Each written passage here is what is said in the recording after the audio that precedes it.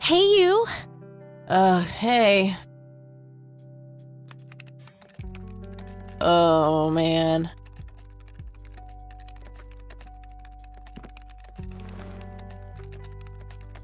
Oh, God, this is so comfy. I'm just gonna lie here and suffocate on my own vomit now.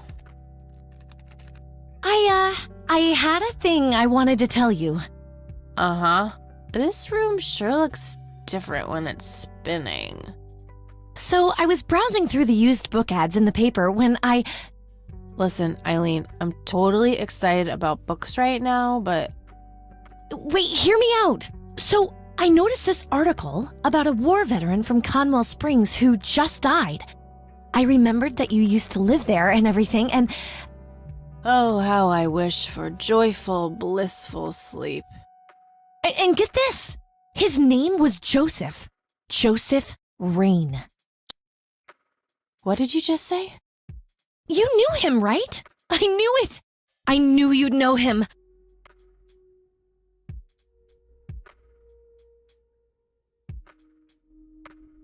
Yeah, was my grandfather.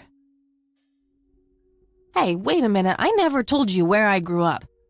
Oh, well, I might have sort of looked you up. That is not cool, Eileen, seriously. I just couldn't help myself. Well, one of these days you're gonna help yourself to a restraining order. I'm just telling you this as a friend. I know. Well, anyway, you should know that the funeral is tomorrow. Okay. Are you gonna go? I don't know. Good night, Eileen. Good night, Kathy.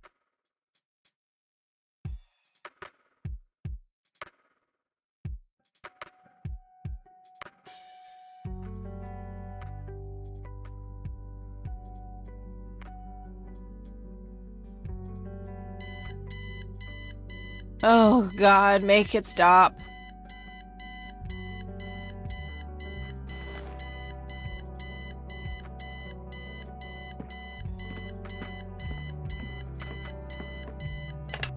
Looks like Eileen left a note for me here. Hi, Kat. Since it's such a long drive, I set the alarm so you won't miss the funeral. Thank me later. E. I'm so getting a new roommate. Well, I guess I should get going. I'm late enough as it is.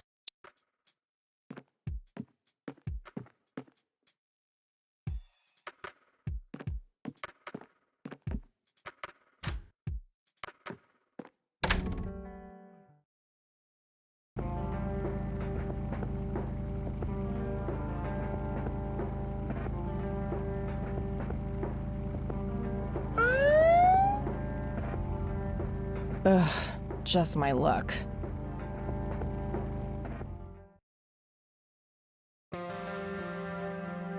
Do you know why I pulled you over, ma'am?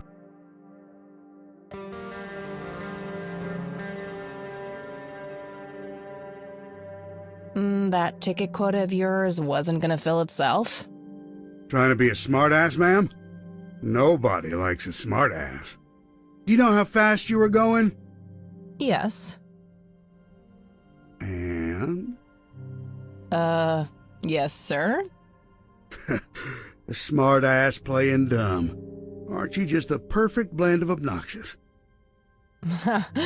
I guess so. Look, I'm really sorry, officer. I'm in a huge hurry to this thing, and the road has been empty for miles. You know how it is.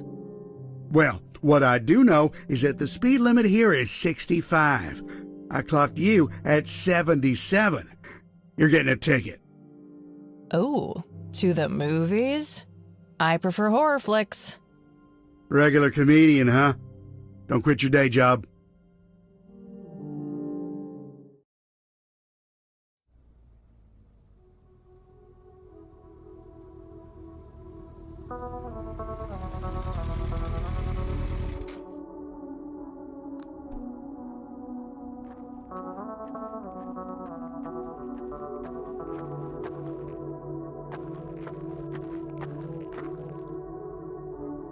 Well, here we are after a 40-minute drive and a harebrained speeding ticket. God, I really need a smoke. Does anyone object? Guess not. Dead people rule.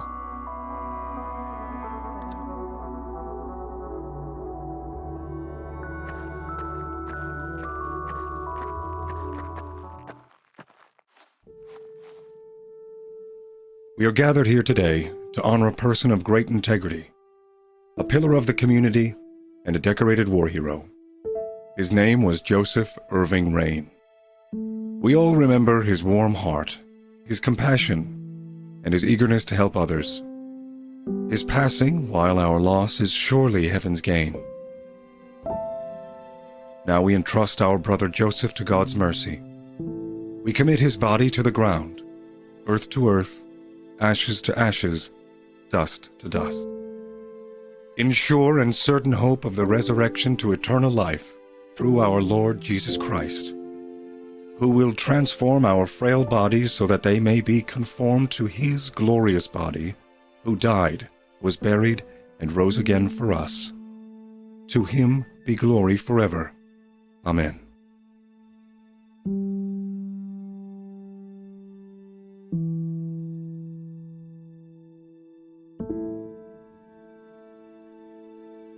Oh, Kathy, you big baby, just talk to her.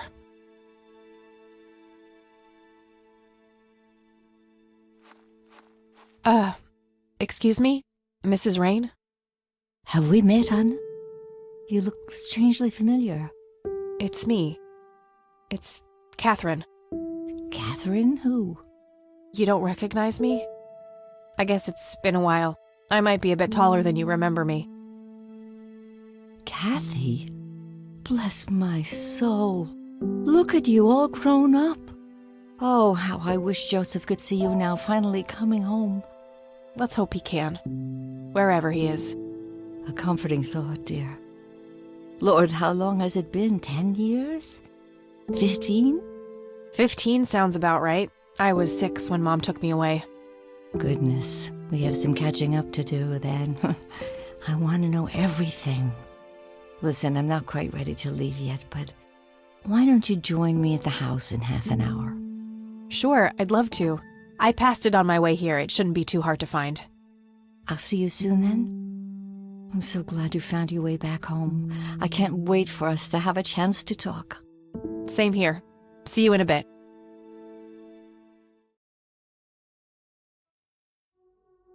Rest in peace, Grandpa. I wish things could have been different.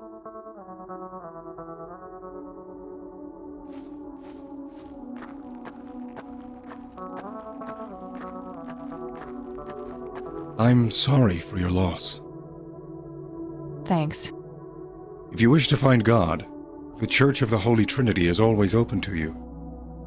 Is that so? Here, have a brochure. It's never too late to turn away from the path of sin.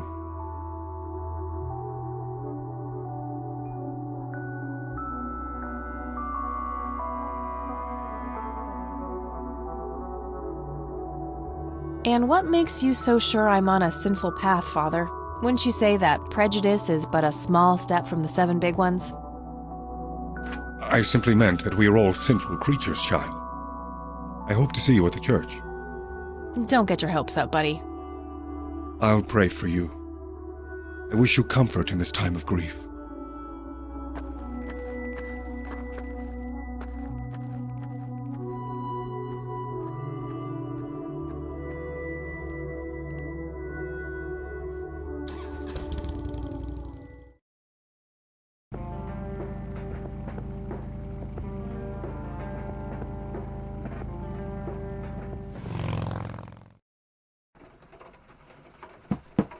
Grandma, anybody home?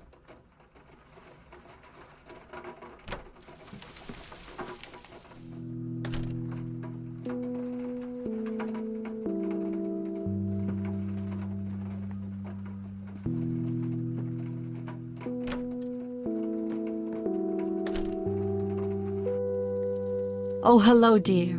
I was just wondering what took you so long. Sorry, I couldn't resist taking that old wheelchair for a spin. Oh, don't give me that look. I put it back. You haven't changed one bit. Always kidding around, just like when you were little. Come have a seat. We have so much to talk about.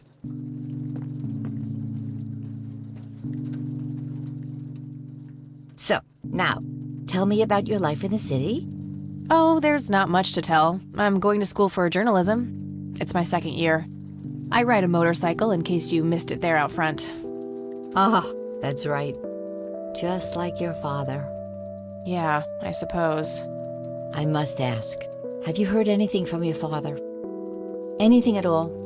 No, nothing since he bailed way back then. I expected as much. He disappeared without a trace. No matter, that's ancient history. How's Sharon, then?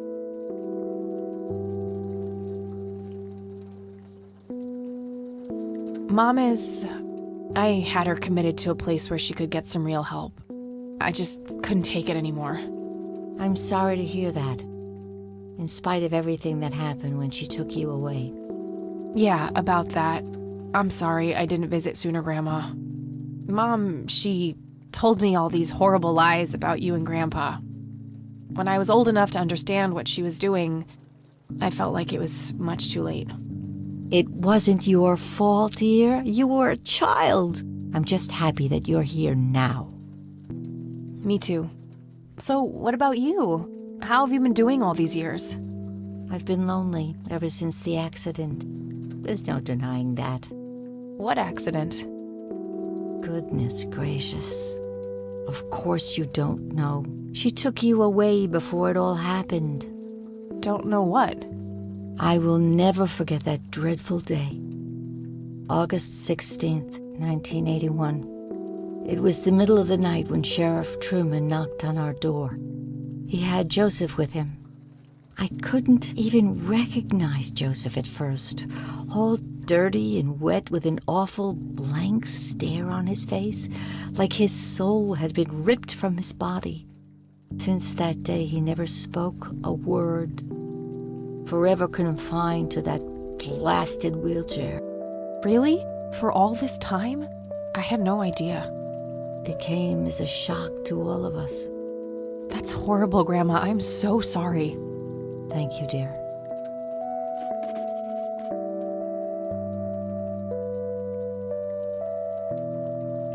Why do you think Grandpa suddenly left that night in 81? I haven't the faintest idea. He acted very peculiar not long before it happened, disappearing for hours at a time. At first, I even suspected he was having an affair. When I asked him about it, he just said he was chasing old demons. It must have had something to do with the war. Maybe it was post-traumatic stress disorder? Grandpa always had a hard time showing weakness. I don't know, dear. I'm just speculating. I didn't think too much of it at the time. Joseph was a man of few words. I'm sure he just didn't wish to burden me with it, whatever it was. What did the doctors have to say about Grandpa's condition? Persistent vegetative state. That's what they call it. I've heard it all by now. One doctor said it was a stroke. Another claimed it was a seizure. The third hack tried to sell it off as a severe infection. It's all a load of tripe. I had an MRI performed on Joseph. It's one of those state-of-the-art head scans. Yeah, I've heard of them. Yes, well, according to the scan, his brain was completely intact. They thought it was a technical problem at the time, some kind of glitch, but the result was the same after 3 different scans on 3 different machines. Eventually, they had to confess that they simply had no credible explanation for the state he was in. And this injury just happened to occur on the very same night he mysteriously disappears? Indeed. I refuse to believe it was a coincidence. What did Sheriff Truman have to say about the matter? Not much. He said they simply found Joseph in that condition on the outskirts of town. The sheriff was convinced there was some kind of foul play involved, but the investigation turned up nothing. He later said that he was sorry, but that he was forced to close the case. You know, I could try to find out more about this. You're welcome to try, dear. Some kind of closure would mean the world to me. Okay, I think I'll head over to the sheriff's station for a little chat then. Would be nice to witness police doing some actual police service for once. Sure, you go ahead. Let me know if I can be of any more help.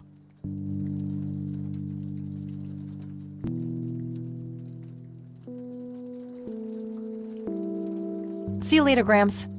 Take care, dear.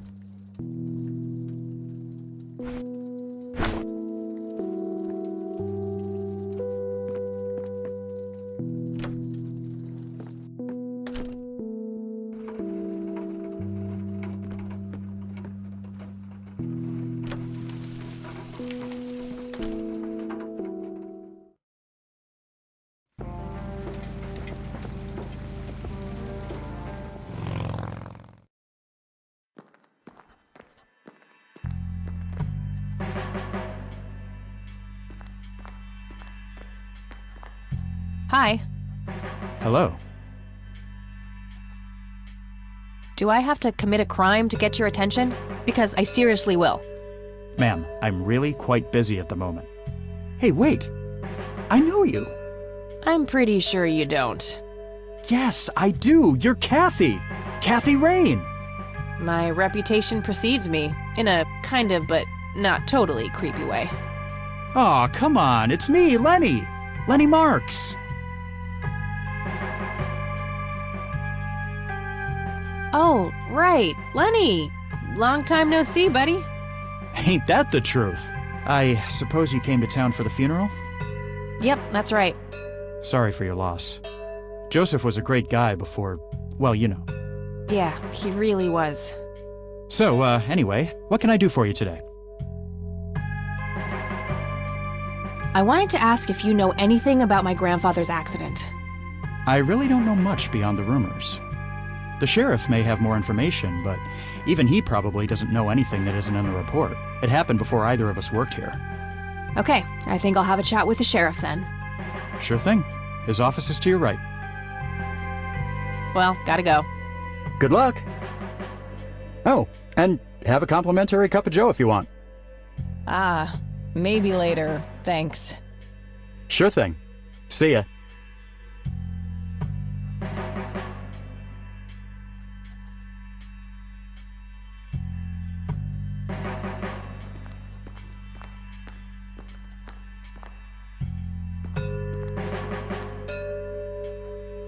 Oh crap, it's you again. The smartass returns. You have some more crimes to confess? Oh, you know, maybe a felony or two. Wouldn't be surprised. Look, I'm busy here. What do you want? I just have a few questions, that's all. Fine. Go ahead. Do you know what happened to Joseph Rain in '81? He had a stroke in the woods. That's what happened. If that's all there is, why would Sheriff Truman open an investigation? It was just standard procedure. A general occurrence report always has to be filed. I see. Did you know him at all? No, I haven't been in town for long. Man sure has one hell of a reputation, though. It's been over a decade since he was put in that wheelchair, and people still talk about the man he used to be. It's like he was a cult leader or something. Sounds like a conspiracy theory to me. Could be, but you know what they say. Things too good to be true usually are.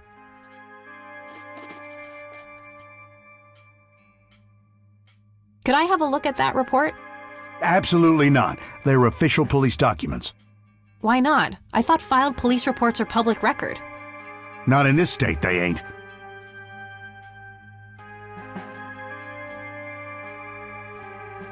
But I'm family. Doesn't that count for something?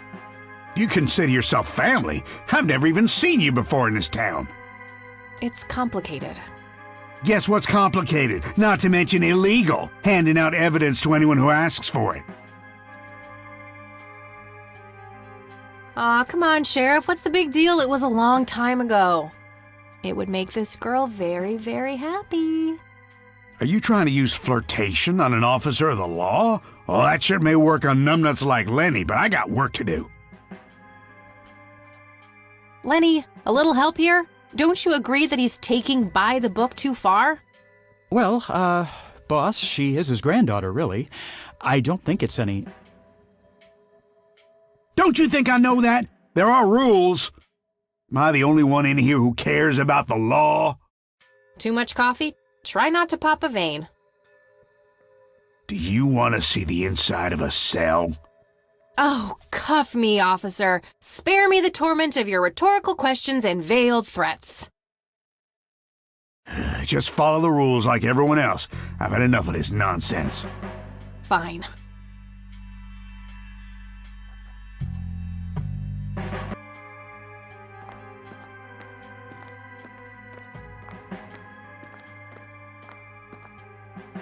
Hey, Lenny. Hello, Kathy. What's up? Hey, I need to see the police report from '81 when my grandfather was found by the old sheriff. We only keep reports filed after 1990 in here, so I'd have to go check the archives in the other room. If it was up to me, I'd be happy to go take a look, but you heard the sheriff before. I'm sorry, but I can't help you unless he approves it. Ugh, fine. Well, gotta go. See ya. Looks like talking isn't gonna help me get that report. I'll have to take matters into my own hands. Lenny mentioned that the older police reports are kept in the room behind those doors.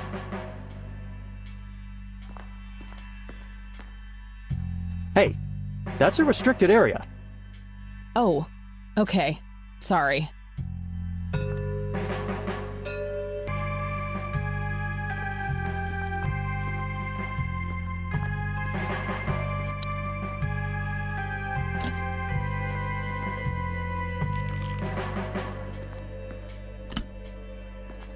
All right, let's see how this plays out.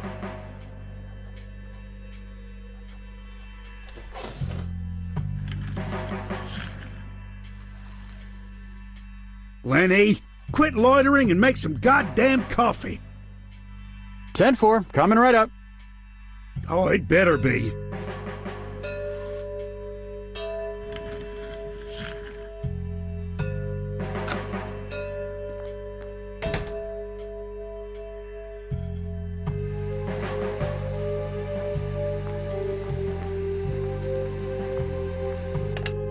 Thanks. That was getting annoying.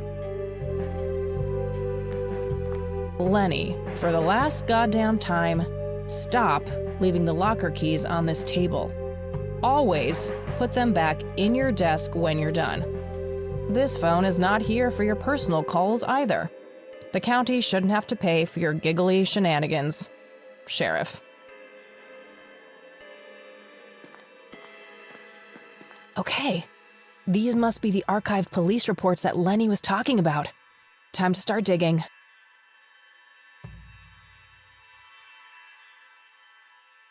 Yes, found it. August 16th, 1981. Let's have a look.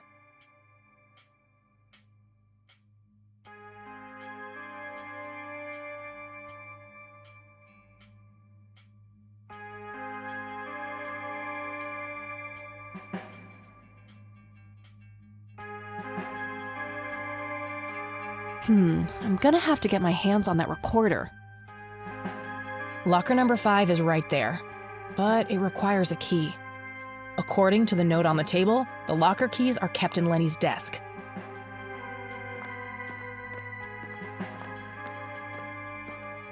Hey. Hi there. So, why'd they put you in that cell? It's all just a big misunderstanding. Is that so? Yeah, I didn't mean to steal anything. I was just using my pockets to move the beer to the checkout. That's the worst excuse I have ever heard. For your information, I happen to have a deadly fear of shopping carts. I take my last statement back. This excuse is even worse. Hey, it wasn't your father who was killed by a shopping cart when you were 8. I sure hope not. To be fair, mine wasn't either. It was just Uncle Bob. But that doesn't mean it was any less traumatic, mind you. To this day, I still get nervous breakdowns at grocery stores. I think I've heard enough, buddy. You're right. We should stop before the flashbacks begin. You need to keep the blonde cop out there busy for a while. I do? $10 says you do. I'd say my services in this matter are worth at least $20. 9. 15. 8. Fine, 10. 7. Deal. Good. So, what am I doing again? Distract that young cop in the lobby. I don't care how you do it, as long as you keep him occupied for a while. Okay then, let me know when. Will do. Okay, gotta go. See ya!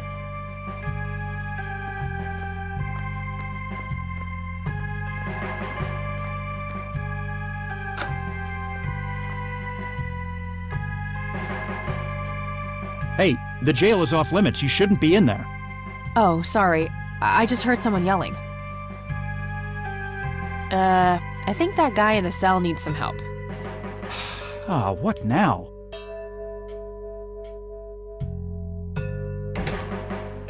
Okay, I have to make this quick.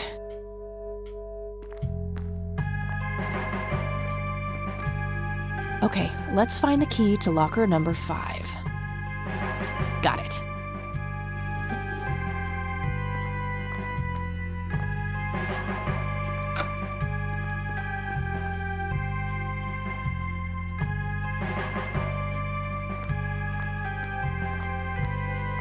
Time to waste more coffee, I guess.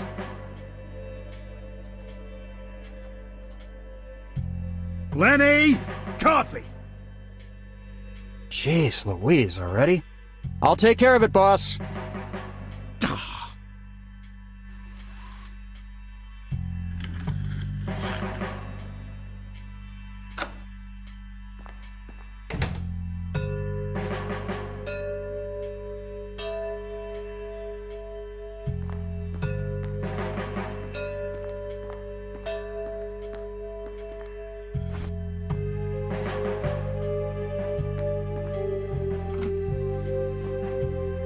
All right, got it.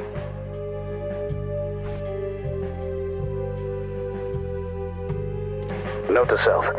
Remember, the perfect bouquet consists of 3 red roses, a blue violet, and 2 yellow tulips. I've been working on my research in the attic at night. I just don't want her to worry. She has enough to think about with everything that's been going on lately. With Sharon and Kathy. Anyway, I'm getting close to finding the source. I have a promising new theory.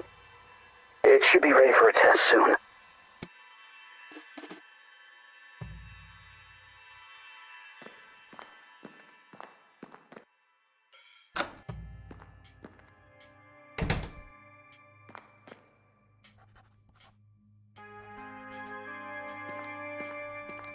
Hey, Kathy, wait. What?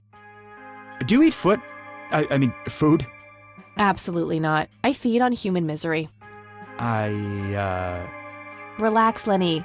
Yes, I do eat food. Oh, well, great. Can I buy you food sometime? And also buy food for me? And then maybe we could eat the food together?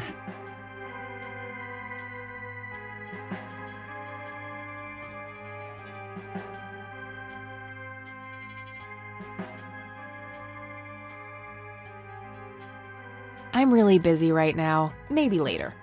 Oh, okay. See ya.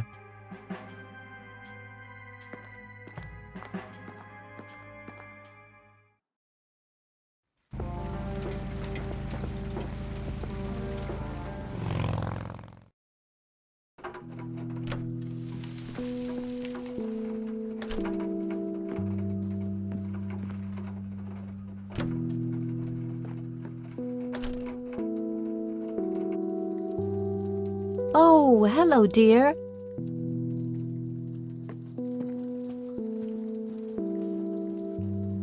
There are a few things I need to ask you, Grandma. Very well, dear. Would you mind if I took a look in the attic? I suppose it would do no harm. Come with me. Thanks, Grandma. You're welcome, dear. Be careful now.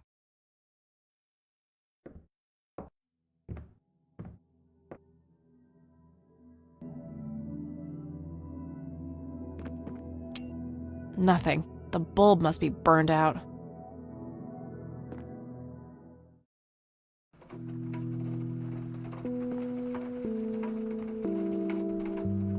Free light bulb. Score!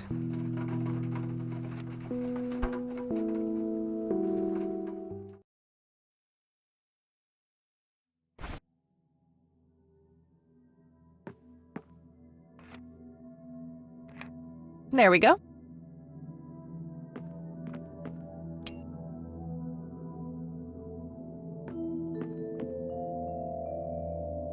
Mr. Bear! How did you get all the way up there? Good idea. You just keep watch. I'll do the searching.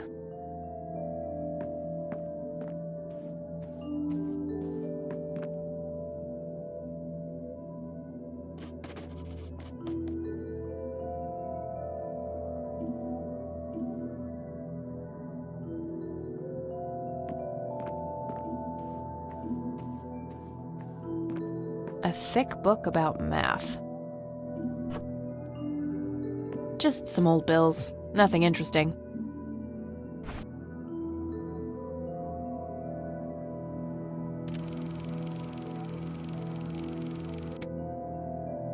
Note to self. Remember, the perfect bouquet consists of 3 red roses, a blue violet, and 2 yellow tulips. I've been working, I'm getting high up.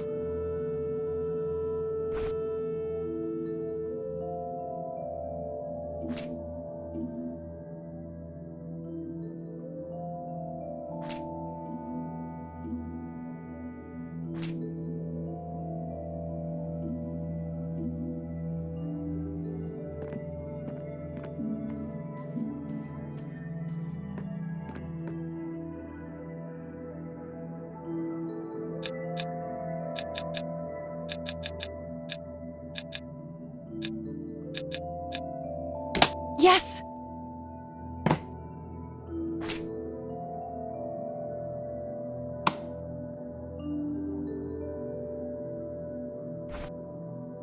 Let's see what's in here. There were 2 pictures, a newspaper clipping, a key, and a tape inside. Oh, and a single copper penny too, for some reason.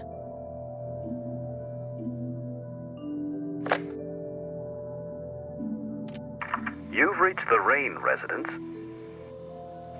Leave a message after the beep. Hello, Joseph, Mrs. Rain.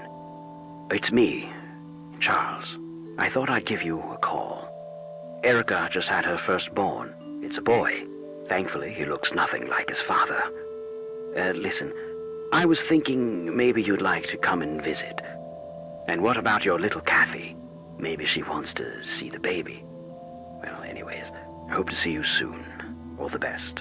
Bye. You people make me sick. We're never coming back. Don't call, don't write. If you ever try to contact us, I will call the police.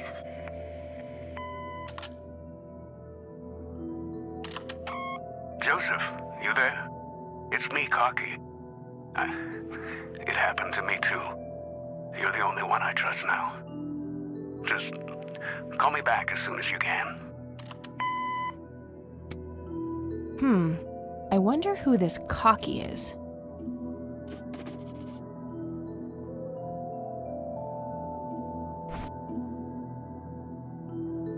Looks overexposed. I can't make much out. I think I see trees in the background, but most of the picture is just bright white. There's probably some way to enhance this back at school. I'll figure it out tomorrow when I'm back. Grandpa in uniform with 2 other men. Something is handwritten on the back. Flight training, McConnell Air Force Base, 1941.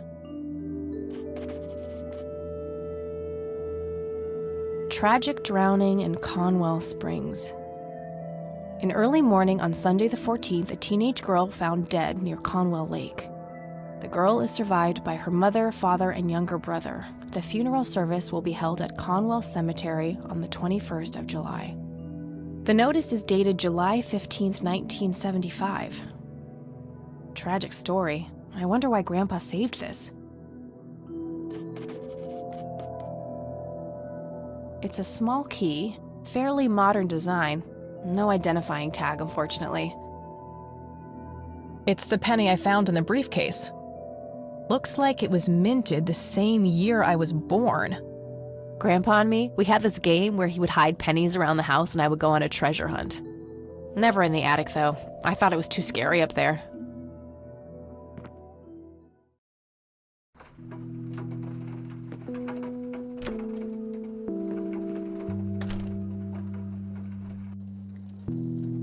Oh, hello, dear.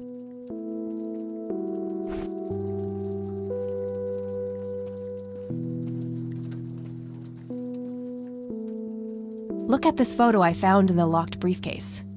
Goodness, I haven't seen that picture in years. This was taken when Joseph was stationed at McConnell Air Force Base. That's him right there on the left. What about the other two? I don't remember the name of the smiling man in the back. The gentleman on the right was Joseph's best friend, Charles Wade.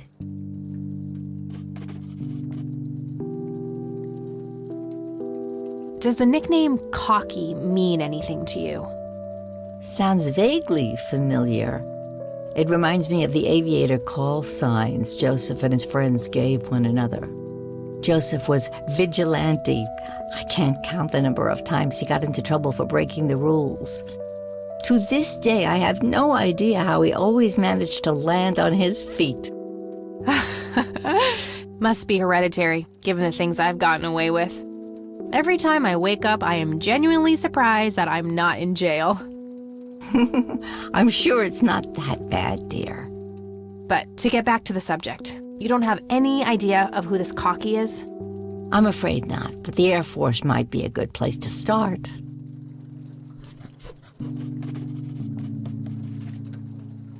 Can you tell me anything about McConnell Air Force Base? It's not very far from Conwell Springs. Joseph was stationed there for some time during the war. I believe they're still training young pilots there today. So when did Grandpa enlist in the Air Force? Oh, it was barely past the honeymoon when Joseph left to fight in that terrible war, together with his best friend Charles and my brother Andrew. Those were nerve-wracking years. I was so worried I thought I would burst. Every short visit from Joseph was a joy, but he kept going back to the front, to my great dismay. When I told Joseph about being pregnant with your father, he finally realized that enough was enough. He had done his duty. Shortly thereafter, he returned to a quiet farmer's life in this very house, helping your great-grandfather with the crops, until he passed. Do you know anything about a young girl drowning around here? Oh, yes. It was the saddest thing. She was only 16. We never really knew the family. They preferred to keep to themselves. Do you remember the name of the girl or her family? I'm awfully sorry, dear. I just can't recall. That's okay, Grandma. I was just wondering why Grandpa would have wanted to save this. Joseph was always affected by the tragedy of others. Perhaps he wanted to do something for the family. In any case, he didn't speak to me about it. What can you tell me about Charles Wade? Well, I do know he has made quite a name for himself since he and Joseph went to war together. Apparently, he came up with some brilliant piece of engineering for the airplanes. They use it everywhere now.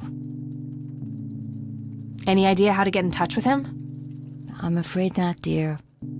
I haven't seen him for years.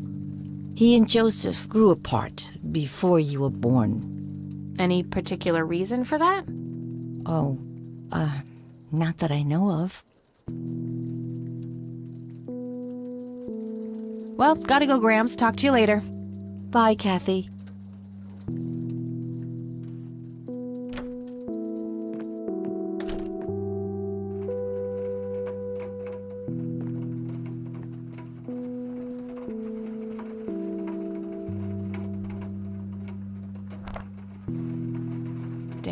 No Charles Wade in here.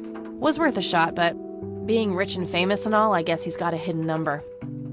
No hit for Wade Industries either, but it was kind of a long shot for them to have an office in this small county anyway. I should try to get a hold of him some other way.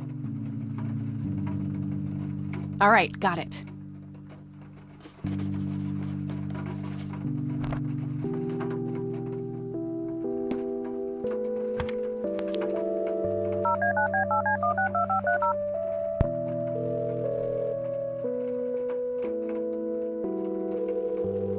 McConnell Air Force Base, how can I help you? Hi, I was just wondering if you had time to answer a few questions. Sure thing, ma'am. Ask away. Do you recognize the aviator call sign, Cocky? Afraid not, ma'am. I know all the call signs here, and I'm positive it's not one of them. This isn't current, though. It might have been used as early as World War II.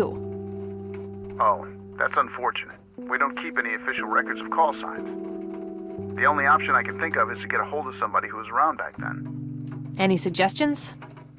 The only person I can think of who is still alive would be Charles Wade. The billionaire? He was stationed at McConnell? He was, up until the point when he founded Wade Industries in the 60s.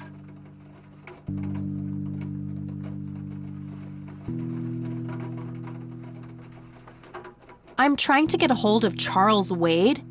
Would you happen to know how to reach him? I'm sorry, ma'am, but Charles Wade is a public figure. He has explicitly asked us not to provide his contact details to anyone. Is there any way you could make an exception? I really need to talk to Mr. Wade. Oh, can do. I can't really help you out unless you have some sort of official business. I do have official business. I'm Deputy Reagan. I'm calling from Conwell Springs Sheriff's Department. Nice try. Do you know what caller ID is? You can clearly see that you're not calling from the station. Goodbye. Damn, I can't pull that off if I call from here.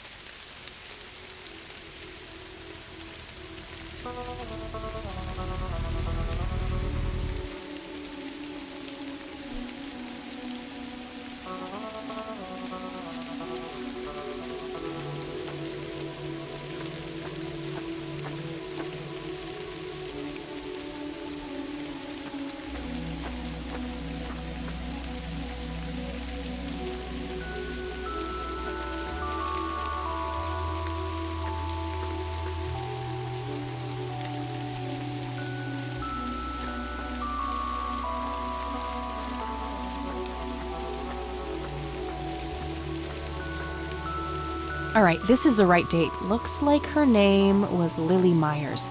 I should try to get a hold of her family.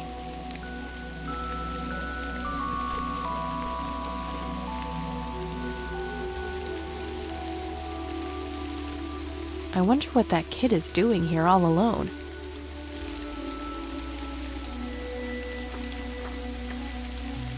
Hey, kid. Hi yourself. What are you doing? None of your business. Huh, I like you, kid. You're not here alone, right? Where's your mom? Oh, she's around. I don't see her. You must be blind or something. I'll go look for your mom, okay? Don't go anywhere. Whatever. Rest in peace, Grandpa. I wish things could have been different.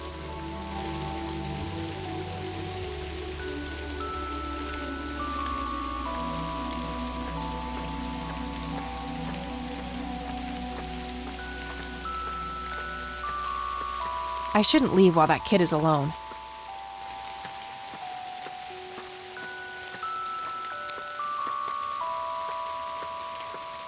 Kid?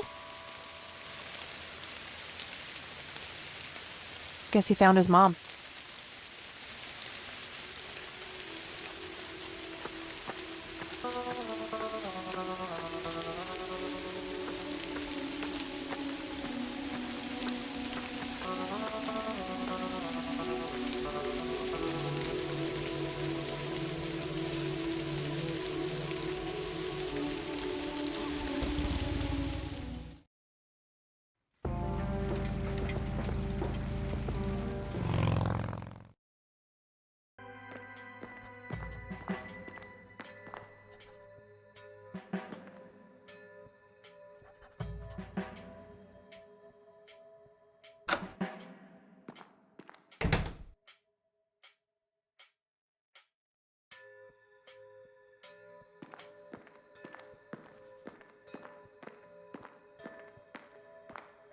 Okay, there's gotta be something in here about Lily Meyer's death.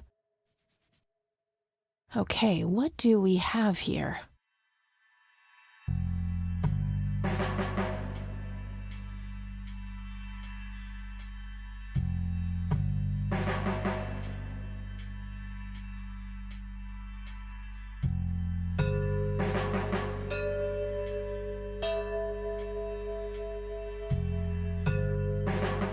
Looks like somebody did a Virginia Woolf. I wonder if there's more to it.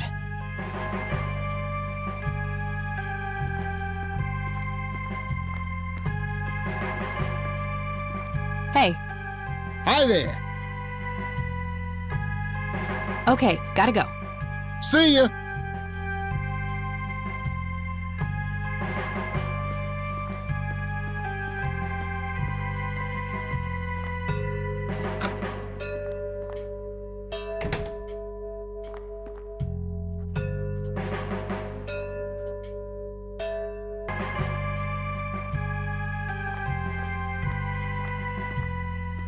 Lots of police reports. Hey, Sheriff? They all look fairly recent, though. Nothing older than 1990. The one in the cell. Oh, I thought it was with you. Well, shit.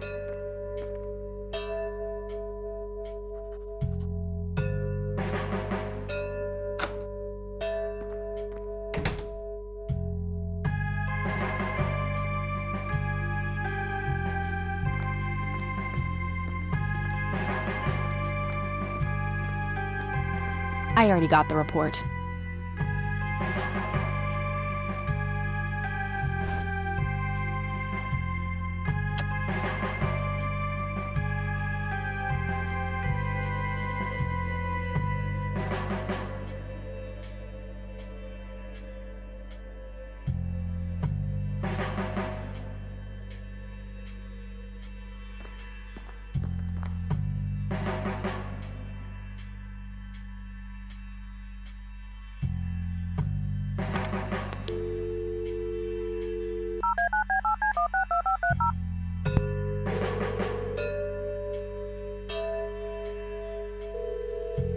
McConnell Air Force Base, how can I help you? Hi. I was just wondering if you had time to answer a few questions. Sure thing, ma'am. Ask away. What can you tell me about McConnell Air Force Base? This is one of the oldest Air Force bases in the U.S., established during World War I. The main purpose of it is to train fighter pilots. The McConnell Flight School is well renowned all around the country. In the late 80s, the school started accepting a limited number of civilian applicants due to the high demand. Some of the most famous dogfighters in U.S. history, such as Ethan Fireball Jenkins, Joseph Vigilante Rain, and Brett Savior Myers, trained at this very base. Charles Wade, the great industrialist, did too. Some claim that many of his revolutionary ideas came from the former chief mechanic here, the late Niles Bloom. Interesting. Thanks for the history lesson. I'm trying to get a hold of Charles Wade. Would you happen to know how to reach him? I'm sorry, ma'am, but Charles Wade is a public figure. He has explicitly asked us not to provide his contact details to anyone. Is there any way you could make an exception? I really need to talk to Mr. Wade. Oh, can do. I can't really help you out unless you have some sort of official business. I do have official business. I'm Deputy Reagan. I'm calling from Conwell Springs Sheriff's Department. I can can see that you're actually calling from the station. You say you're a cop? You don't sound like a cop. What the hell is that supposed to mean? It's just because I'm a woman, right? Women don't belong in law enforcement? Is that what you're saying? That's so sexist. Now that's hardly what... Do you have any idea what I have to go through every day? Nobody takes me seriously. The dirty looks, the sexual innuendos, Relax, okay? I'll check the files. It's 555-7641. Thanks, buddy.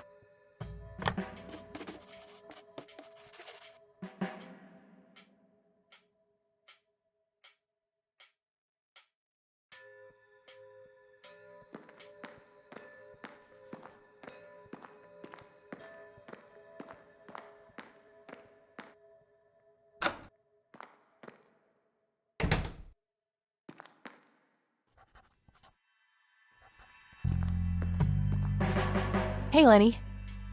Hello, Kathy. What's up? What's your opinion on Charles Wade? He's okay in my book. Invested a lot in the local community over the years. He's been a prominent figure in town for as long as I can remember. Well, gotta go. See ya.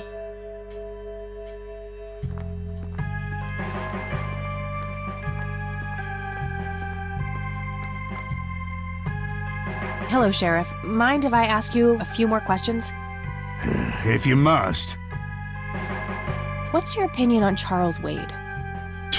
There's a lot of people in town with their noses up that man's ass, that's for sure. That's so? Care to elaborate? Just another rich bastard doing what he does. They even renamed Main Street to Wade Street a few months back. What a goddamn joke. That's all for now. Good.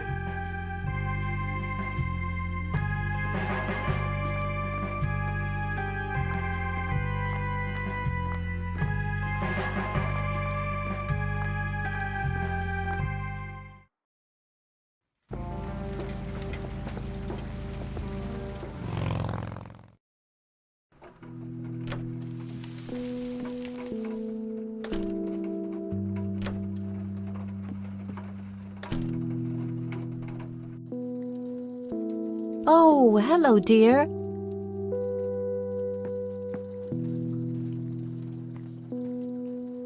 There are a few things I need to ask you, Grandma. Very well, dear. I found out that the drowned girl's name was Lily Myers. Ring a bell? Oh, yes. Oh, how could I forget? Sue, Jack, and their children, Lily and Nathan. Do they still live around here? Mother and son do. I see them in town from time to time. They live somewhere near the lake.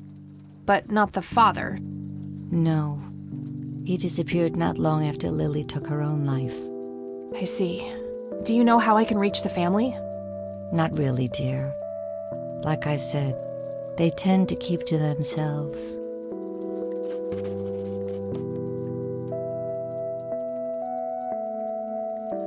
See you later, Grams.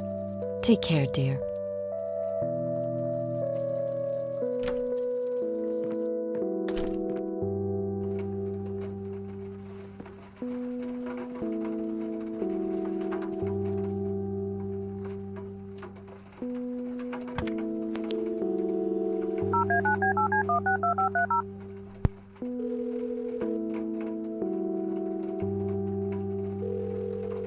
Wade residence?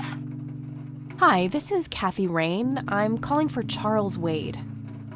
He doesn't live here anymore. What's this about? What do you want with my father? I'd just like to have a quick word with Mr. Wade. It's about my grandfather, Joseph Rain. You're 20 years late, girl. My father has neither time nor energy to deal with you people. But this conversation is over. Unless my father explicitly says he wants to talk to you, it's not going to happen. what a stuck-up, overclass witch. Well, she hasn't heard the last from me. I'm going to talk to that old man one way or another. All right, found an address. I got her family's address already.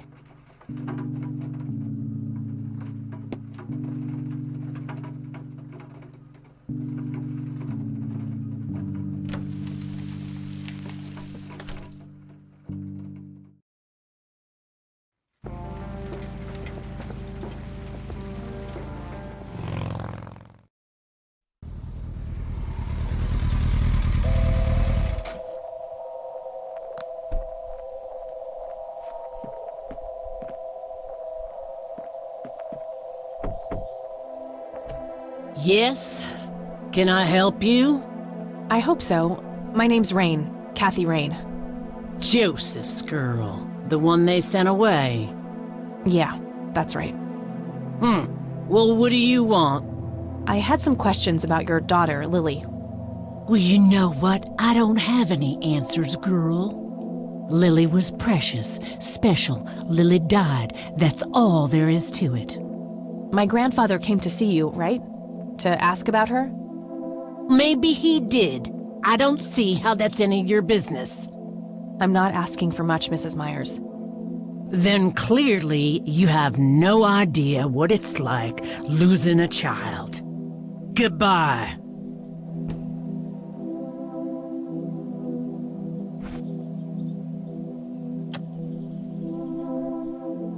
Nah, I need those for self-intoxication. You again.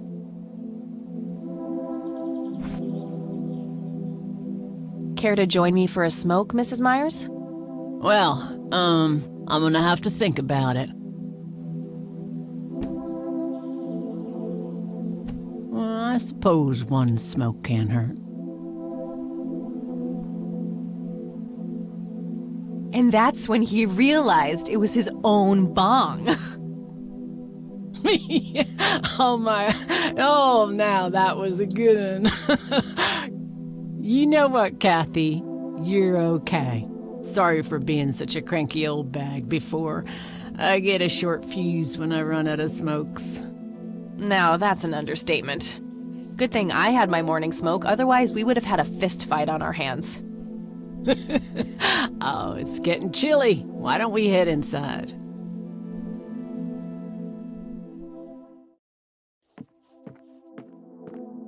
Now, this here's my boy Nathan. He's special. Nate, be polite and say hello to Kathy. Hi, Kathy. Hi there, big guy. What you doing, big fella? Drawing. Oh yeah? What are you drawing? The nice red man. You mean Santa? No, the nice red man. Now, what did I say about raising your voice at strangers? Sorry, Mama. I'll be nice. The red man is nice. Don't mind him. He gets so absorbed in his drawings thanks to that wild imagination of his, just like his sister.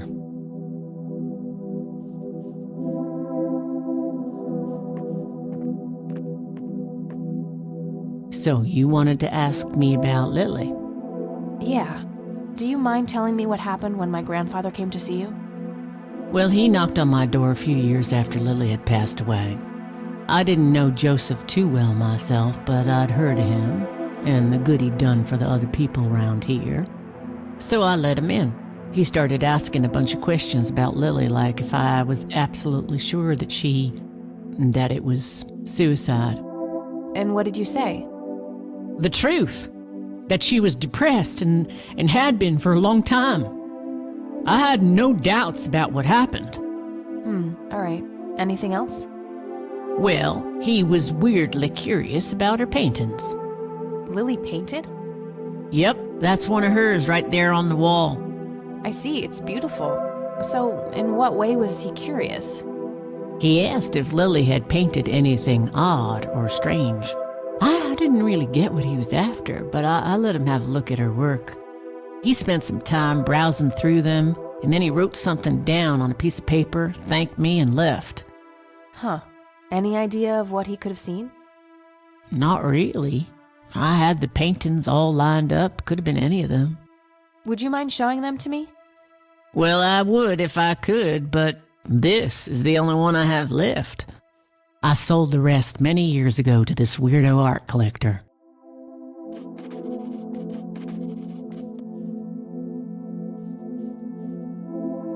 Tell me about this art collector person.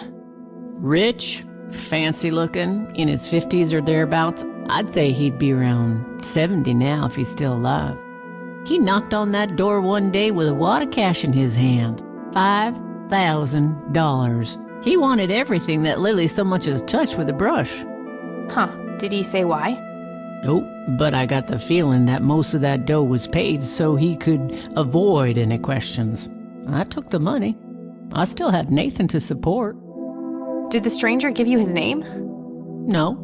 Well, his face was far from forgettable, though. Big nose, bright blue eyes, looked black Irish. He had a thick black mane, turning gray, no beard. All right, Sue. Thanks. So, tell me about Lily's art. It used to be about cheerful things, landscapes, animals, bright colors. But as she drifted further into depression, she started painting horrible things, death and decay. And the last few pieces looked like something out of a nightmare. That's awful. Did Lily ever get any recognition for her art? Not really. Except from the guy I told you about who bought most of her paintings.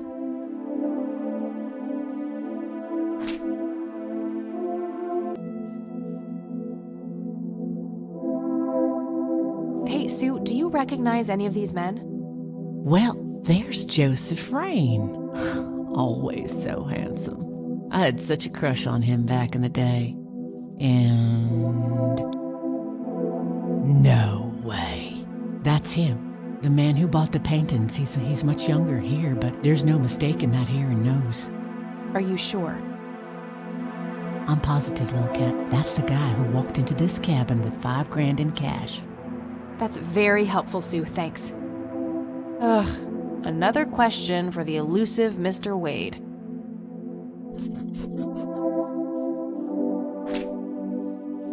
So, Charles Wade was the one who bought those paintings from you? Yep. Like I said, he gave me $5,000 for Lily's paintings.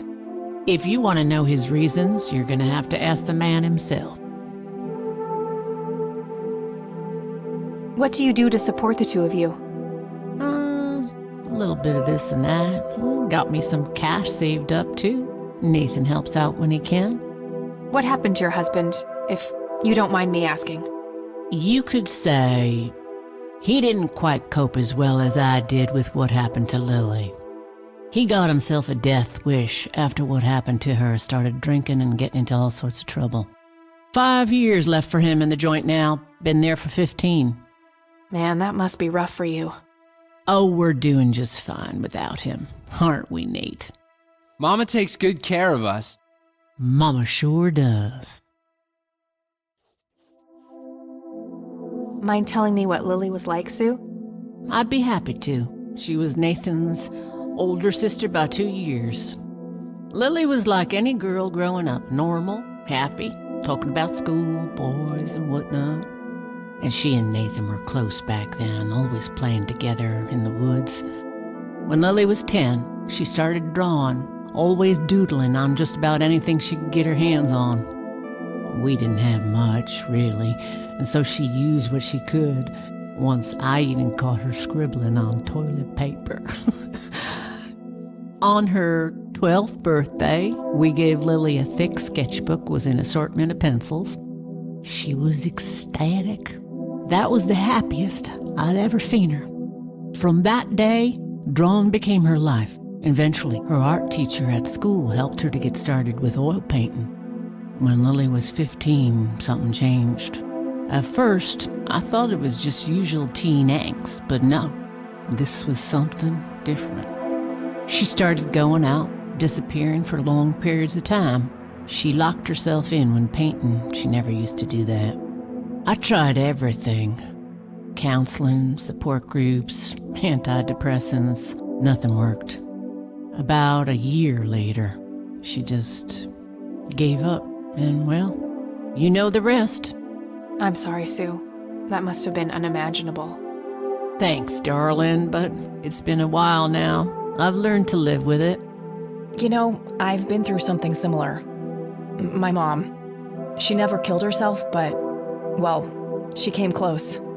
That's a damn shame. I heard about her problems. Is she doing any better now? Better isn't the word I'd use. I had to put her in a place where she couldn't hurt anyone, including herself. Yeah, life ain't easy for any of us.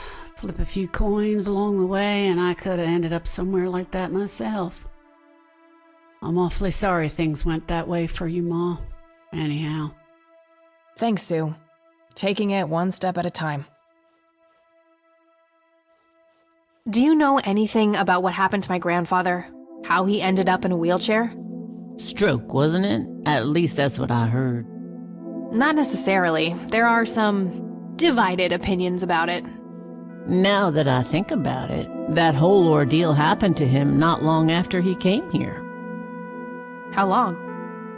A week, maybe, at the most.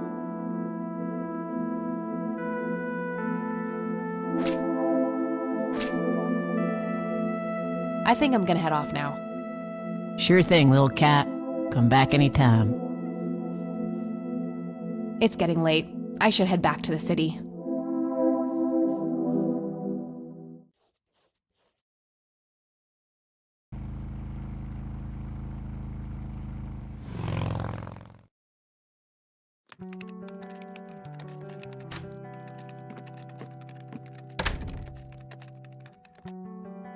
Hey, you're still up.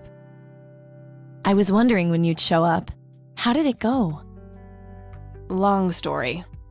I found out about some stuff that happened when I was a kid. Wow, what a mystery. So what's the plan now?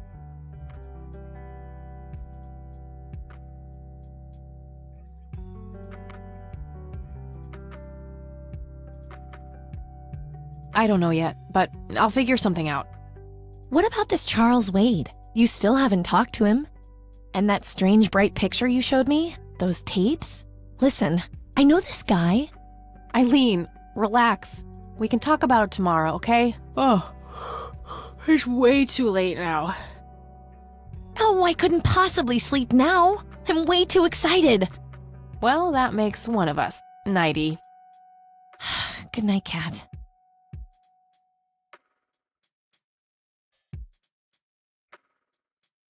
Hey, Kathy, wake up! You are so lucky there are no sharp objects near this bed. Guess what? I got an idea. Please tell me it involves you taking a sabbatical. Haha, so you found all this evidence, right? Pictures, tapes, and stuff? I guess. Why? Well, as you know, I have a computer. And I know this hacker guy, Dave, and... Oh, never mind. I'll just write you a note. You go back to sleep. Seriously, Eileen, sometimes I just marvel at how your brain works. I know, right?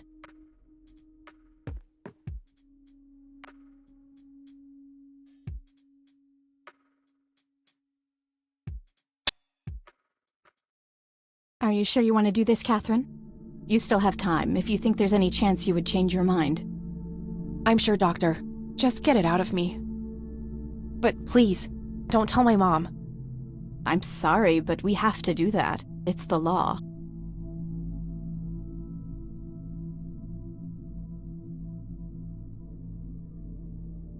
Nobody has to know. Just pretend it slipped your mind.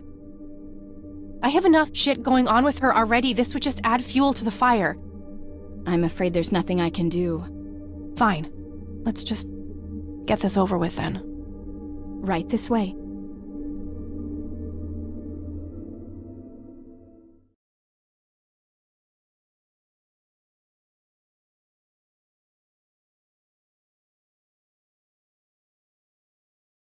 Ugh, I hate that dream.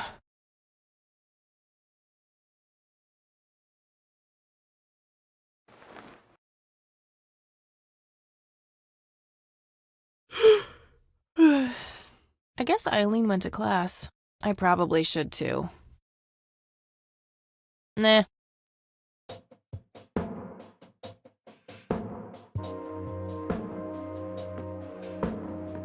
Oh, what's this? Hi, Kat. Feel free to use my computer while I'm away. My password is AngelLove, without the quotes. If you call my friend Dave at 555-2492, he can set you up with some software. I'll be back in a few hours, super psyched about the investigation. E. P.S. No gum on the keyboard, please. Remember the last time? Oh, please, like she actually uses the spacebar. Shit, looks like she forgot to write down the username. Oh well, shouldn't be too hard to guess. I think it's just some combination of her first and last name.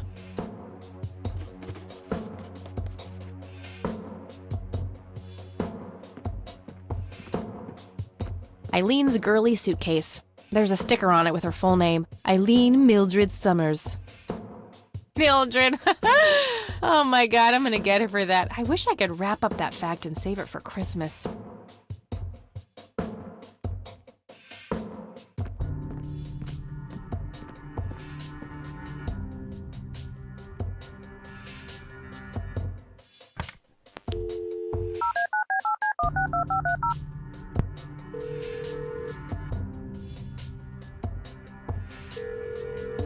Yeah? Hey, I'm Kathy. Eileen said to call you about some software. Ellie who? Eileen. Red hair, glasses, speaks so fast her gums ache. Oh, right. I thought her name was Errol. Figured it was kind of a weird name for a girl. You must have a hearing disorder. You must have a thinking disorder. Burn! Wow, just wow. So, the software? Oh, yeah. No, can't. Not really. I knew she was full of shit. Nah, I mean, sure, I used to be able to get pirated software, but not anymore. There was this misunderstanding and my network privileges were revoked. Me and Clyde, the campus IT guy, don't really see eye to eye.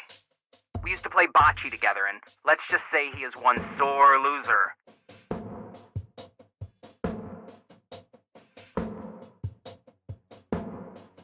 Can't you just hack your way back in somehow? Isn't that what you do? He blocked the Ethernet port in my room. I don't even have physical access. Don't you ever leave your room? Use a computer in the library or something. Aren't they connected to the network? No, there are cameras in there. Clyde is just waiting for me to make a move so he can get me expelled. Can't you just patch things up with the guy? No way. He's such an ass. He even thinks TNG is better than the original series. He thinks the what is better than the what? I know, right? Can you believe that guy? You call yourself a hacker? Just use your brain, for Christ's sake. Let's figure this out. Wow, you're so sassy, Nancy Drew. Well, okay, only an admin account can change the access ports. The only way to even theoretically crack one would be if Clyde logged onto a machine to which we have unrestricted physical access. And... ooh, I got an idea. I'm not gonna like this. Well, what you could do is intentionally crash your PC. That sounds especially stupid. Well, not crash it, just crash it a little, then call Clyde. Clyde will come over to fix it. If you're lucky, then he'll log onto the network using his admin account. Afterwards, you can use some of my tools to find and crack the password locally. Worth a shot, I guess. Okay, you can come over and set it up. No way. I have severe IBS, it just wouldn't work. IBS? What the hell is that? You seriously don't want to know. I'll have my buddy drop off everything you need. It's not rocket science. You do what I ask, and I'll get you some juicy software. Quid pro quo, Clarice. Whatever, weirdo. We'll see.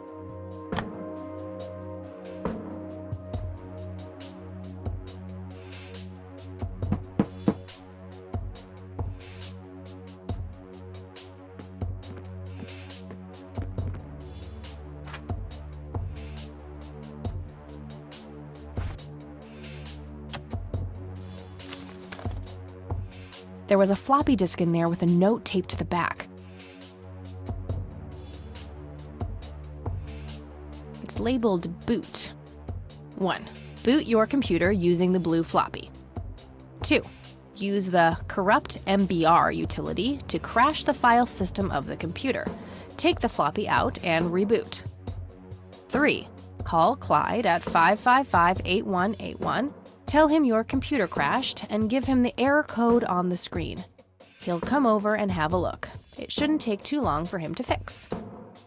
4. Now comes the crucial part. You need to somehow make him log on with his admin account. 5. Reboot and retrieve the admin credentials using the blue floppy. 6. Reboot and log on using Clyde's admin account. 7. Look for some kind of tool to remotely open my Ethernet port. Dorm B, room 8. That's it. And remember, if you mess up somewhere, just call Clyde, and he'll have to take care of it. It's his job after all.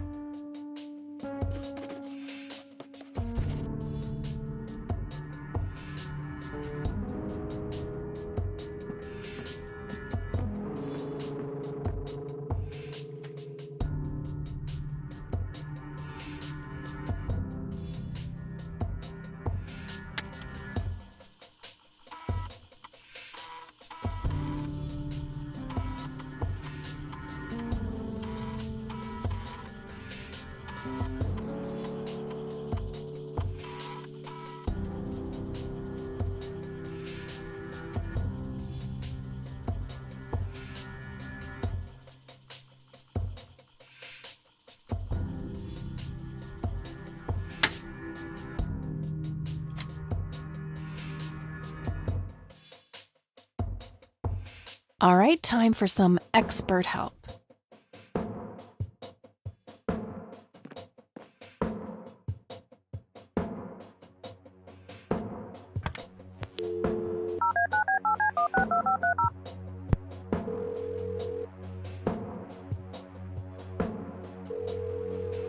IT, this is Clyde speaking. How can I help you?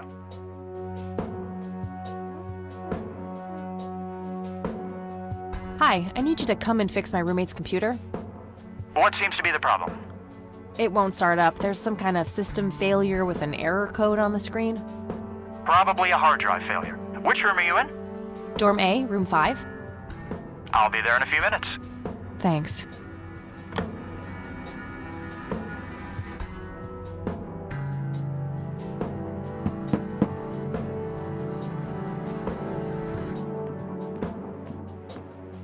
Hey, Clyde from IT. Hi, come in.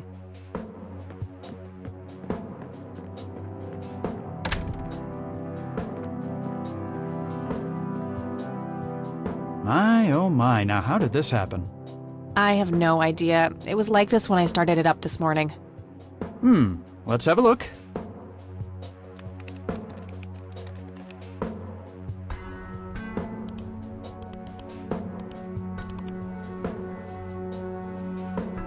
And presto, good as new. That's perfect. Could you try logging on real quick just to make sure it works? You go ahead, I'll wait.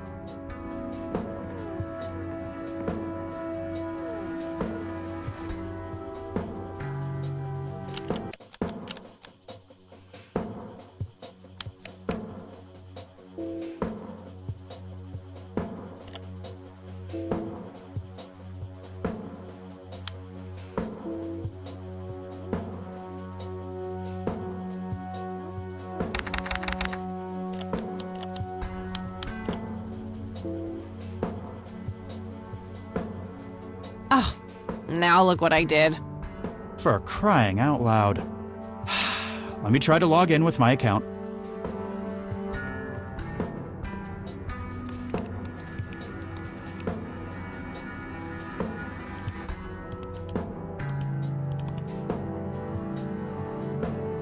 Okay, everything seems to be in order. I've unlocked your account. Please, try not to break anything else. Oh, I'll try.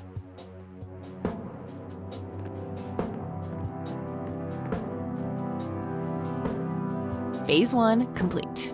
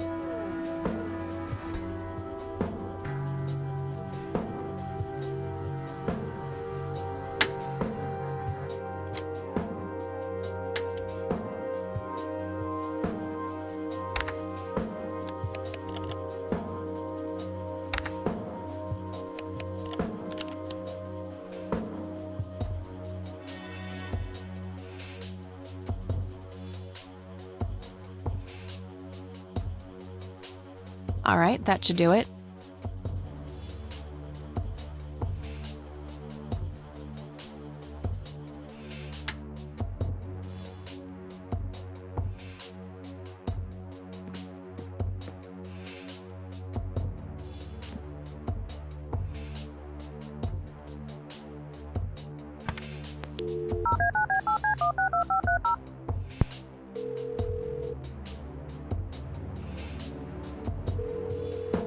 Yeah? Guess what? You got it? Hang on. Oh man, I could kiss you! Figuratively, that is. I am so gonna get back at Clyde now. What are those admin credentials, by the way? Not telling, buddy. Saving those for a rainy day. Huh. I suppose this nice floppy I've prepared for you stays in my room then.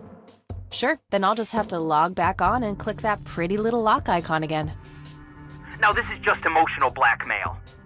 Quid pro quo, Dave. Fine. I'll have it dropped off at your room. God damn, you're like a she-Clyde. A Clyde-eck. Huh, that is the worst insult I have ever heard. Later, Dave.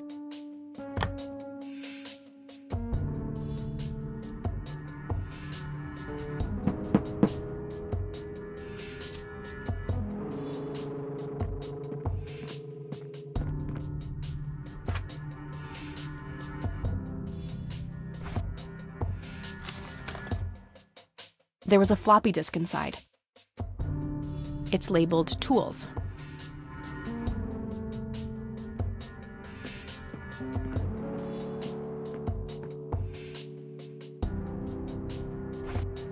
It's labeled Tools. It's labeled Tools.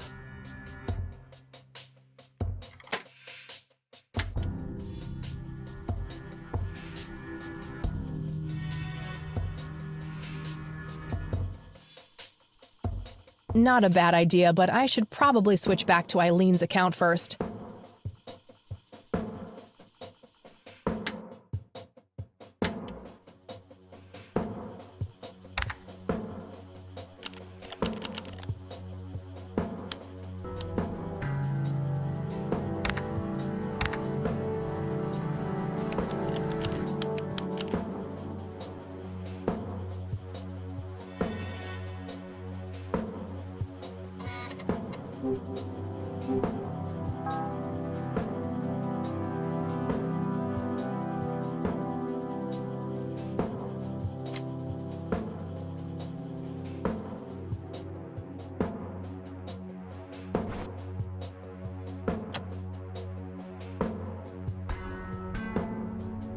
That's kind of an arbitrary thing to do.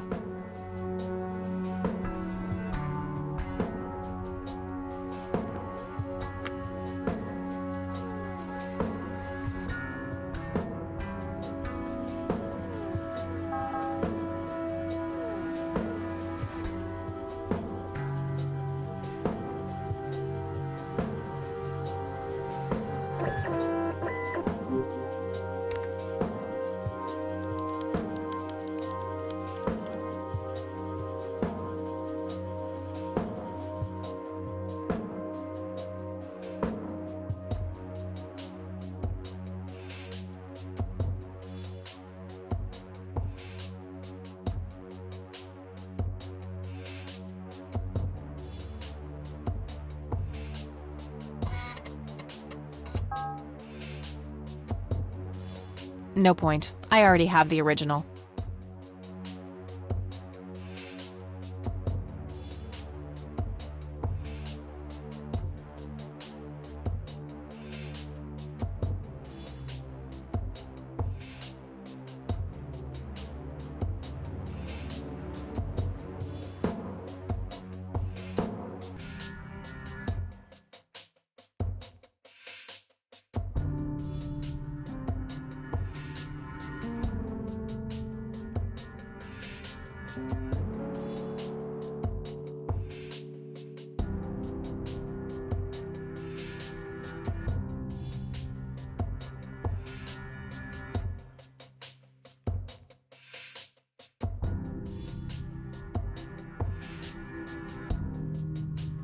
What the hell is that? Ball lightning? I'll print the whole picture for now, but there's probably more to find.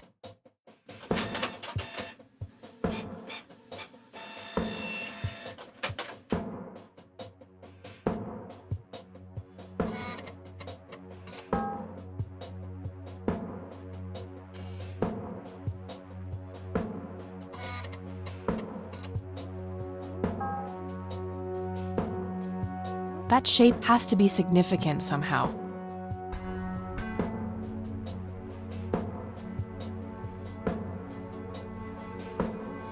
I don't want to print that part of the image.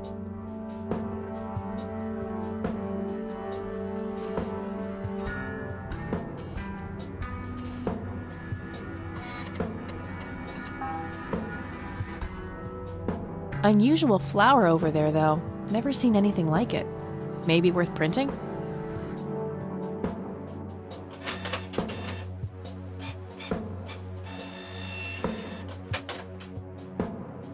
Oh.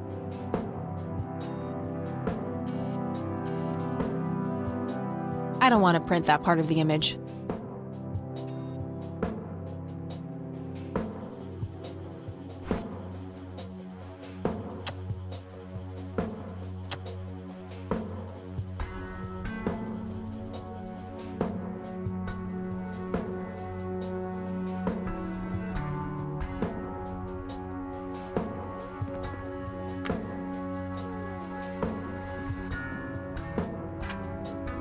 I'll just get rid of the original picture now, since I have the restored version anyway.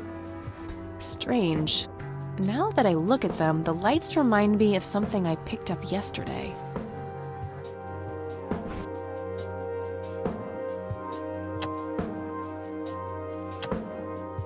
That logo at the top looks familiar. Haven't I seen something similar to it today?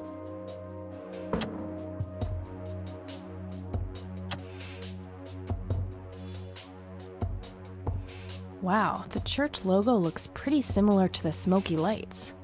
I might have to visit them after all.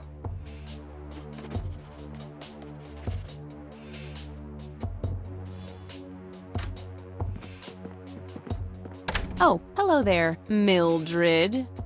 Hi yourself, Agatha. What? How'd you... Ugh, never mind. I know your social security number, too. Oh, God. Soon you'll start stealing my clothes and then walk around in them pretending to be me. Who says I haven't done that already? Okay, I admit that's pretty funny. So anyway, how did things go with Dave? Pretty good. I had to sabotage your computer. You had to what? Oh, chill outy. It was just a tiny little thing. I just needed an excuse for the IT guy to come by so I could steal his password. Clyde? But he's so nice. Why'd you want to steal his password? It's a long story. Wow, they're hypnotic. Looks like a will-o'-the-wisp. You know, the spirit of the forest. Now, that's just silly, Eileen. There has to be a more reasonable explanation for them. Hey, there's nothing silly about forest spirits. You should talk to Meadow, my Wiccan friend. She's really opened my eyes about these sort of things.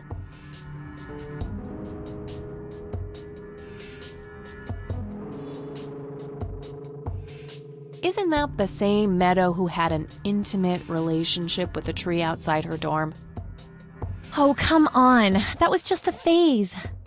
Trust me, I've been through every phase in the book. That definitely isn't one of them.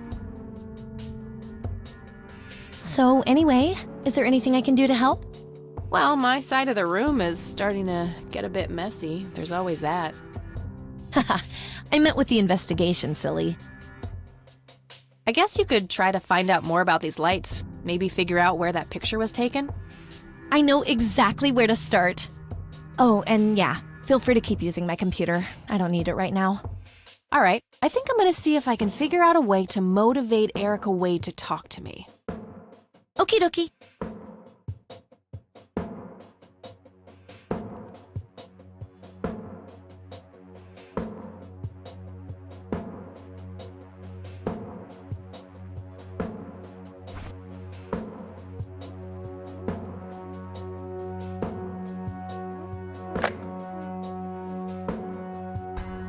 Not a big fan of that idea.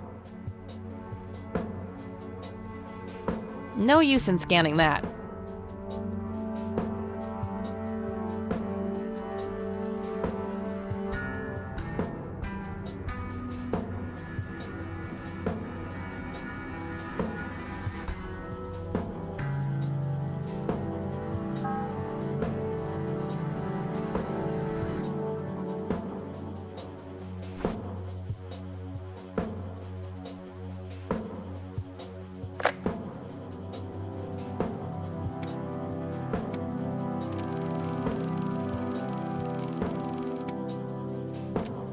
You've reached the Rain residence. Leave a message after the beep. You're the only one I trust now. Just call me back as soon as you can.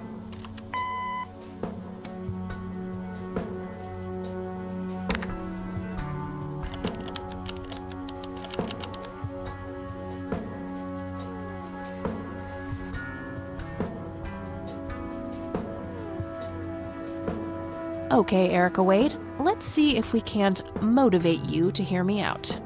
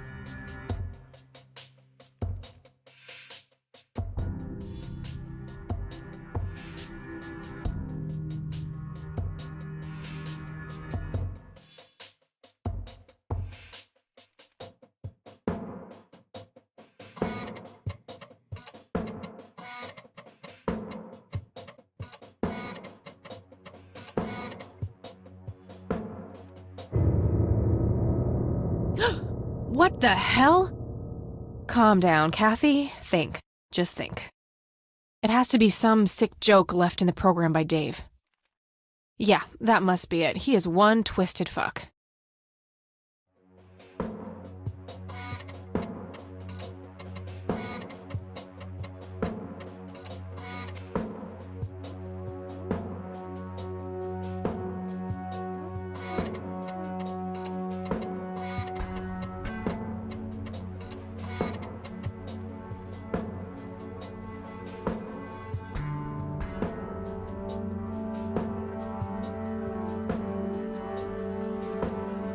Almost. Just a few more tweaks.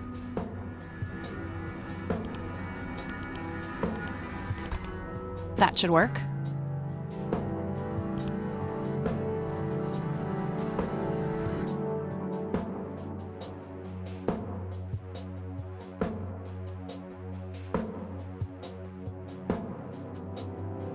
I'll just reuse the same tape and place the modified message at the end. Hello, Erica. It's your father. Call Kathy Rain and give her what she wants. Bye. Alright, the forged message should now be at the end of the original tape.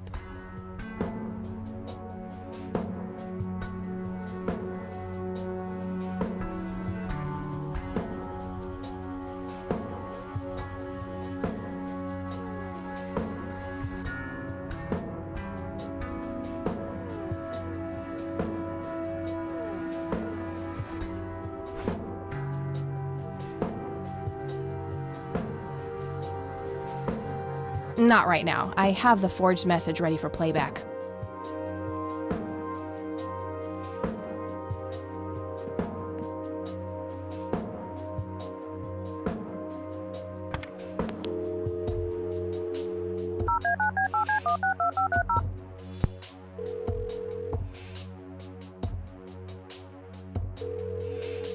You've reached Erica Wade.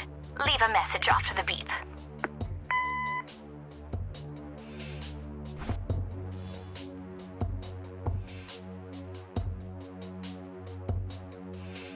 Hello, Erica. It's your father. Call Kathy Rain and give her what she wants. Bye.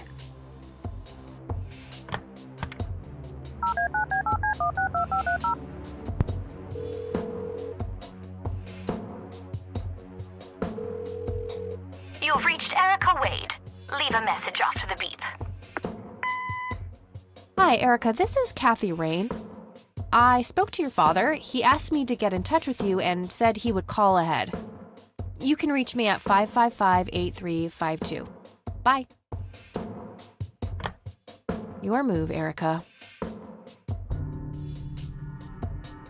Now that's some out-of-the-box thinking. Yep, just might be silly enough to work. Well, time for a break. Gotta eat something before I pass out. Okie dokie. I'll stay here and keep digging. All right, see you in a bit.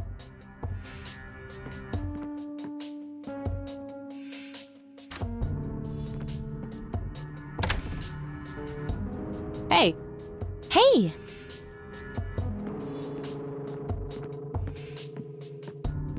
So, any progress with the search? Yeah, I was able to identify that flower. It's called the red scythe, or Rosea falcus. I discovered that there was a small nature reserve near Conwell Springs, which was established in '89. The red scythe is on their list of endangered plants.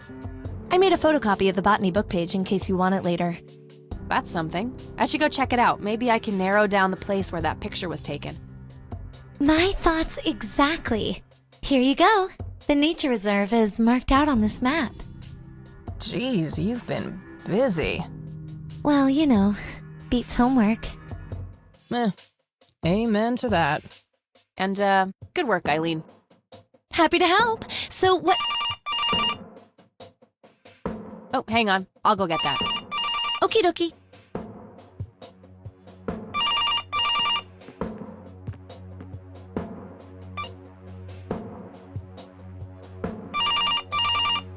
Hello? This is Erica Wade calling for Kathy Rain. Speaking. Miss Rain, this is terribly awkward. I realize now how rude I was before. I wanted to apologize and ask if there is anything I can do. Apology accepted. You can start by answering a few questions. Very well.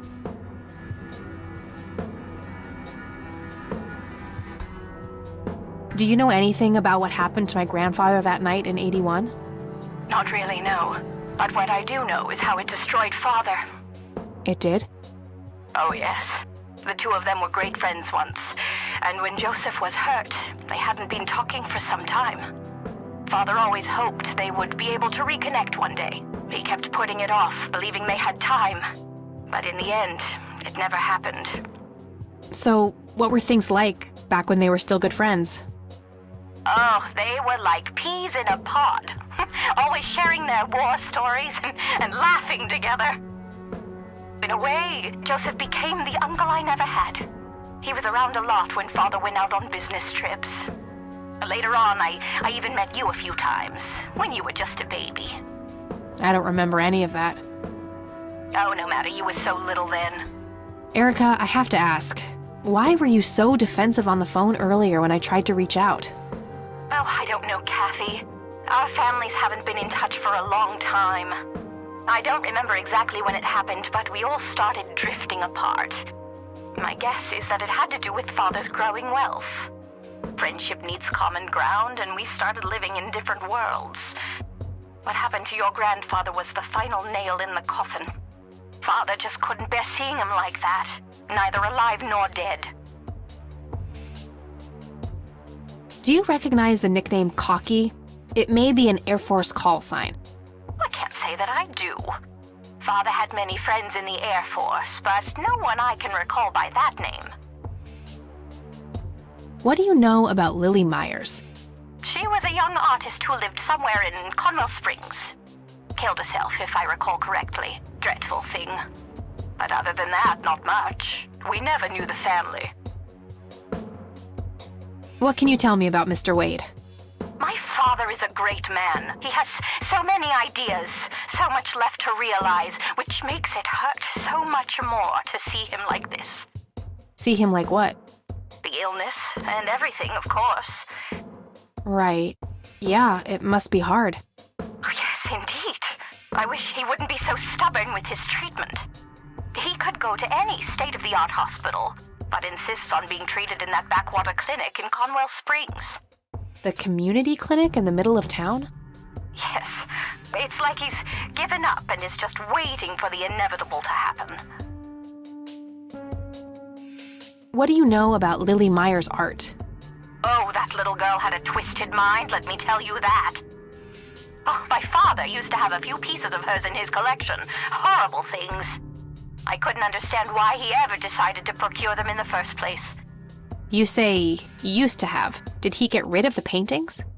Oh, either that or he put them in storage somewhere. I haven't seen them for years. I never bothered to ask him why. Glad to be rid of them, quite frankly. Do you know anything about the Church of the Holy Trinity? It's the one and only church in Conwell Springs. I was baptized there, and I married my husband there. Anything out of the ordinary about them? Oh, not really. They seem like a typical church to me. Okay, that's all I needed. Very well. Feel free to call back if you have any more questions. All right. Wade is in Conwell Springs. He's being treated in the clinic.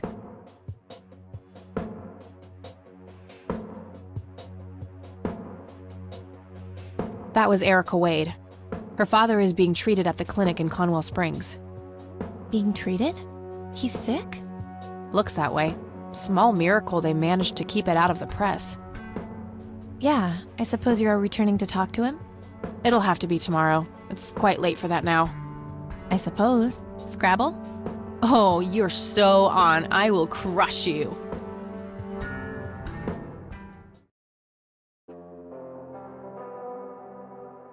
You're off your game today. Is everything all right? Oh, shut up. I didn't get a lot of sleep last night.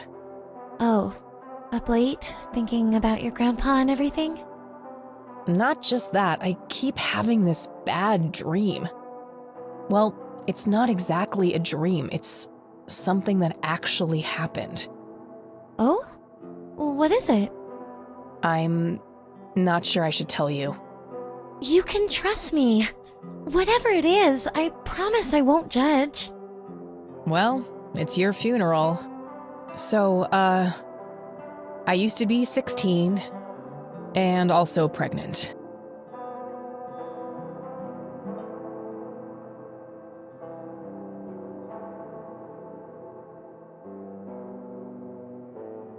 Did you have an aneurysm just now, E? Please go on. Well, seeing as how I don't actually have a 5-year-old, you can probably put 2 and 2 together. You had an abortion. Sure did. Major pain in the ass too, but hey, couldn't let that pregnancy go untreated. I'm glad you're telling me, but I really wish you hadn't done that, Kathy. Who was the,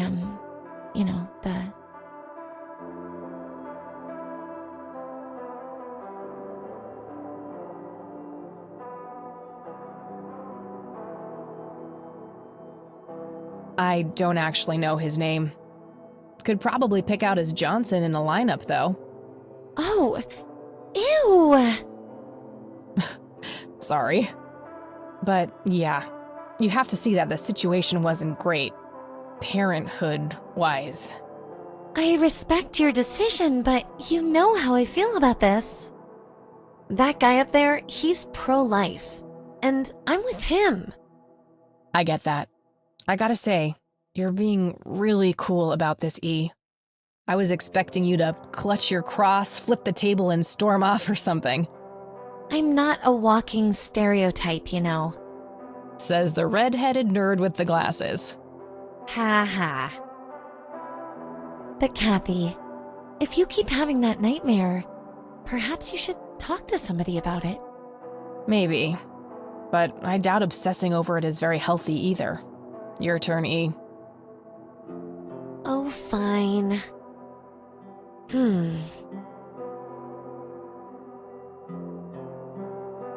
Oh, I play apricot, orange.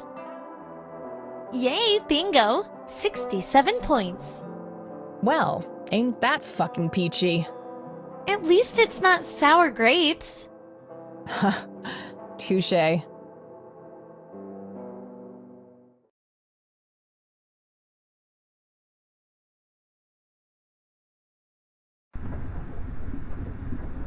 A tainted one approaches. Is it time?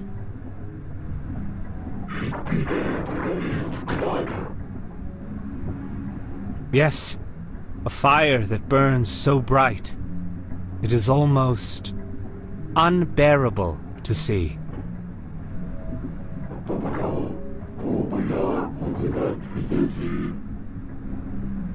Indeed. It seems the apple doesn't fall far from the tree. Shall we sculpt some flesh friends, then?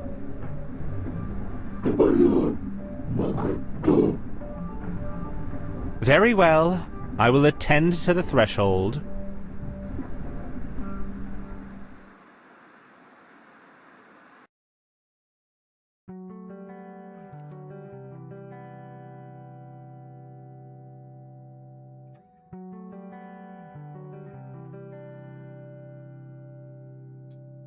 Good morning, sunshine. Please tell me I dreamt all those Scrabble losses last night. 3 times in a row. Rub it in, why don't you? I'll just go strangle myself now. Oh, you. Don't be a sore loser. So what's the plan today? Mr. Wade is the plan. I'll head for the clinic right away. While I'm at it, I'm gonna check out the church and the nature reserve. Okie dokie. What can I do to help? Why don't you continue looking into the lights? I have a feeling they're the key to solving all of this. You could also look up the history of Conwell Springs in general, see if anything unusual has been going on. I'll get right on it. Great. Thanks, E. Oh, by the way, don't forget to check out the page I gave you about the red scythe. It's a pretty interesting flower. Right. Yeah.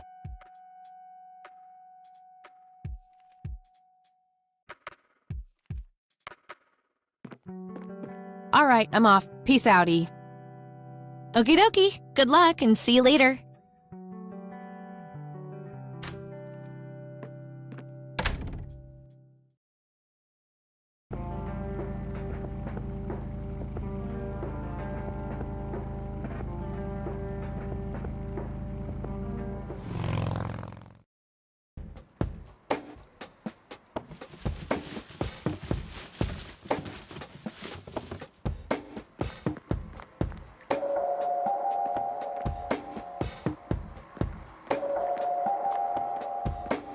We meet again, Mr. Homeless Guy.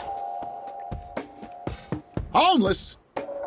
That's the worst thing I ever heard of, and totally untrue.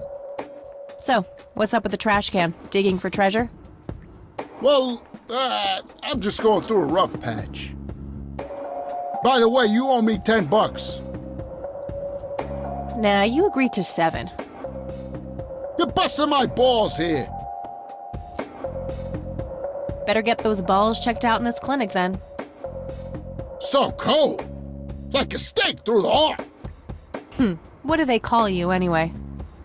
Goober. Everyone calls me Goober. All right. I'm Kathy. Pleasure to meet you. So, what's your story, anyway? My story? Yeah. Don't all bums have a story? For your information, this is all just a dry streak in my showbiz career. Is that so? I don't recognize you at all. I used to have more hair. That I actually believe. Come on, man. Frankie Gold is my stage name. Surely you must have heard of me. Not really, no. Oh, come on. I have starred in dozens of Hollywood movies. The Silence of the Lambert, Jacob's Bladder, The Usual Surprises, Natural Born Killers. Not ringing any bells. Kids these days, no appreciation for quality cinema. Breaks my heart. I need to ask you a few questions. Sounds serious. Ask away. Do you know what happened to Joseph Rain in 81? I most certainly do. What? Tell me. Are you sure you want to know? Not everyone can handle the truth. Oh, just spit it out. Okay, here we go. Ready? Abducted by aliens. I should have known better. Oh, I saw it, man. A big, huge light. I was a bit drunk at the time, but I had my reasons. My wife had just left me, taken the dog, not to mention I was being conscripted for the war. But I'm telling you, those goddamn aliens took him and they experimented on him. And that's why he was so messed up when they put him back. Yeah, I'm gonna have to stop you there. Open your mind, man. Do you recognize the nickname Cocky? Why, I used to call myself that back in Nam. Oh, how I miss that marvelous youthful ego of mine. Why do I even bother? Do you know who Lily Myers was? Yep, my dad was the one who found her floating in the lake. Really? What can you tell me about her? Geez, not a lot. I mean, teenage girls, man, they're like their own species. Impossible to figure out. Not to mention how that entire family ain't, like, people-friendly. Now that's an understatement. Nearly started brawling with Sue the first time I met her. She could sure deal out a mean whooping, that lady. Do you know who Charles Wade is? Sure, he's been holed up in this clinic for the last couple of weeks. You saw Charles Wade go in there? Well, yeah, I just told you, man. How did he look? Okay, I guess. Still walking, at least. What do you know about Lily Myers' art? Nothing but hearsay. People say it was pretty deranged. What's your opinion on the Church of the Holy Trinity? I'd say they're good people. Isaac the priest is, anyway. His dad, Father Bill, on the other hand, though, he and the people he had around him were into some weird shit. What kind of weird shit? I don't know, they were like a cult or something, with Billy Praise himself at the top. Really shifty bunch of folks. Isaac turned it all around when his dad kicked the bucket, made it a proper church. Interesting. Do you know anyone else who was involved in the old church? Not really. I tried to stay as far away from those people as possible. Ask Isaac about it. He's a friendly guy. All right. I might do that. Okay, that's enough serious questions for now. All righty. Okay, I'm off. Bye.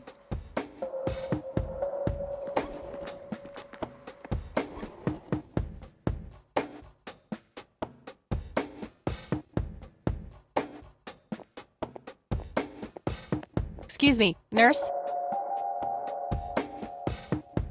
Hey, nurse!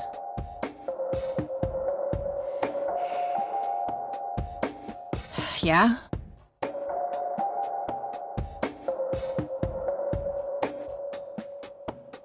Somebody around here hates their job. No shit. What do you want? I'm here to see Charles Wade. Never heard of him. Anything else? Bullshit. I know he's here. Listen, it's okay. I'm a friend of the family. No, you're not, and I said he's not here. Don't make me call security. I need to get rid of her somehow.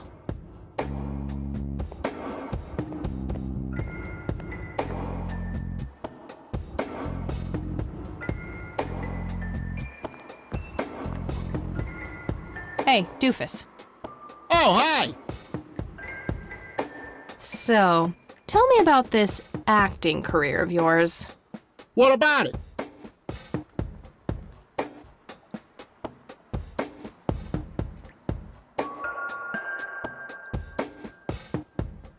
a rundown on The Usual Surprises?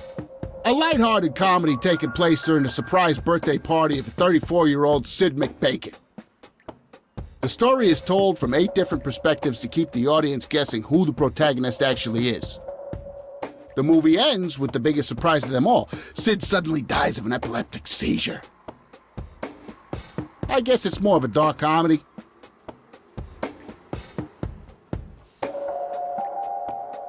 Oh, never mind. Not the cultured type. I understand. So, how good an actor are you? The best! The very best! You know, that nurse in there, she said she loved you in all those movies. And that she always wished you'd give her a live performance. I knew it! She always gave me these strange looks. I thought it was contempt, but her face must just be cramping up from shyness. Yeah, that's definitely it. She'd love to see you act, I'm sure. I'm gonna have to oblige. Which movie do you think she'd like the best? How about The Usual Surprises? Business as usual.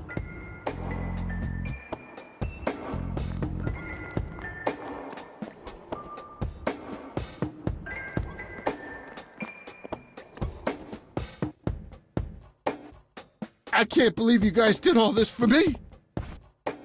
You know, what's that smell? Bacon? Oh, Bobby, my head hurts. I'm seizing. Nurse, he's seizing!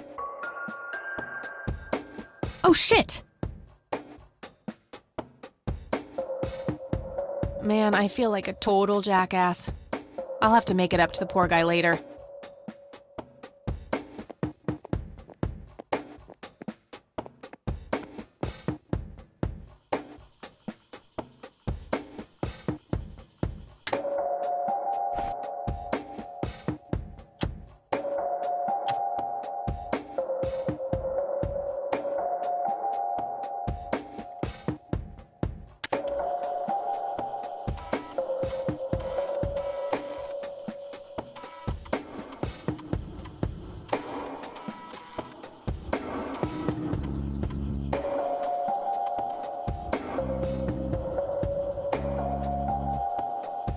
Crap.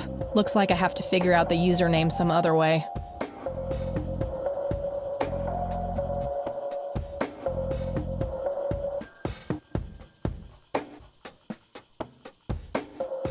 Crap. Looks like I have to figure out the username some other way.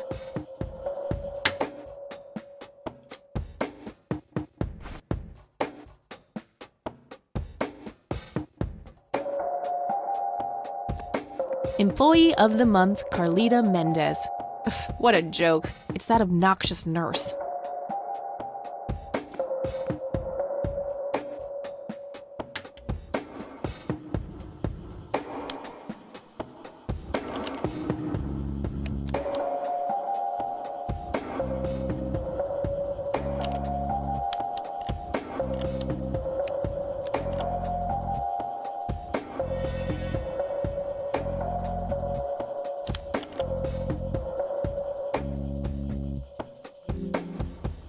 Gotcha!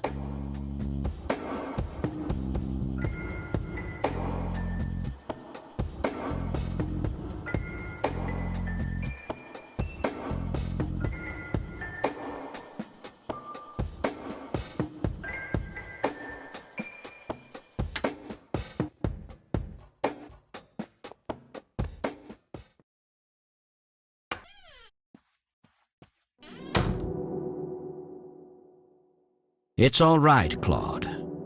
Understood, sir.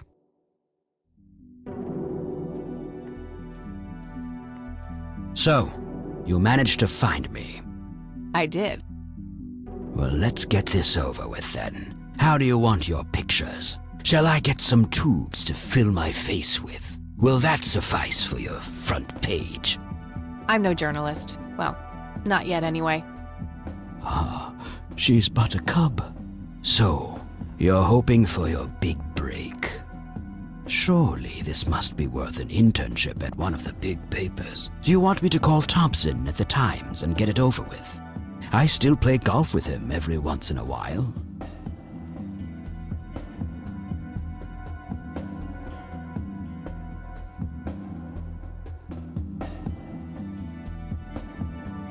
That's not what this is about.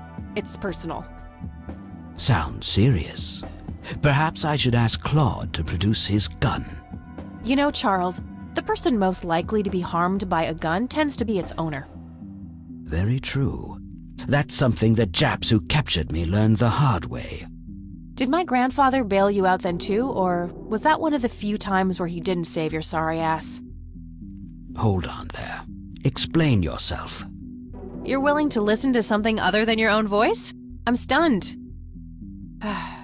I'm Kathy Rain. Joseph was my grandfather. Now I remember. You were at the funeral. I was. You were late. I needed my morning smoke. Besides, it's not like Grandpa was going anywhere. Oh, just look at her, Claude. She's absolutely fearless. That's Joseph's blood running through her veins. She certainly has a smart mouth, sir. I must say, you have me intrigued, Kathy. What can this old man help you with? Do you know anything about what happened to my grandfather in '81? I wish I did, Kathy. You must know I did everything in my power to help. How do you think Mary Elizabeth could afford all that expensive treatment? MRIs, neurologists, say what you will about Joseph. But he was never rich. Strange. Grandma never mentioned that to me. She's just too proud. At first she refused. She was convinced that I had an agenda, that there were strings attached. And were there? Don't be silly. Despite all that had happened, I still loved Joseph dearly. I wanted to help. People from places like this have a deeply rooted mistrust in the rich, passed on for generations. In her eyes, I had become one of them. So that's all you know about the whole affair? Are you implying that there's more to know? I left the diagnosis to the professionals. Mrs. Rain accepted the health care, but asked me to stay out of everything else. So I did. I see. What can you tell me about your friendship with Grandpa? Joseph was the best friend I ever had. We grew up together, married our high school sweethearts together, went to war together. I can't even begin to count the number of times he's saved my life. I repaid the favor once or twice, but he came up ahead, no doubt. So, when did you two lose touch? I heard that something happened between you and him. What was it? The truth is, Brian Rain happened. Sharon Evans happened. My parents? Yes. They ruined everything with their vile, destructive behavior. I couldn't have that around my daughter or my newborn grandson. Joseph was naive. He believed that anyone could be helped, that anyone could be reasoned with, given a chance. He was just too good, bless him. He should have been harder on Brian, more strict.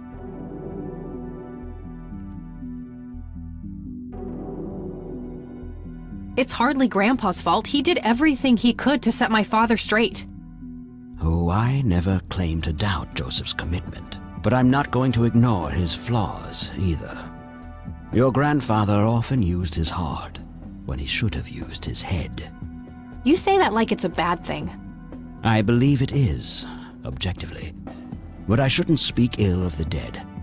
Eventually, my company grew much too large for this little town, and we moved on.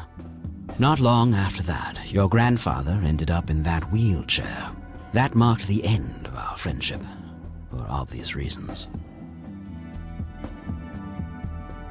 Do you recognize the call sign Cocky? Would be strange if I didn't, since I was the one who coined it. It belongs to a fellow named Jimmy Cochran. He was a coward, really. The nickname is somewhat of a bad joke. Perfect. Thanks.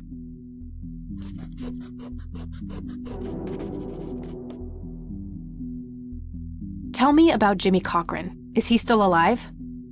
In a literal sense, he's been held in a mental institution for years. Let me guess. Since 81? Either 82 or 83. I'm fairly certain it was early 83.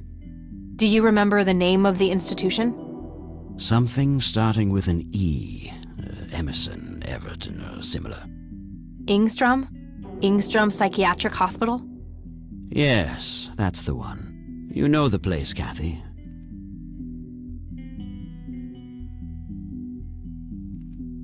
I do. My mother is in there.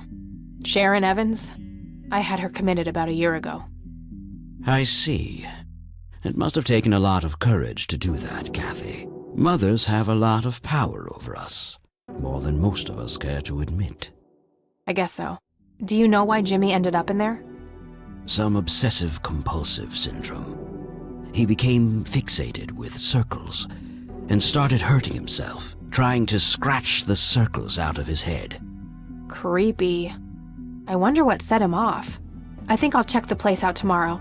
Too late to head back to the city now. You bought a number of paintings by Lily Myers. Why? I'm known to dabble in art from time to time. Martha, my wife at the time, was enamored with the paintings. I believe she first saw them at the high school which the Myers girl attended. Anyway, after the poor girl killed herself, I bought the paintings speculatively. When a young artist with any talent to speak of commits suicide, it can be a wet dream of certain connoisseurs. Shortly after procuring the art, I had it valued by an expert who determined that the value was 3 times the amount I bought it for. Today, I'm sure I would have made my money back tenfold or more if it wasn't for the art theft. What art theft? There was a burglary at the mansion I used to own here in town. It was all over the local news at the time. Well, shit. Eloquently put.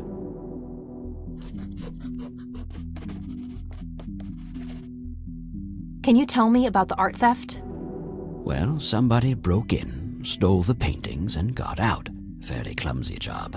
Lots of broken windows. The strangest thing was that I had a Monet, a Rembrandt, and 2 paintings by Picasso, untouched. But every single painting by an unknown local artist, gone. That can't be a coincidence. Agreed. Somebody wanted those paintings badly. I assume there was an investigation. Yes, Sheriff Truman came by with his deputy a few hours later, but they didn't have much luck. They found a few hairs, which turned out to be from Ruffles, the family dog. Some stunning police work right there. Indeed.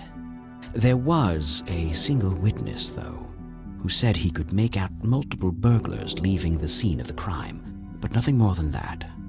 So, I take it the case was closed? Yes. I honestly didn't care much one way or the other, given the fact that my most expensive pieces were safe and sound. I think I'll have a chat with the sheriff about the matter, if that's okay with you. Certainly. I'll call ahead and instruct him to give you everything you need. That'd be great. Thanks, Charles. Anytime. But I'm curious, what's your interest in the paintings? I've learned that my grandfather went to Sue and asked to see them, right before he had his injury. Is that so? Strange. What can you tell me about the Church of the Holy Trinity? They seem like any other church to me. But then again, I'm not their usual clientele. Weddings, baptisms, and funerals are just about what I can muster. And I always leave early.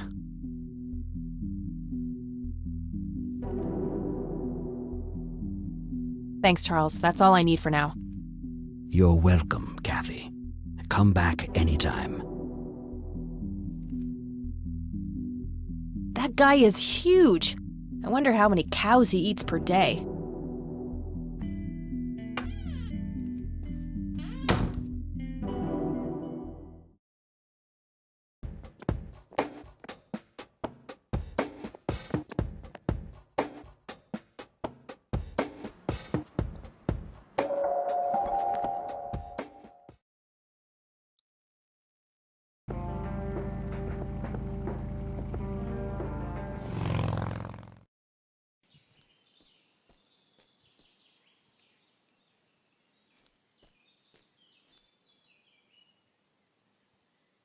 Well, this is it. This is where the picture was taken. I'm not sure what I expected to find here. I need to clear my head.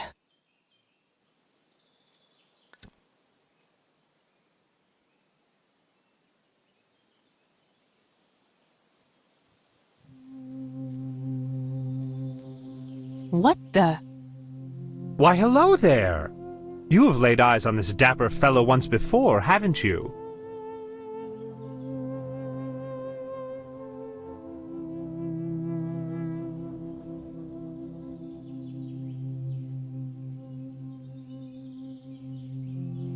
I doubt it.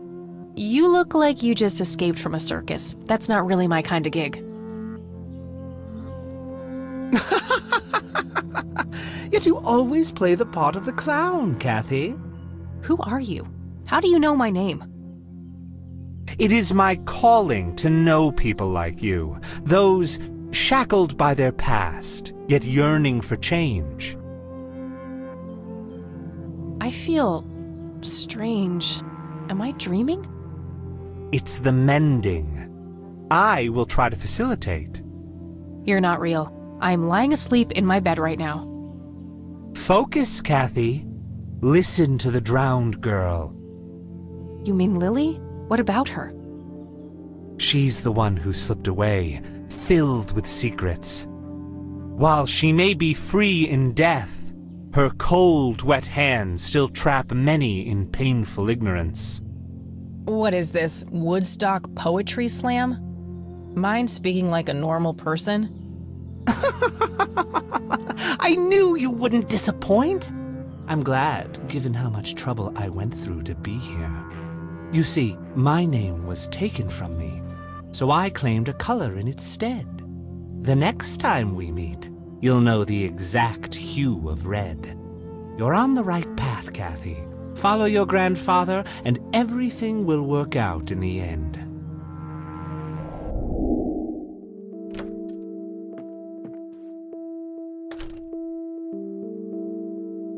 Wait, what? How did I get here? Am I going crazy? Am I turning into Mom?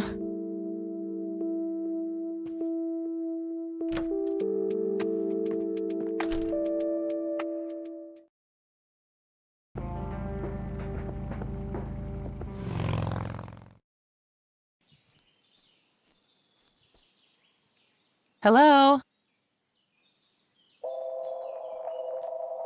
Creepy bald guy. Guess no one's home.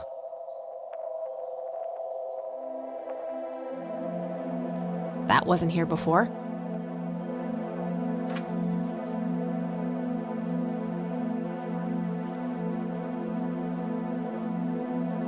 Hey, is this shovel taken? Good enough for me.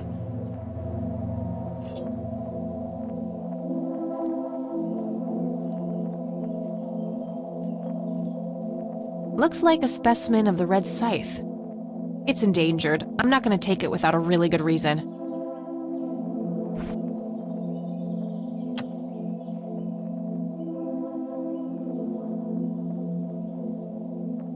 A bald man dressed in red. Oh, creepy.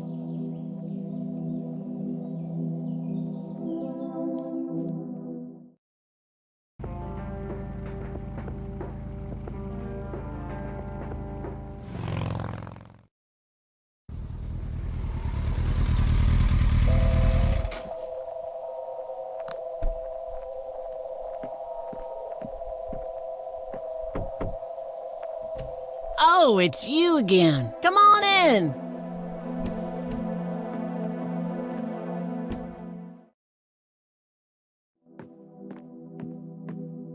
No Nathan today? Nah, haven't seen Nate all day. Probably out in the woods.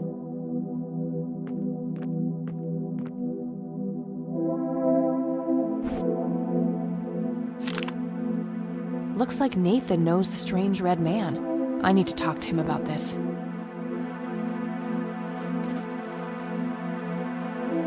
A bald man dressed in red. That must be Lily. She seems very happy looking up at the red man.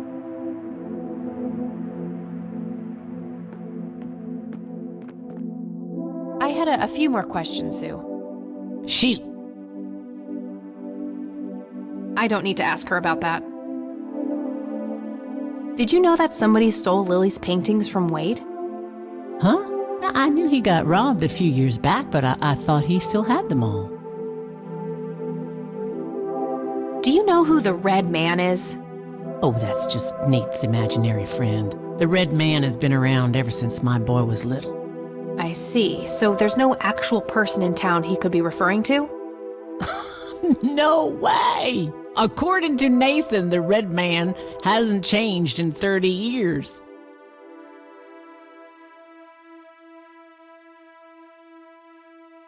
The Red Man actually exists. I met him in the forest. What? That's crazy talk. Stop kidding around. I am not in the mood. What's your opinion on the Church of the Holy Trinity? It's a good church. I go there from time to time. I bring Nate, too, when that boy needs the fear of God put into him. I think I'm gonna head off now. Sure thing, little cat. Come back anytime.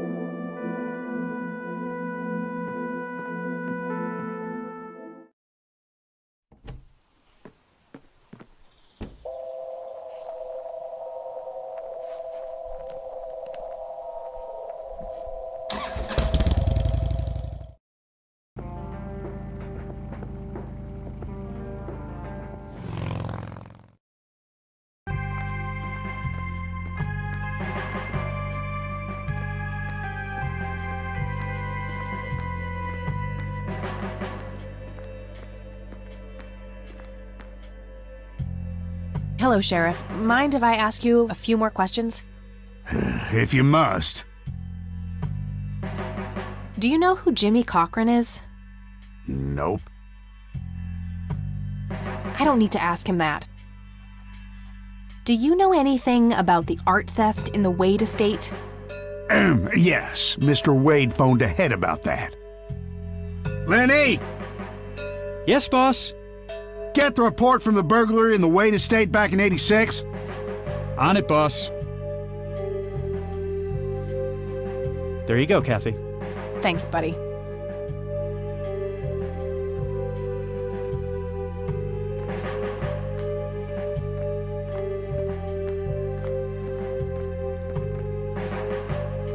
Hello, Sheriff. Mind... If you must. What's your opinion on the Church of the Holy Trinity? It's a fine church. I go there myself every Sunday. Do you know anything about a weird bald guy dressed in red around here? What the hell are you talking about? Never mind. That's all for now. Good.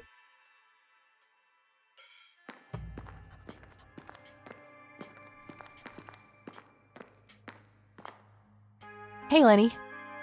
Hello, Kathy. What's up? Do you know who Jimmy Cochran is? Not really, Kathy. Sorry. I don't need to ask him. Nah, I don't want to ask. What's your opinion on the Church of the Holy Trinity? I think it's a nice enough church. Why? I don't know. The priest seemed odd. Kinda pushy. Yeah, I get your point. But I know the guy. He's harmless. If you say so. Do you know anything about a weird bald guy dressed in red around here? You're joking, right? Oh, never mind. Well, gotta go. See ya.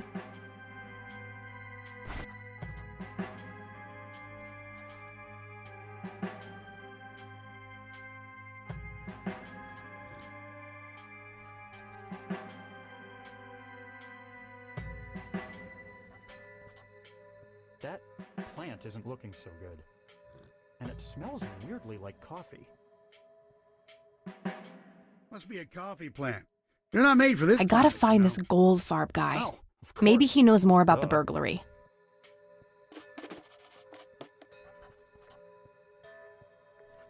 Hey, Lenny. Hello, Kathy. What's up? Does the name Franklin Goldfarb mean anything to you? Sounds familiar, but I can't place him. Well, gotta go. See ya.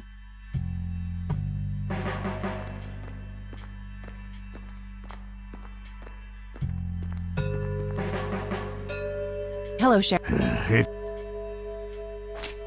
Does the name Franklin Goldfarb mean anything to you? Never heard of him. Anything else? That's all for now. Good.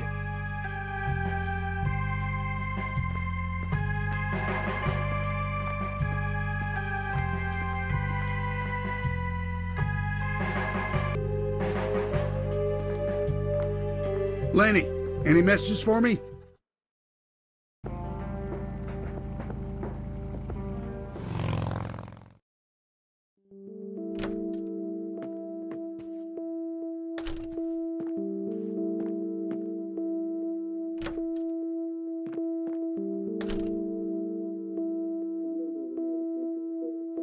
Oh, hello, dear.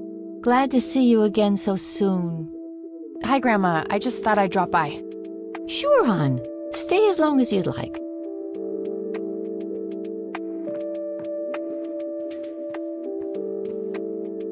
There are a few things I need to ask you, Grandma.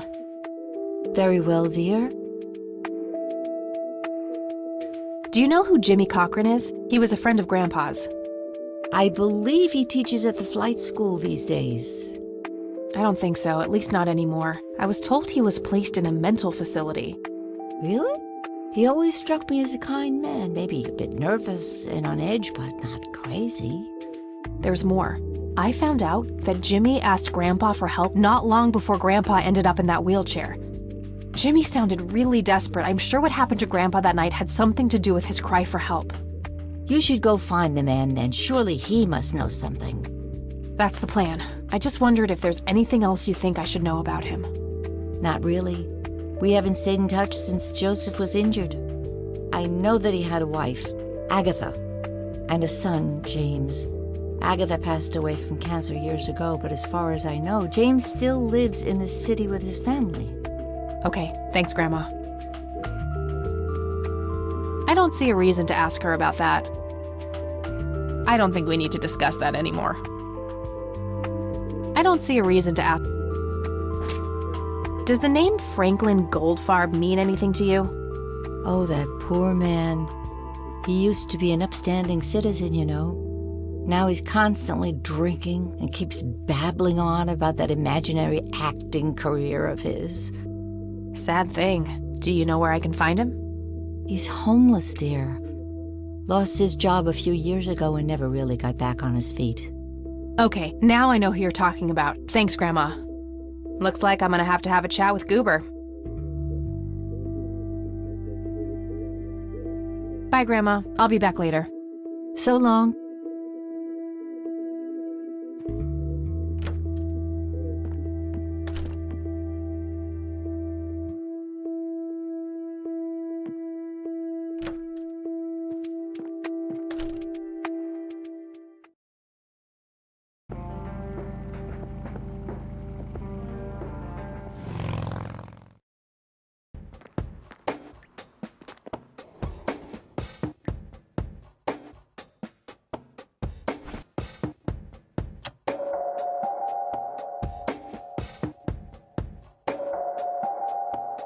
One of the oldest Air Force bases in the US. Grandpa was stationed there during the war. That looks like the town area itself. It's the nature reserve, where the smoky lights were photographed. Conwell Woods. What were you doing out there, Grandpa?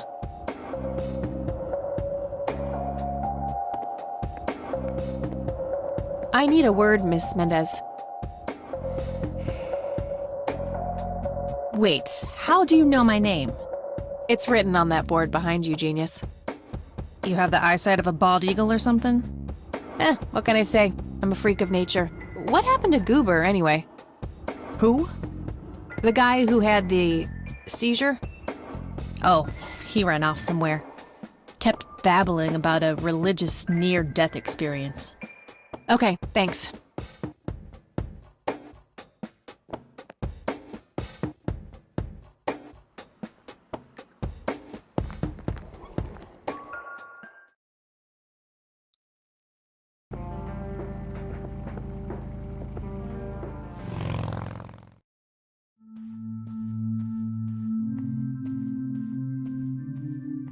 Hello, Father. Greetings, my child. I'm glad you decided to come here. Yeah, but just so you know, I'm not here to join your church or anything. Oh, I would never assume that. Good. So, with that out of the way, I have some questions. Anything you need. I'm Isaac Price. Kathy Rain, but I'm guessing you figured that out already. I did. Rumors spread quickly around here. So how can I be of service? Do you know anything about what happened to my grandfather in '81? It was the work of the devil, I'll say that much. Joseph was a kind man. He did not deserve such a fate. You heard my speech at the funeral, Kathy. I meant every word. He was a great man who did much good for this community. Did you know him personally? In a way, he and my father did charity work together. Joseph was around a lot when I was young. They collaborated on a few different projects for the homeless and for the troubled youth, among other things. So my grandfather was a member of the church? I wouldn't say that, no. He was a friend of the church, but he wasn't a religious man. He believed only in philanthropy. That being said, Joseph was the person who convinced me to become a priest. Really? Oh, yes. I was a teenager back then. Full of rebellion, every fiber of my being wanting to distance myself from my father. Joseph made me realize my sinful pride and showed me how I should follow my heart, regardless of what others might think. And for that, I'm eternally grateful. Do you know who Jimmy Cochran is? I don't recognize that name, no. Does the name Lily Myers mean anything to you? It does. Before I was ordained, I was a substitute teacher in her high school. Really? Did you know her personally? We weren't close. I only knew her as much as a teacher would know any student. All right, so how did she seem toward the end? For one, she started skipping school a lot. And when she did show up, she was absent-minded and moody. She always looked depressed and hunched down like she had the whole world on her shoulders. Any idea of what caused this change? Not a clue. All I know is, when she returned from that last summer break, she was a whole different person. Do you know anything about an art theft at the Wade estate in the '80s? I have just a vague memory of reading about it in the paper. Care to tell me the history of the church? I'd be happy to. The story is a fascinating one. This church was founded by my father, William T. Price, in the 70s. Back then, he made his living as a traveling salesman and was driving through this area as he had done so many times before. However, this day was different. My father held dark thoughts in his mind. He was angry, thinking of evil deeds, even considering swerving off the road into a rock and ending it all. Then suddenly, divine intervention. 3 bright lights appeared. The Father, the Son, and the Holy Ghost. The sign of God. This epiphany was the moment my father had been waiting for. He sold all of his belongings and took me and my brother to live with him here in Conwell Springs. Soon thereafter, he built this church and started gathering followers. They began to refer to him as Father Bill. I take it that window up there resembles what he saw when he had this epiphany? Indeed, the stained glass window depicts the Holy Trinity as witnessed by my father. Do you know exactly when or where this event took place? Why do you ask? Oh, just curious. It's a captivating story. Well, it was the spring of 1971, but my father never told anyone where. Okay, so what happened then? People flocked to Father Bill. He started teaching, writing scripture. The church flourished and continued to grow all the way up until his sudden death in 1983. That's when I stepped in to take leadership of the church. I take it that the church started declining after the death of Father Bill?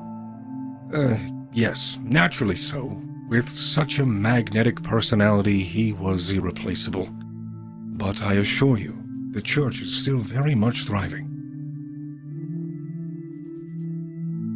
Looks kinda empty to me. It's not really our peak hours. What's up with you handing out pamphlets at funerals then? Trying to reel people in at a weak moment? I'm going to assume you meant no disrespect, child. I'm simply providing divine guidance when it's needed the most.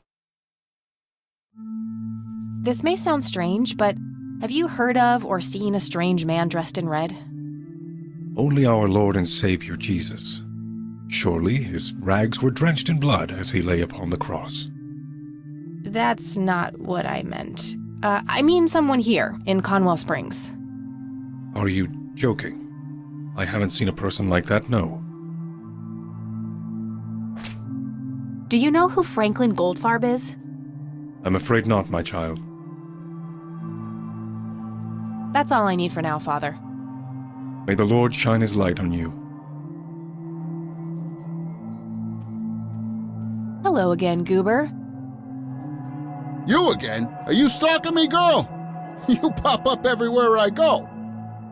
I'll try to tone down the charm, but I can't promise anything. Huh, yeah, you're quite the charmer. I know. I just said that, man. Listen, I feel kind of bad about the electrocution. Oh, that's what it was. What a cherry on top of my stellar performance. Yeah, it was pretty convincing. So what brings you to the house of God? Come to repent? I'm afraid that ship has long since sailed, buddy. I had a few things I wanted to ask you about, though. Shoot, Missy! I don't need to ask him about that. I should probably confront him directly about him being a witness. I don't need to ask him about that. Your real name is Franklin Goldfarb, right? Oh, nobody calls me that. Regardless, I know for a fact that you were a witness to a burglary a few years back at the Wade estate. Yeah, what about it? Why don't you tell me what you saw exactly? I heard the alarm go off, glass breaking, then I saw 3 guys running away, carrying a bunch of stuff.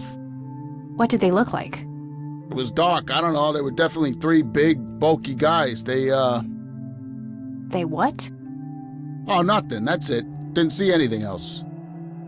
Bullshit, spit it out. Well, one of those guys dropped his ring when running away. I sort of pawned it. A ring? What kind of ring? Platinum with an inscription. 2 letters, B something. Man, I don't remember. My photographic memory stopped working in 1979. Which pawn shop was that? Pete's Pawning and Plumbing. It closed down a long time ago, though. Owner left town. There's a coffee shop back there now. Too bad. Guess that's a dead end. Thanks anyway. Didn't I see 2 letters fitting that description recently? Not on a building. It was something small.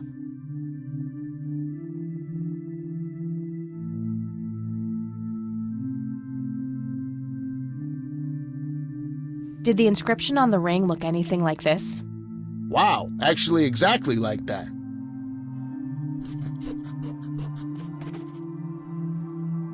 Any idea what BH stands for?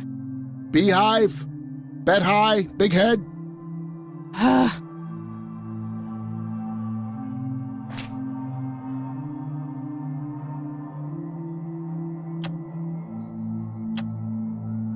Okay, that's all for now. See ya!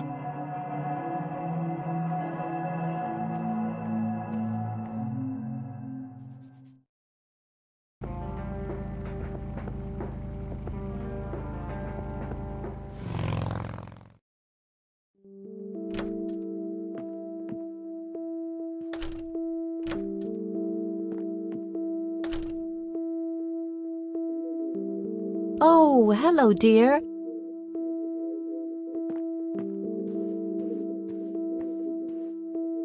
There are a few things I need to ask you, Grandma. Very well, dear. Do you recognize the acronym BH? It's on Dad's lighter. Yes, dear, it means the Black Hats. They're those ruffians on motorcycles whom your father associated with. Oh, his biker gang. That makes sense. What can you tell me about the Black Hats? I refuse to talk about those hoodlums. They turned your father into a horrible person.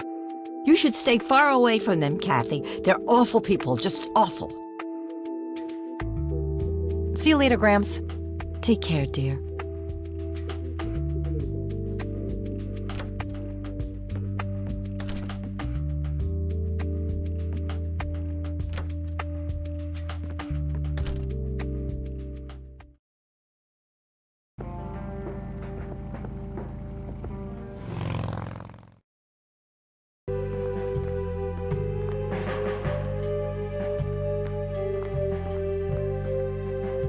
Hey, Lenny. Hello, Kathy. What's up? What can you tell me about the Black Hats? They've caused us trouble from time to time, but they've been kind of quiet lately. We put a few of their captains in the slammer over the years, but we never managed to find enough dirt on their leader. Bo Brunson. Big Bo. Do you know where I can find them? Yeah, hold on. Let me just find a map. Got it. Thanks. Well, gotta go. See ya.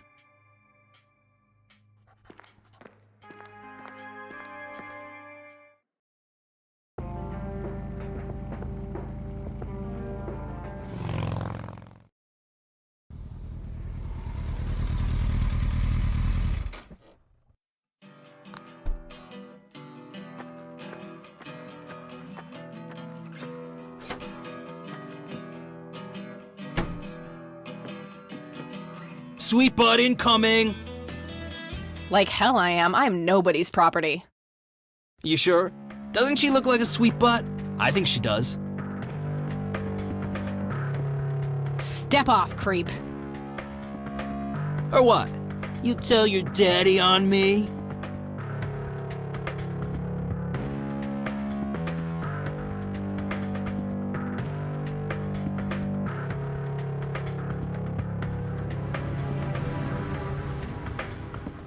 You think I need my daddy to kick your pathetic ass? Oh, I love it when they play hard to get. God, let go of me! God.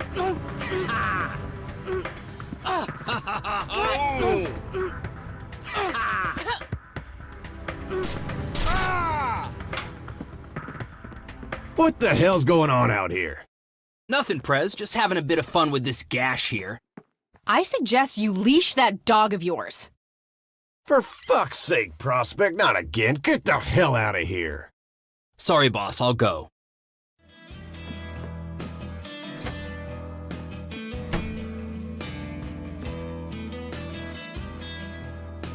He'll be disciplined for that. He better be. I take it you're Bo? I am. And who are you, darling? Kathy Rain. Bullshit. She lives in the city with her deranged mother. Who are you really? Did the Vandals send you? No, they didn't. I am Kathy Rain. Prove it then. Well, I would, but I left my ID back home. That's convenient. I think I've wasted enough time with you. I need to figure out some proof.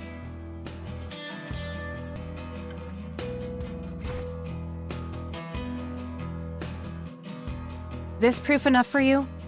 I'll be damned. That's Brian's lighter, all right. Sorry about the paranoia. We've had some problems with the Vandals lately. I get it. Can't be too careful. So, that's your ride out there. Corley Motors, right? 78? 76. You got the same taste as your old man. He always rode Corleys. Probably the only thing he and I have in common. Did you set up those mods yourself? Looks custom made for your, small frame. Yeah, took some time to get the measurements right. I imagine so. Girls like you don't often ride heavy bikes. I'm not most girls. Ain't that the truth? Most girls don't just waltz into places like this either. I guess you'd know. Anyway, I had some questions for you in the club. Go ahead, then. Your old man was a good brother, so I'll indulge you for now. Do you know anything about what happened to Joseph Rain in 1981? No, we had our differences, me and him, but that's a horrible fate for a man. I'd rather be dead than a vegetable. So I take it you and him didn't get along. No, I could write a book about that man. On one page I'd praise him, on the next I'd want to smash his skull in. He could be a real self-righteous prick when he wanted to, that's for sure. But everyone knew he was the real law around here. Truman was a tool. I respected Joseph, and he respected me, but he hated how Brian looked up to me. Joseph always blamed the club for the path Brian chose in life, even though it was just due to him being a shitty father.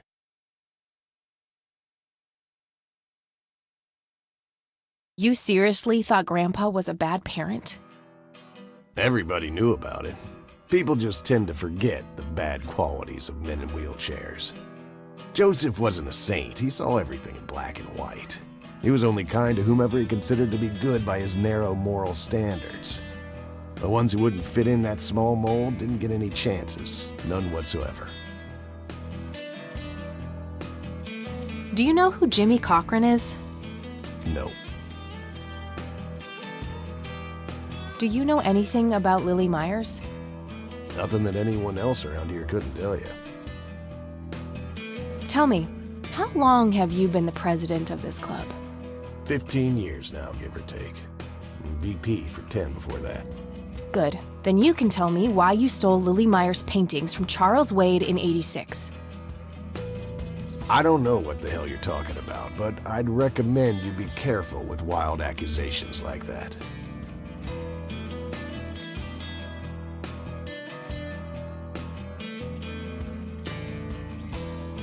Fine.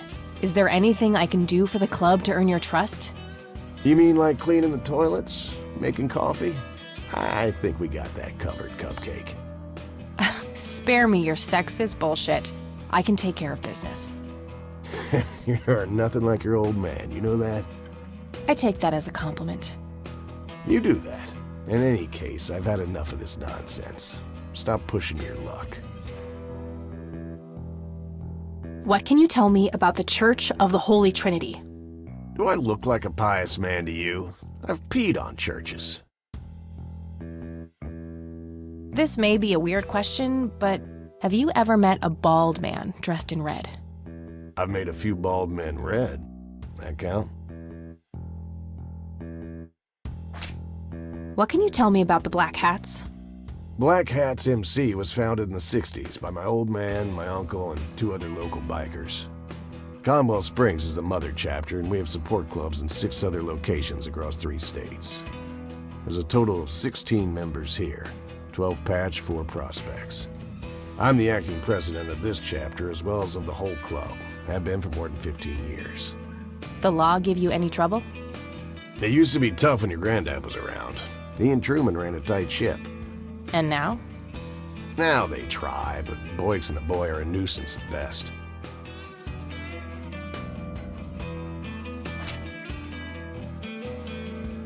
All right, I'm gonna hit the road. Right on. I have some business to take care of, but make yourself at home. Thanks, Bo. See you around.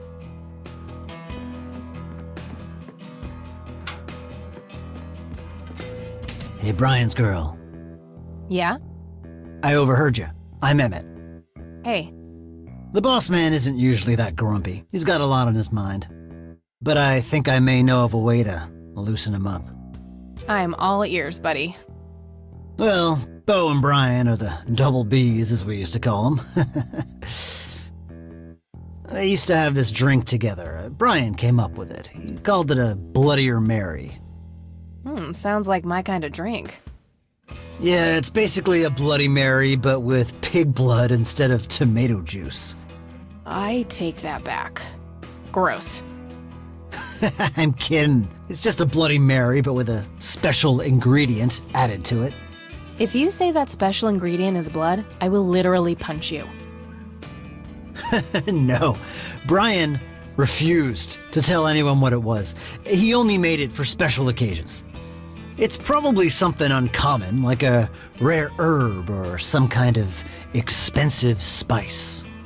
So let me guess. If I can produce this drink for Bo, you think he would help me out? It'll make him remember Brian, which should go a long way. He hasn't had that drink since your old man disappeared. Brian was like a son to him. The boss would have died for him back in the day. If you could recall the good times with your father, he might change his mind. I guess it could be worth a try. But wait, why are you helping me? You're Brian's kid. That means you're family. We take care of family. Well, how was that drink compared with a regular Bloody Mary? Tasted a bit more like pepper and had a punch to it. It usually gave some pretty nasty hangovers. Oh, if you had a lot of them, you'd hallucinate some crazy shit. Pretty wild. Trippy. Thanks. You're welcome, darling.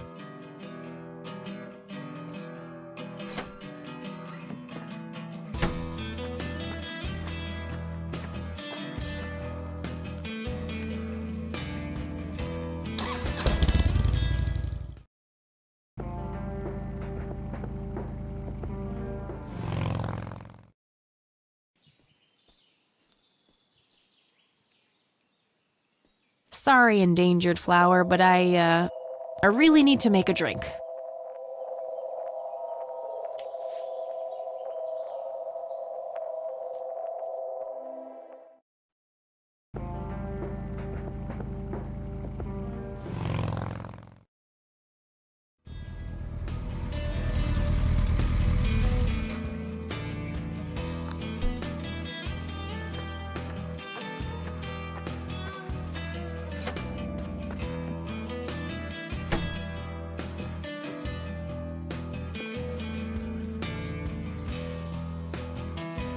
Hey, bartender, do you happen to know how to make a Bloodier Mary?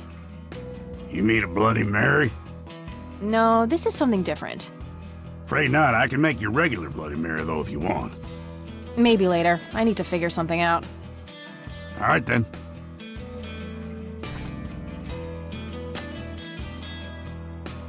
I'd like a Bloody Mary.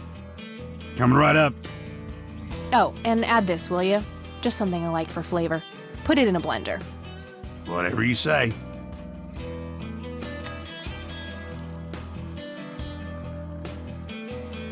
One Bloody Mary. Enjoy. Thanks, buddy. The club will cover that, Jose? Sure thing, VP. Thanks again, Emmett. You got it.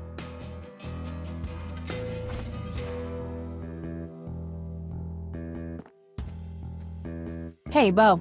I've got something for you. I recognize that smell. You found your dad's recipe.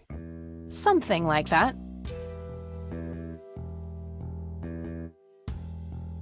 Man, is this a trip down memory lane. I keep expecting Brian to walk in here any second. You know, all this nostalgia is making me remember how much I really owe your old man. Yeah? Yeah, so here's the deal. In '86, Carl, my VP at the time, came to me and said he had a job lined up for the club. Some guy had offered him good dough for stealing a bunch of paintings from a mansion. He needed 2 brothers for the job. I was busy with other things at the time, so I gave my permission as long as the club got the usual cut. He returned a week later with a nice wad of cash. I didn't realize it was Wade he had knocked off until I read the paper. If I had known that, I'd advised against it. Wade is a powerful man with friends in city council. There's no reason to piss him off. Got it. So, what do you know about the guy who hired you for the job? Not much. Carl said it was some bearded preacher. Whoa, Isaac from the Church of the Holy Trinity? Could be. I don't know who that is. It was a priest. I know that much. Thanks, Bo. I'm gonna follow up on this right away. That's it? You're not gonna ask me about what happened to your old man? Not even curious? I couldn't give 2 shits about that asshole. Bullshit. Don't expect anyone to believe you're that angry with someone you don't give 2 shits about.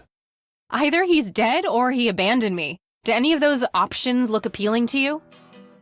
They don't, but you should know that no one from the club had anything to do with it. I meant it when I said Brian was a good brother. He had no enemies here. Not then, and not now. Comforting to hear, Mr. President. Shut up and listen, girl. I'm trying to tell you something. Brian used to talk about heading to Mexico, about riding off into the sunset and getting away from all his newfound responsibilities. And I think part of him was serious. You deserve to know that there's a chance he's still out there somewhere. Sure. Let's hope that bastard is living it up somewhere. Just take care of yourself, you hear? You too. That day went by fast. I think I'm gonna ask if I can stay the night at Grandma's.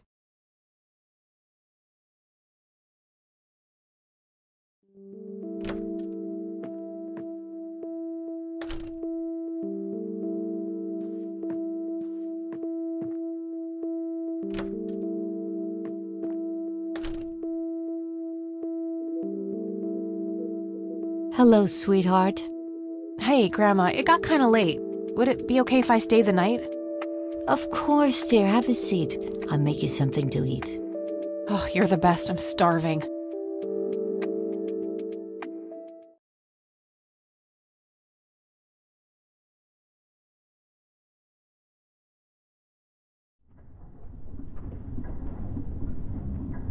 Do you see?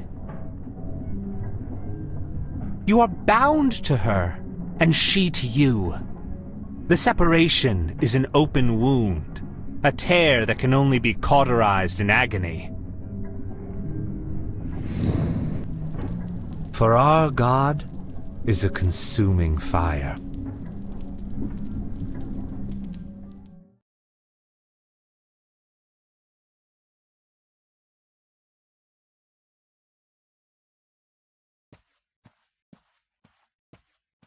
Lily's painting, burning, and the kid from the cemetery. It's gotta mean something.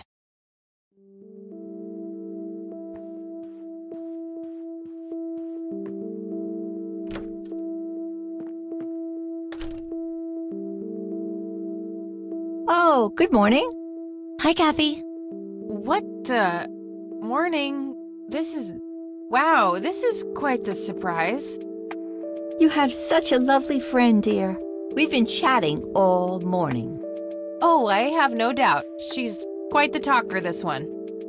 You sleep even longer here than you do back home. Oh, gee, must be the blissful lack of distractions here, E. Can I talk to you for a sec outside? Alone? Okie dokie. If your grandmother doesn't mind being left all by yourself for a while. Sure. You go ahead, children. I'll be right here if you need me.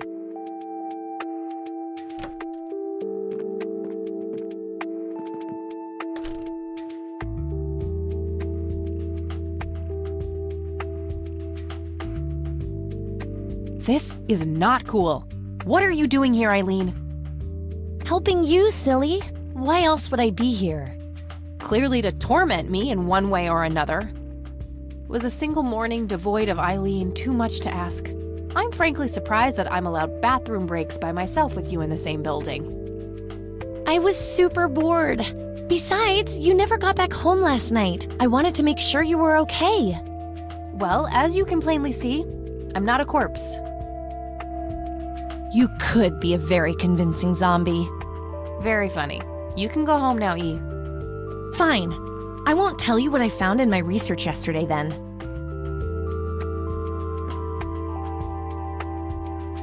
Ugh, I hate you. I'm so glad you asked. I looked up a few statistics for this county, looking for any anomalies.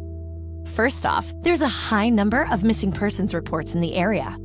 That wouldn't be too unusual if, let's say, the county had a high crime rate. But it doesn't. Violent crimes are actually lower than in other comparable counties. Huh. That's just outright creepy. It gets even better. It turns out that this county has the highest number of clinically insane in the state. And guess what? Conwell Springs County is tiny. Per capita, the difference to the county in second place is humongous, over 1,000%. That makes some sense. I found out that this cocky person is Loctite at Ingstrom's. Wow, we should go talk to him, right? He must have some answers. That's the plan. I should probably fill you in on the rest I found. So, I'm gonna head over there today and confront Isaac about the paintings. Don't you think it's a bit risky, Kathy? It could just backfire and piss him off. Oh, I'm hoping it will.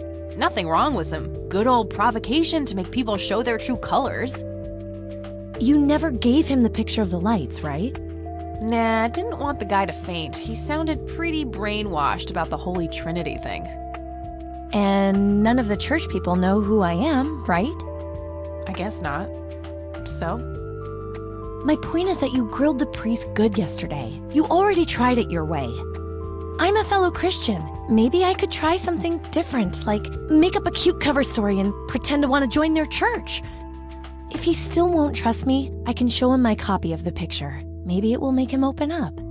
I suppose it would give me enough time to drive back to the city and talk to Jimmy before it gets too late. Yay! Oh, let's do it! I'm so excited. I can't wait to lie to people. You know that's a sin, right? Oh, I'm sure Jesus will make an exception this time. After all, he loves me. I'm not gonna waste any time then. Let's catch up on the phone tonight. Okie dokie. Talk to you later.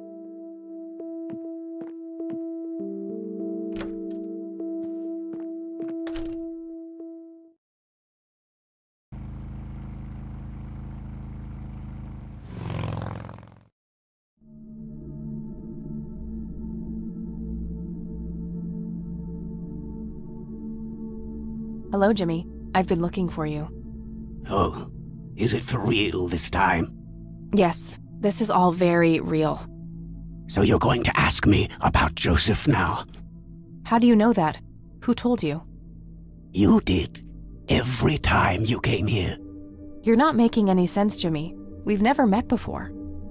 I'm making perfect sense. Everyone says so. I'm the sharpest tool in the shed. All bets are off now, Missy. Better buckle up and enjoy the ride. Forget all the rules. No going from top to bottom. No checking off all the items on your list. Start by asking me about the young chronicler.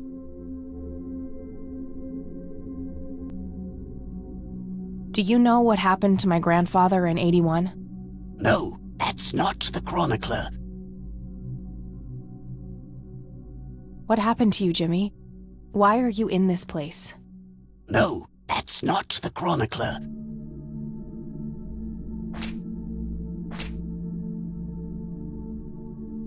What can you tell me about the Church of the Holy Trinity? No, that's not the chronicler. What do you know about the man in red? No, that's not the chronicler. What is so special about Lily Meyer's art? No, that's not the chronicler. Was Lily Meyers the chronicler? The drowned girl, yes. She saw the loops, the endless possibilities. She found that the branches had all been severed. Nothing but inevitability remained, staring her right in the eye. In the end, she was pulled across the great threshold, just like I was. I was next. Next for what? You're not listening. I'm next.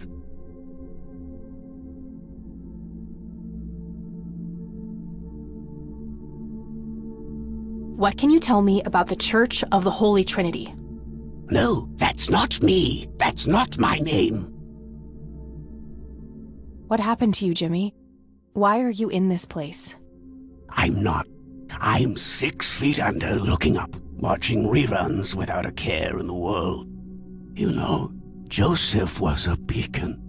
His passing sent ripples traveling in all directions, touching all of us with burning intensity. In my case, resulting in immobilizing guilt. After all, I sent him out there. It was all my fault. What was? What did you ask him to do? Be patient. We'll get there eventually. We need to follow the rules. Let's continue, ironically, with the men who break the rules. What do you know about the man in red? That's not the men who break the rules.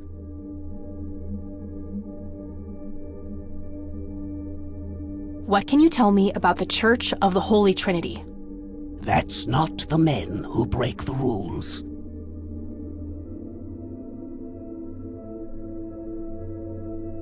What happened to you, Jimmy? Why are you in this place? That's not...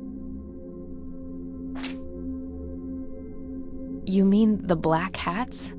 They're the men who break the rules? Indeed.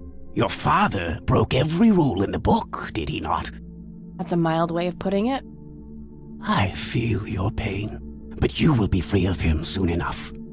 I've seen you atop a great pit, dropping the last remaining memento of him into the empty blackness below. Your mother, on the other hand, that's a story with a different ending. You know Mom? How is she?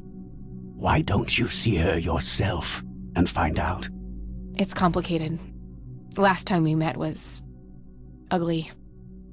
Looking away won't make it any less ugly, Kathy. I know, just not yet. Very well. Let's go see the man you reunited with his family.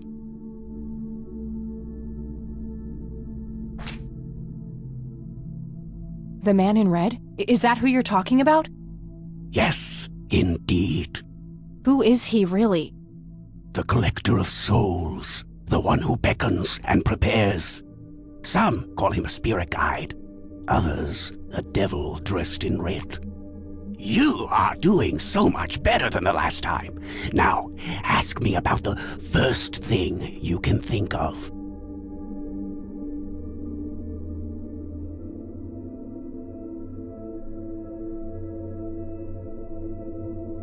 What can you tell me about the Church of the Holy Trinity? No, that's not the first thing. What happened to my grandfather in 81? Oh, poor Joseph. Wrong place, wrong time, wrong friends, wrong life. An unstoppable force meeting an immovable object. There had to be course correction, Kathy. The house always wins. What did you ask him to do? I asked him to find the source and destroy it. For me, for Lily, for all of us. The source of what? Everything. The madness, the betrayals, the limitless suffering. How would he do that? I don't know. Joseph had a plan. I found the message you left for Grandpa. You said, "It happened to you too." What did? Meeting the lights, of course. Don't you have my picture from the night in the forest? You mean this? Oh, yes. They felt so warm, so comfortable, luring me in. But when they got close, I could feel my mind split in two. I found myself with one foot on either side of the line, the thin line between hell and here. It felt like breathing through my nose with my mouth underwater. No wonder some sink beneath the surface, never to be heard from again. Was that what happened to Joseph, Jimmy? Did he sink to the bottom? I wish I knew. I'm just a man stuck with his ear up against the wall, picking up a word here and there. I'm so tired, Kathy. I can feel the lights even now. Endless static in my head, like a TV tuned to a dead channel. But what are they? Where do they come from? The cradle of obscurity. The alpha to our omega. The distorted mirror. Why are you constantly speaking in riddles? Why do you assume I have a choice? We are nearing the end. Ask me about the misguided faithful. Is the Church of the Holy Trinity the misguided faithful? They are, yes. What makes you call them that? Isn't it obvious? They believe the lights are divine. The lights are neither divine nor unholy. They are but a twisted reflection of us. The judge and the jury, our innermost child, our greatest fear. Everything we long for and desire. It's more than most of us can take. The cup runneth over. How do I stop them? You must go to their birthplace, their source. You must go to the cradle. It's the only way to save your friend. What? Are you talking about Eileen? Yes, she is being claimed. She's in great danger. You have to go back, Kathy. Les! I need more than that, Jimmy. Les, help!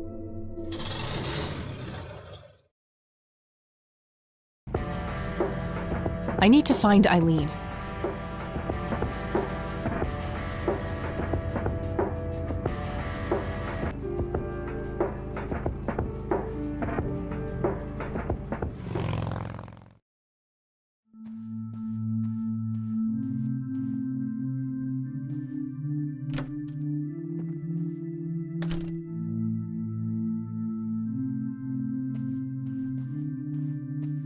Isaac's desk. There might be something useful inside. Found a large old key in here. Hey! What are you doing in here?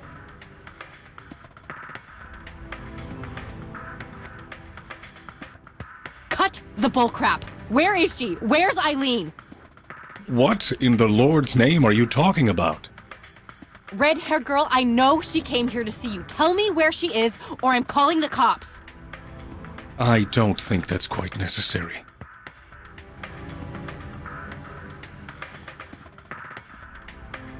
Breaking and entering, are we? You don't understand. My friend has been kidnapped. Funny story. Hands behind your back, now! Ugh, you gotta be kidding me.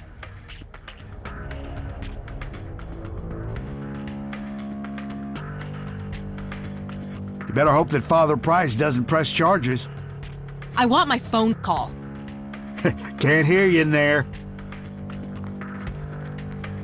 You are such a fucking prick. Enjoy your little vacation. I know I will. Well, this blows. And I smell like goober. Fan-fucking-tastic. I need to get out of here. Who knows what that freak is doing to Eileen right now? Looks like the mop is within reach. Maybe I can make some use of it. Okay, now what? Worth a shot.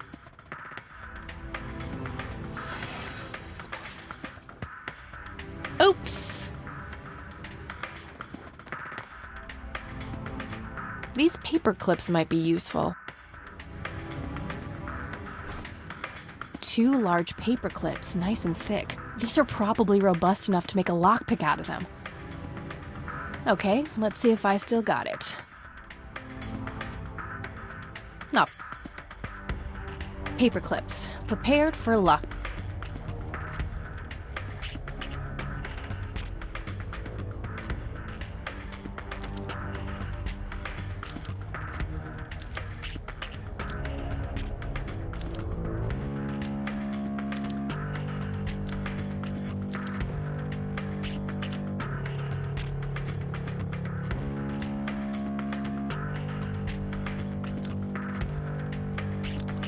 I'm so good.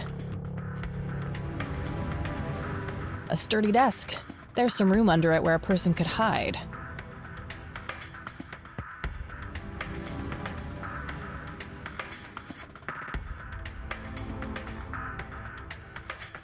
An axe, a sledgehammer, and a brilliant idea to leave those lying around next to evidence lockers and locked cells.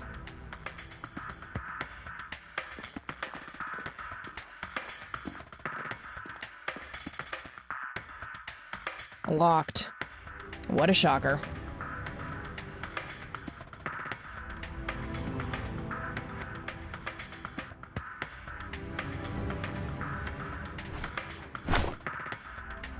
A sturdy desk. There's some room under it where a person...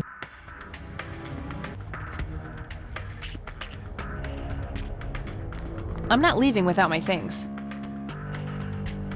I saw Lenny put them in that big locker over there.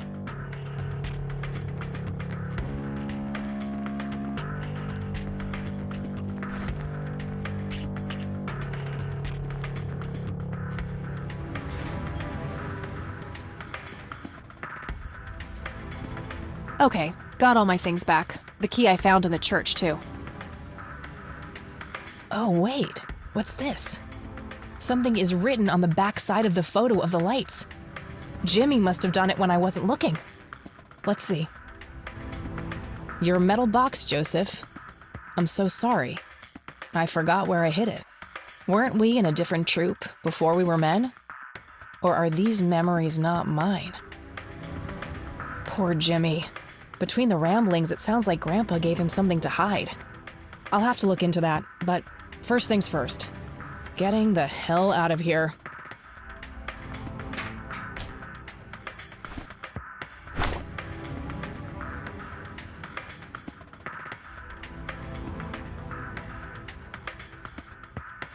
I need to do something about Lenny.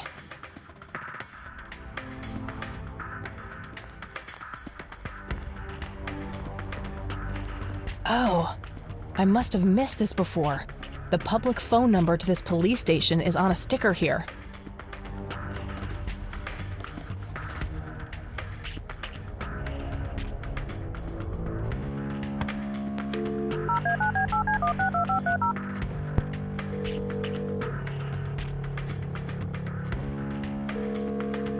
This is the Conwell Springs Police Department. How can I help you?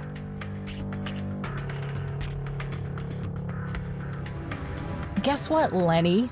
I escaped. What? Is that you, Kathy? In the flesh. You guys really suck at your jobs, you know that? How is this even possible? Where are you?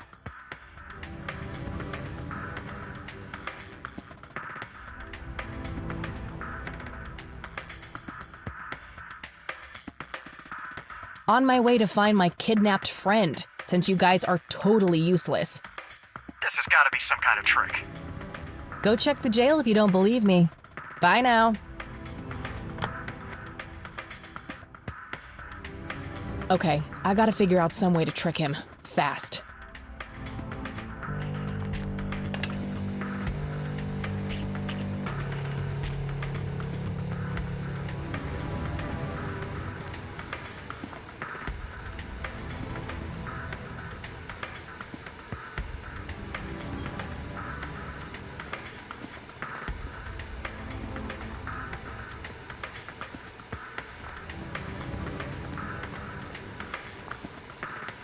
Oh shit, oh shit, oh shit.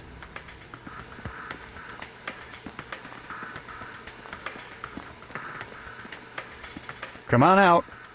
I know you're hiding in there. What the heck?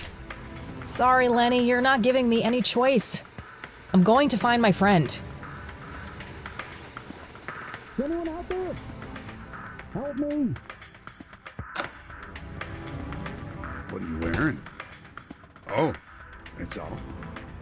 Well, I happen to know a fella who likes leather. Ew. Yeah. Now that's a very good girl.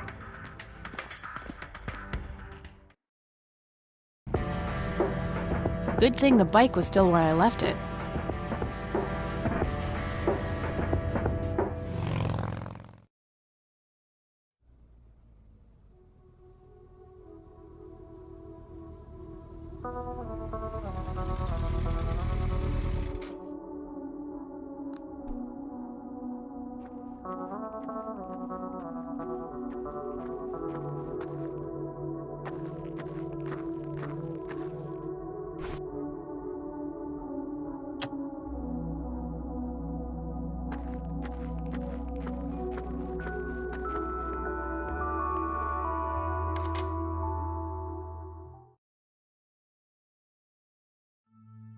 Create in me a clean heart, O God, and renew a steadfast spirit within me. And the Lord replied, I will give you a new heart and put a new spirit in you. I will remove from you your heart of stone and give you a heart of flesh. I have swept away your offenses like a cloud, your sins like a morning mist. Return to me, for I have redeemed you. Arise, shine, for your light has come, and the glory of the Lord rises upon you.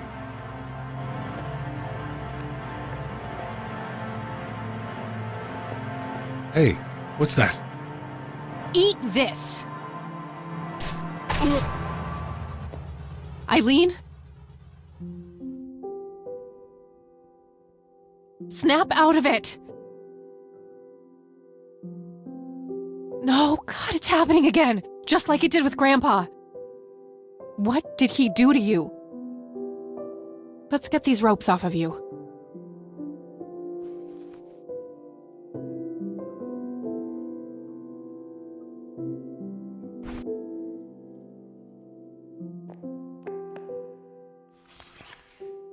That should do it. He's knocked out cold. He had a key on him. It looks a lot like the key I found in the attic. Maybe they're somehow related. I better go get some help now, before he comes to.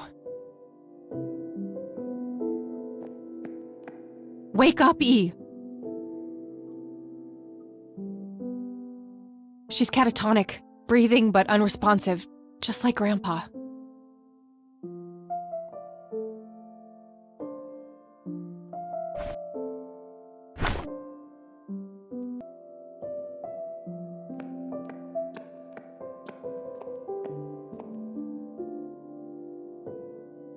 All right, we'll take it from here.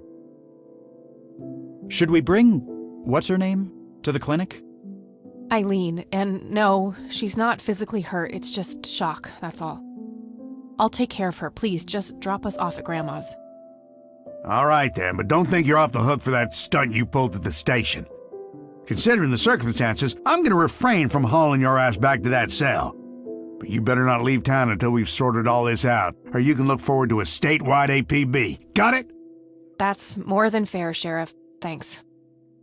Good. Come by the station when you've dropped off your friend. We'll need to take your statement. I will.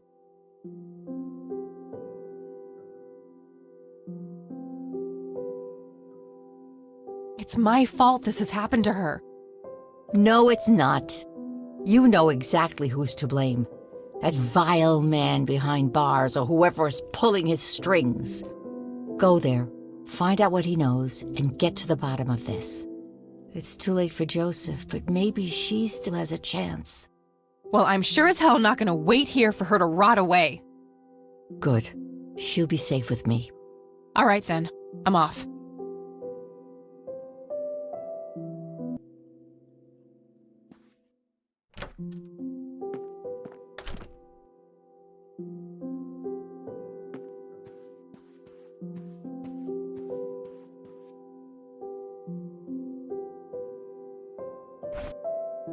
A small key with a tag attached, labeled Storage A5. This must open some kind of storage unit. Maybe there's a self-storage facility in town.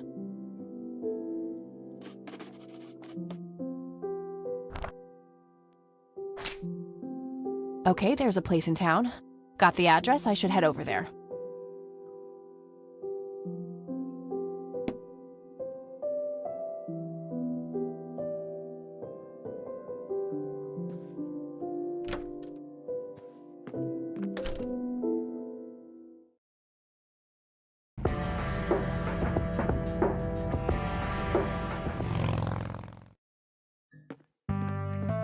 Storage A5. This is it.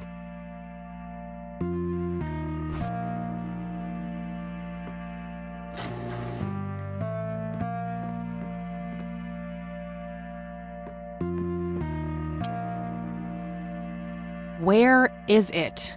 Was he trying to uncover something in these paintings? I guess he felt compelled to tell the world how hard he was looking for something. Lunatic.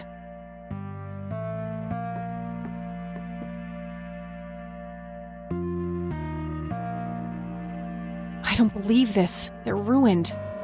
He must have used that paint thinner on the paintings. That means there's only a single painting left. The one in the cabin. This might come in handy.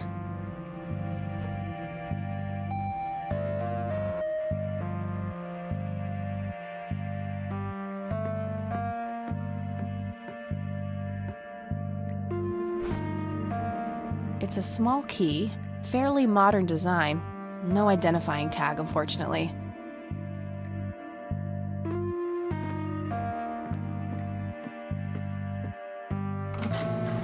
Aha!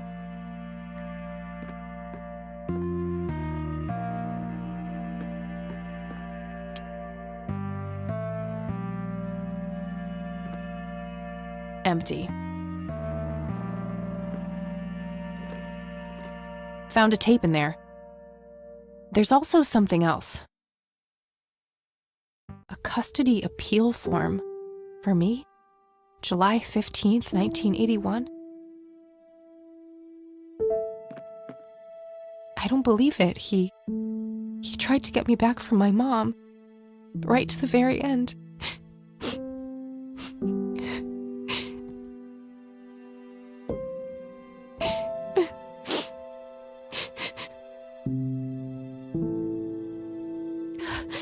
Pull yourself together, Kathy.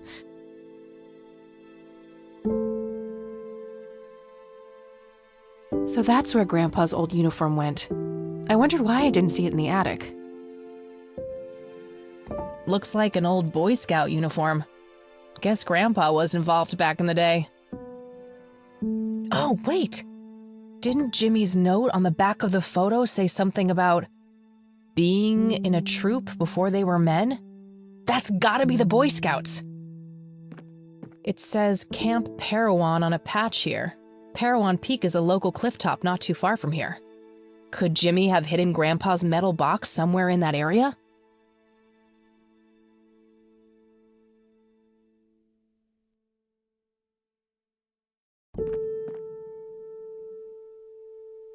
Nothing useful. Just some old newspapers in those.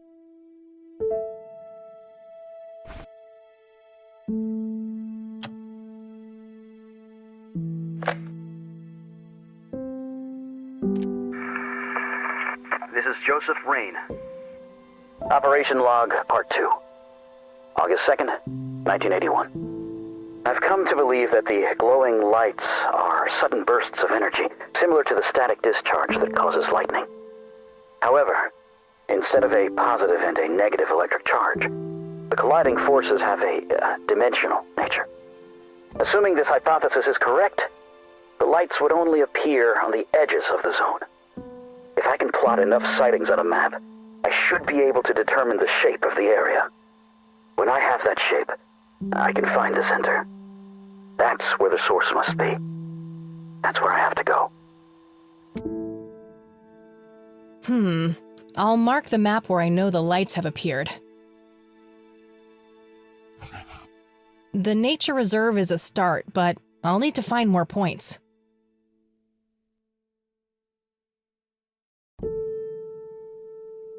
It's the nature reserve, where the smoky lights were photographed.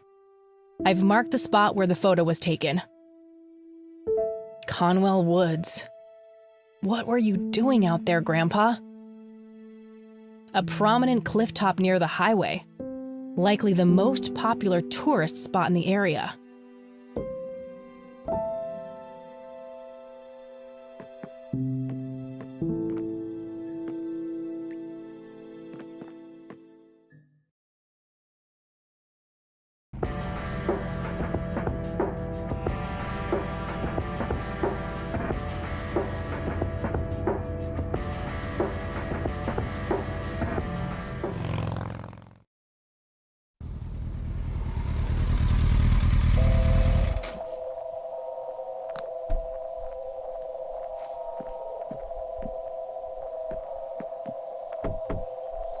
Anybody home?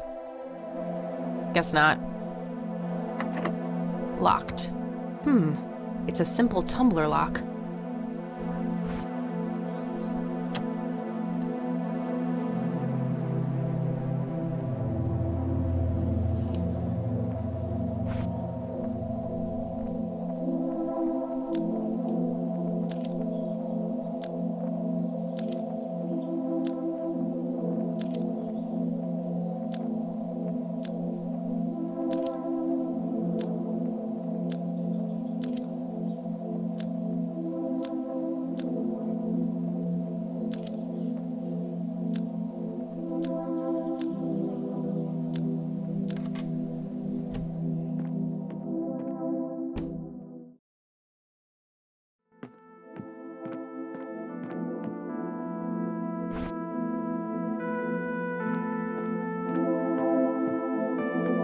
Sorry, Sue.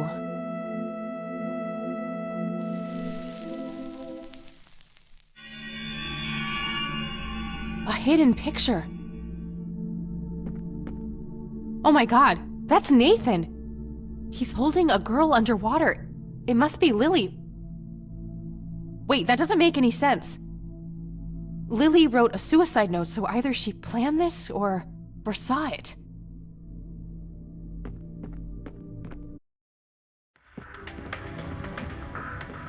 I knew you were trouble. Sue, I found something. It's horrific. Spare me. I invite you into my home, and this is how you repay me? Breaking in here, sticking your nose where it doesn't belong? Just look at it. That's your son. That's Nathan. You think I didn't know? What kind of mother you think I am? Wait, you knew? For how long? Long enough. Now it's time for the lady with the gun to ask the questions. Okay, relax. Whatever you want. Good. Now who else knows about this?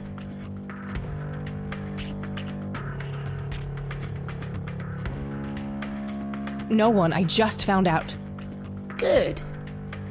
Now, we're in kind of a jam, aren't we? How do I know you won't squeal on us as soon as I let you out of here?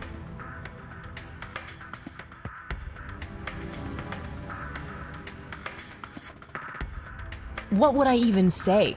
That I found this creepy painting of a murder that happened 2 decades ago? You'll figure something out. You're so fucking clever, aren't you? That's not the word I'd use considering the situation I'm in. I suppose you got a point there. If this ever gets out, you know he'll be put away. They'll lock him up in some horrible institution.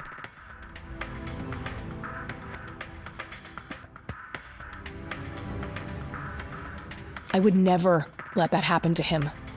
That's so. You already let that happen to your own damn mother. You expect me to believe you give a shit about us? Mom was different. Believe me.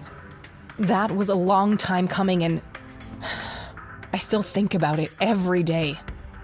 Look, Sue, the only reason I'd ever tell anyone about this is if I really thought Nathan was dangerous. You're telling me he's not? That boy wouldn't have hurt a fly. The only way he could have done such an awful thing is if his sister pulled him so deep into her world of lunacy, he didn't know up from down.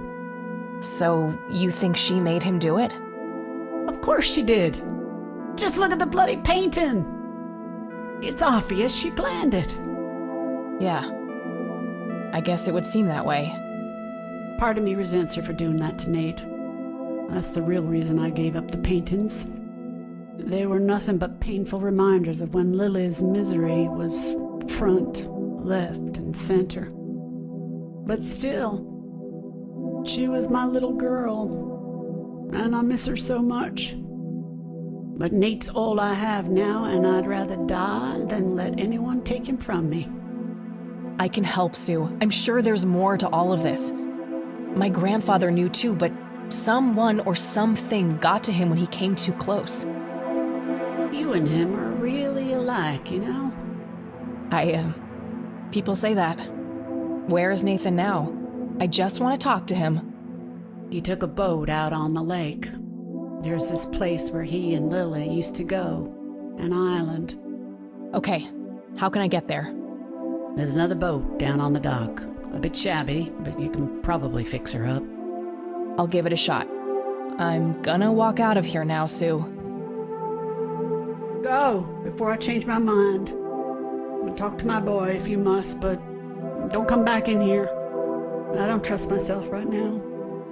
You take care of yourself, Sue.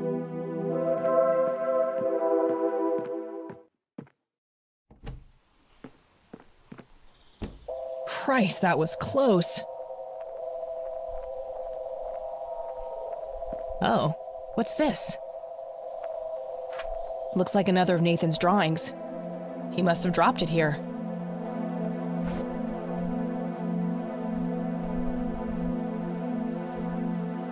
Lily is truly menacing here. Is she scolding Nathan or telling him to do something?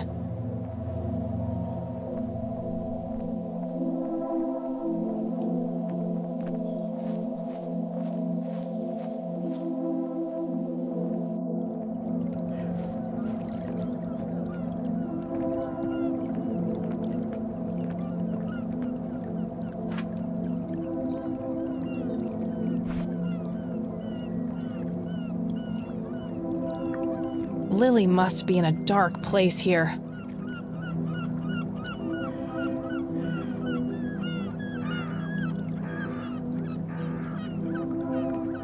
This boat must be what Sue was talking about.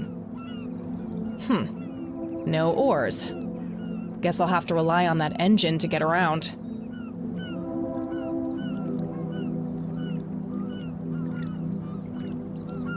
I should go and have a look at the boat engine first. Alright, let's see here. Well, crap, the tank's empty.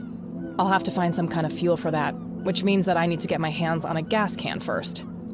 Looks like one of the spark plugs is busted too. I'll take that with me.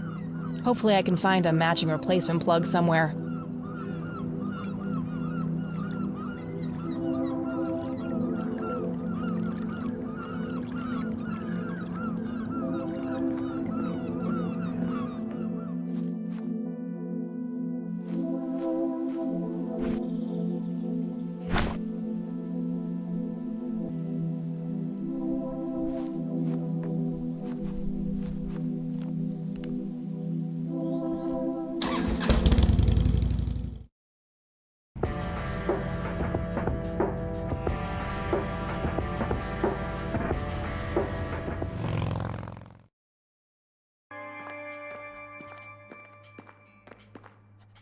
Hey, you're back.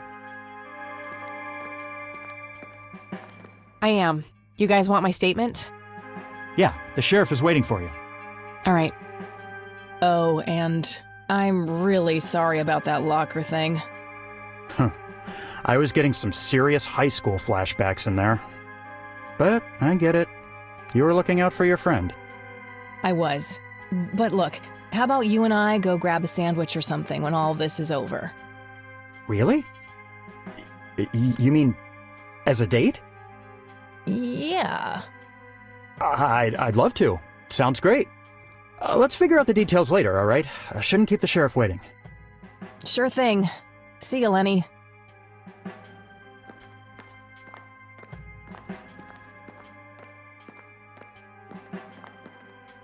Let's talk, Sheriff. And that's when I found that creep with her tied up in the crypt. Jesus. I had my suspicions about that church, but I never thought it went this deep. Yeah. So, what happens now? I'll call the judge and get a warrant. We find anything else, that bastard won't get away with it. Okay. Can I go talk to him? Go ahead. Ask Lenny to go with you if you need him. Will do. Thanks, Sheriff. Think nothing of it.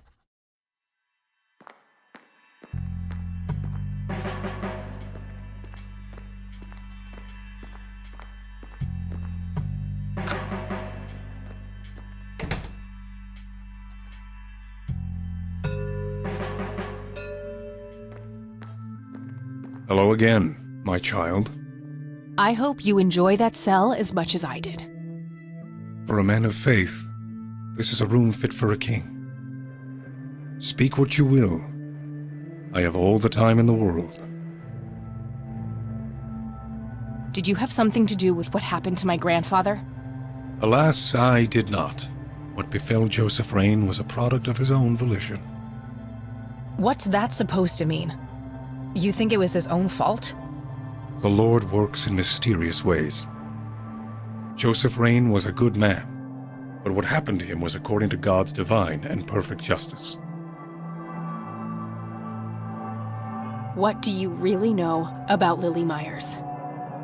Oh, the drowned girl is a conundrum. God gave her the gift of prophecy, a blessing and a great honor. In return, she spat in God's face, cursed him for what he had done, and mocked his design by taking her own life. You're wrong about that. She made her brother do it. Suicide by proxy. Tricking the slow of mind into committing sin for her? Her wickedness was even greater then. Alas, there is no hiding from God. Her soul knows only fire and brimstone now. Why did you destroy Lily's paintings? Is that what you think I did? They looked pretty ruined to me. Like an ignorant child. You look only to the surface, and not on what lies hidden beneath. Are you implying that the paintings contain some hidden message? Oh yes. Lily was special in God's eyes. A chronicler, a bestower of wisdom. As an emissary of God, it is my duty to unlock the divine knowledge in her work for all of mankind. What is your church really about, Isaac? What are you trying to accomplish? The same as any other church. All we want is the salvation of mankind. By any means necessary? Clearly kidnapping isn't out of the question. Unnecessary evil. I look at the bigger picture, the greater good. One day you'll understand. You are quite obviously brainwashed. I'll stop you, if it's the last thing I do. You can try, child. I have God on my side. Who is the man dressed in red? No one that concerns the likes of you. Wait, so you do know something about him? Certainly, but that knowledge is not to be shared with unbelievers. Tell me what you did to my friend, Isaac. I offered her to God, and the Lord accepted her with open arms. If she is pure of heart, she will rise again, like my father did. Wait, the same thing was done to Father Bill? Oh yes, he was the first, the Alpha. All others followed. So what? You offered up Eileen to this god of yours? She is but one of many. I guided them all to the stairs of judgment. Wait, so you were responsible for all those people disappearing? Going crazy?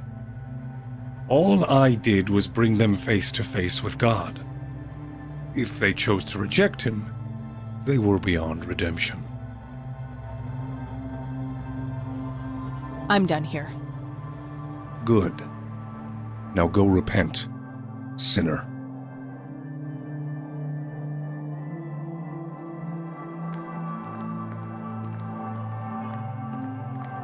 I'll just borrow this for a while.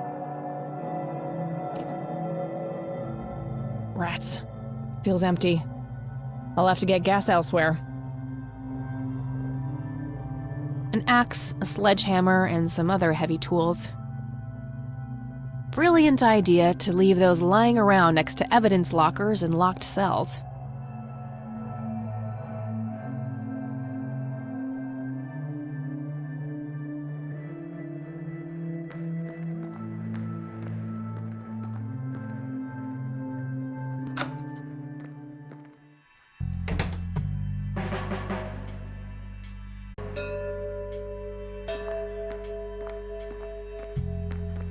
Don't beat yourself.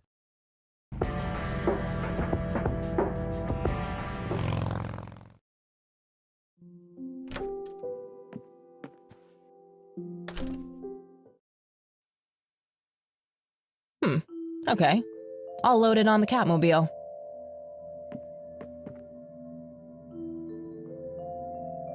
All right. I'll have access to the metal detector anywhere now.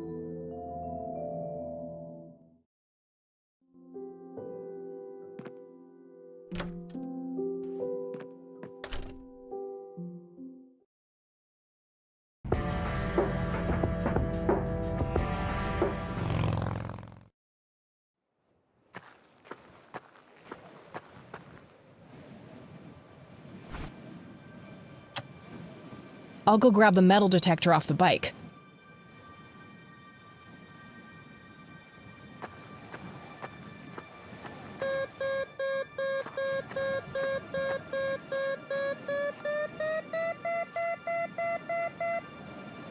Got something. I'll mark the spot on the ground. I'll go and put this back on the Catmobile.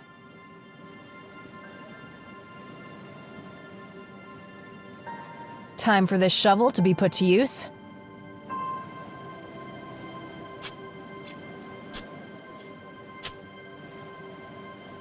There was a metal box buried here.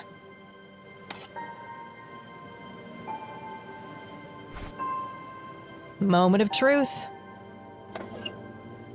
There was a whole bunch of cassette tapes in the box. Most of them are in really rough shape, though.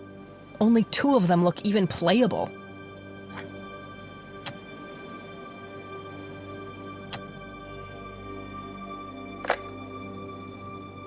August 6th, 1981. I've come to understand that the environment in the source is formed by the mind that inhabits it. That's essentially how the so-called mending operates. I also believe that certain objects in the real world can survive the transition. These things are made of strong materials, often metal, and can potentially be used to create a form of a discrete pathway. However, to do that, an item must be innately imbued with a mutual significance for both subjects. A shared truth.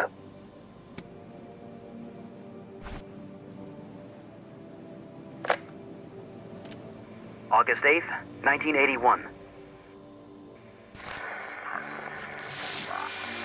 Along the outer perimeter, I've determined that some kind of endothermic reaction is taking place. So it's important to be observant of changes in temperature. Find the source. By severing the link, perhaps I can save them. Jimmy and all the others. Reoccurring dream. I'm standing in front of a huge black hole in a clearing in the woods. There's a man dressed in red, urging me to jump. I'm afraid to, but I take the plunge anyway.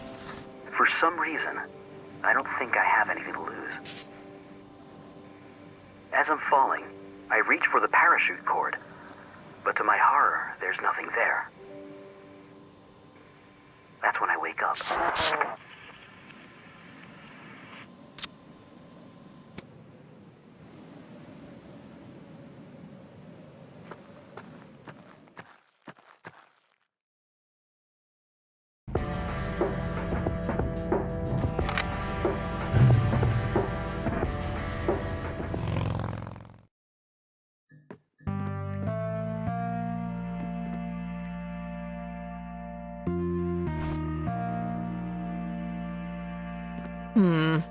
Let's see here.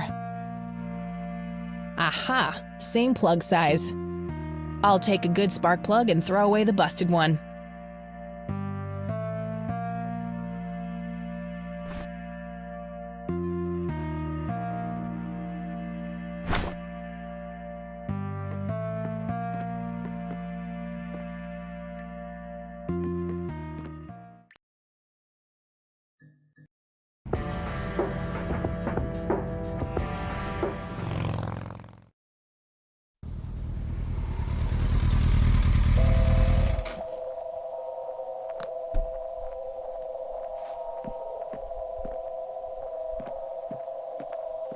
I'll just borrow this for a while.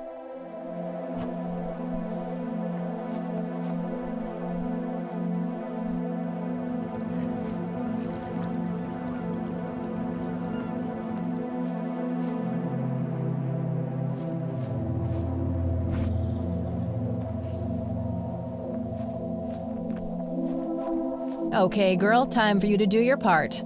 Good thing I topped you up at the gas station this morning.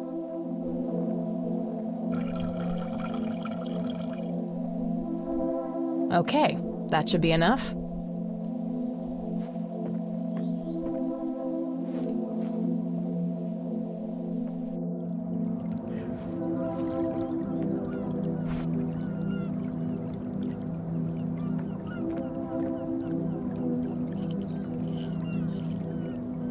Fits like a glove.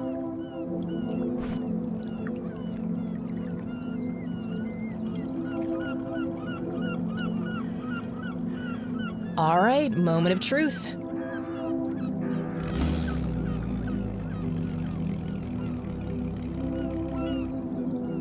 Yes.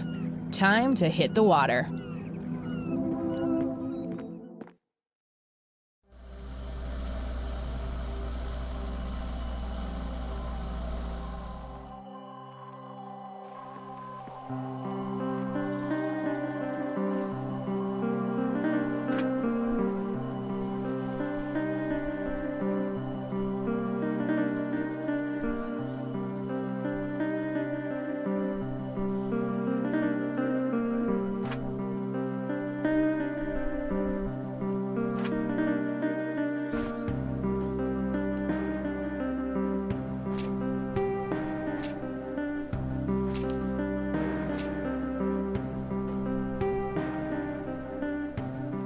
Nathan!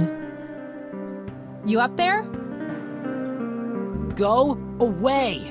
No girls allowed! Well, that went great.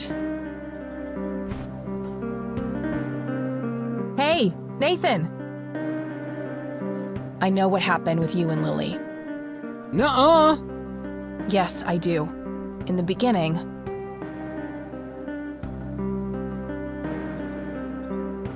you and your sister were happy and carefree. You both enjoyed drawing. Then, one day, you met the strange floating lights in the forest. After that, Lily started painting scary things. And then, Lily became angry. She wanted you to do something. In the end, something terrible happened, and Lily drowned in the lake. I had pruny fingers. Yeah? It's hard to hear you up there, Nathan. Can you come down? Okay.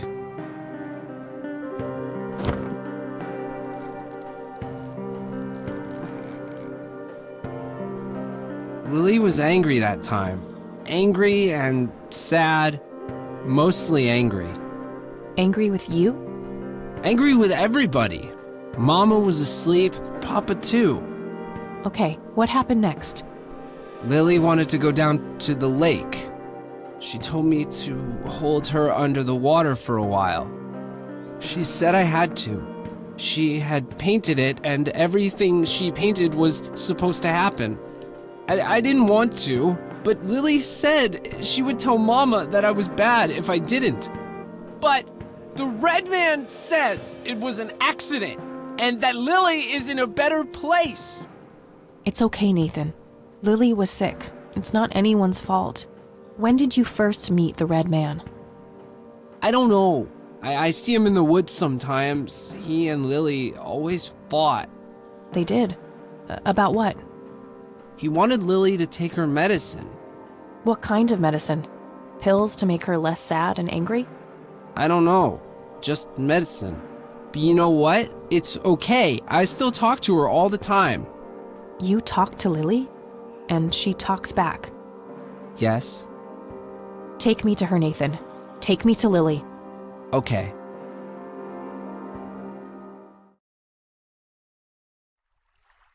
So, what are we waiting for? Shh! They're close!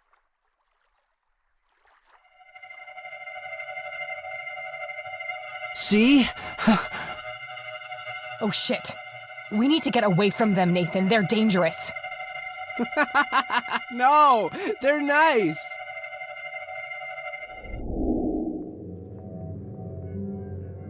Poor little Mender met her end, witnessed so much she couldn't comprehend. Claimed by the lake, she screamed to her god, struggled for air as she twisted and clawed. But all was in vain, and her cries went unheard. 'Twas a heartbreaking theater of the absurd.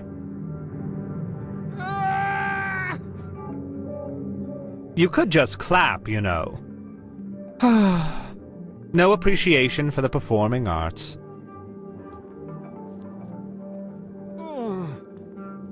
There. You're being dramatic. Is it all those secrets piling up behind your face? No pain, no gain. At least that color looks good on you. Well then, it's always a pleasure, Bill. Jesus. Wakey, wakey! They're gone now. You know what, Kathy? What? I'm hungry. All right, Nathan. Let's get you home.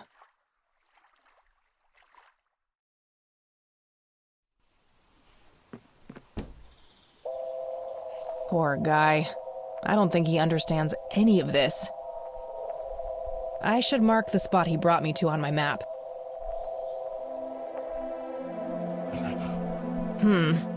2 points can make a line, but that's not really a proper shape yet.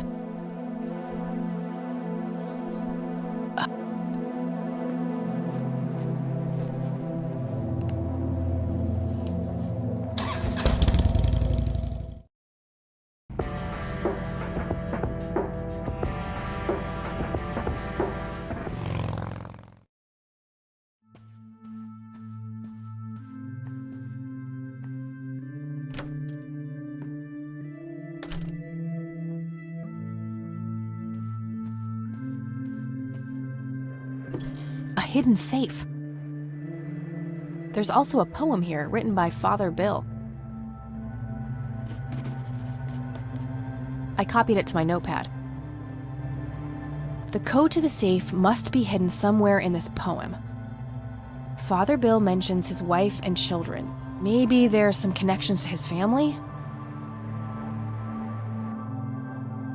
I'm sure there's a hidden meaning in this, but I think I'm missing something in order to make sense of it.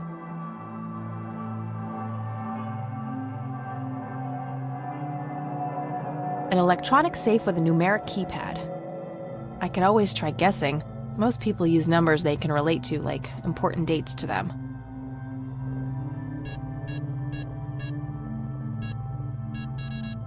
Six-digit code. Good to know.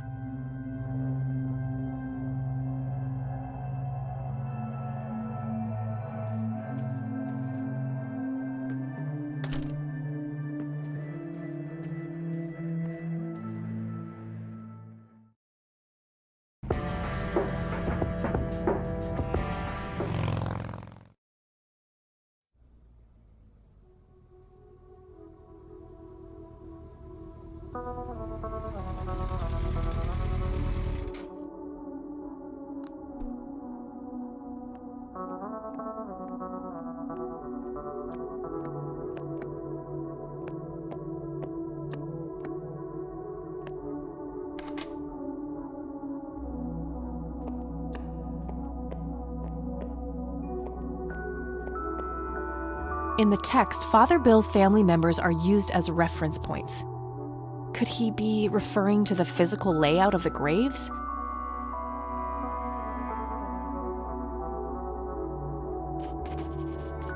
I copied the grave layout to my notebook next to the poem.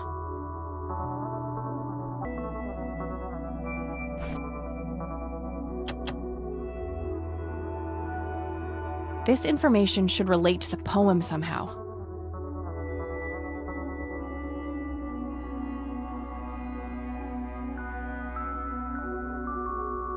Of course! The sign of the Lord! Some of the graves can form the shape of a cross. Now, if I can only figure out which dates are relevant.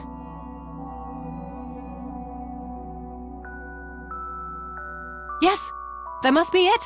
3 dawns mean 3 births, and they're all adjacent to Father Bill's grave. I'm sure I'm close now. I just have to somehow narrow down these to the correct number of digits.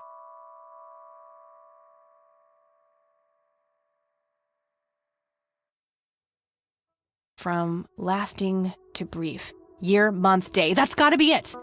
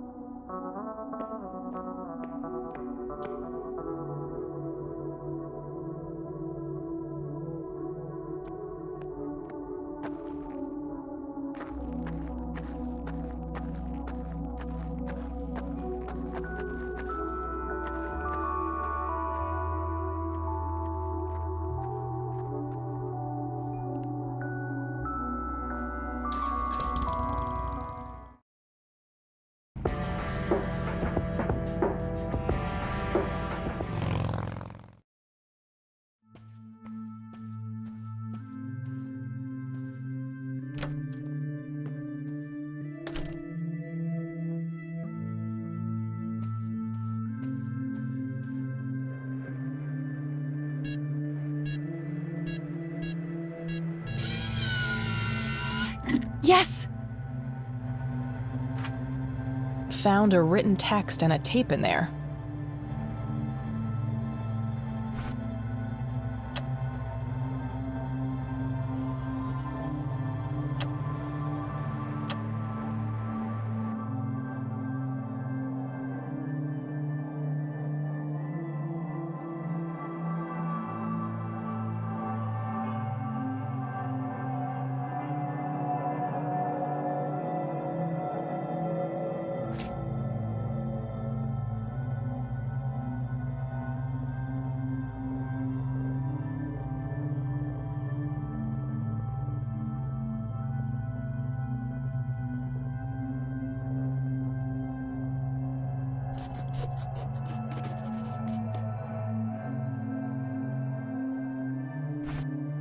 Standard microtape, no label. It should play fine in Mr. Dicto.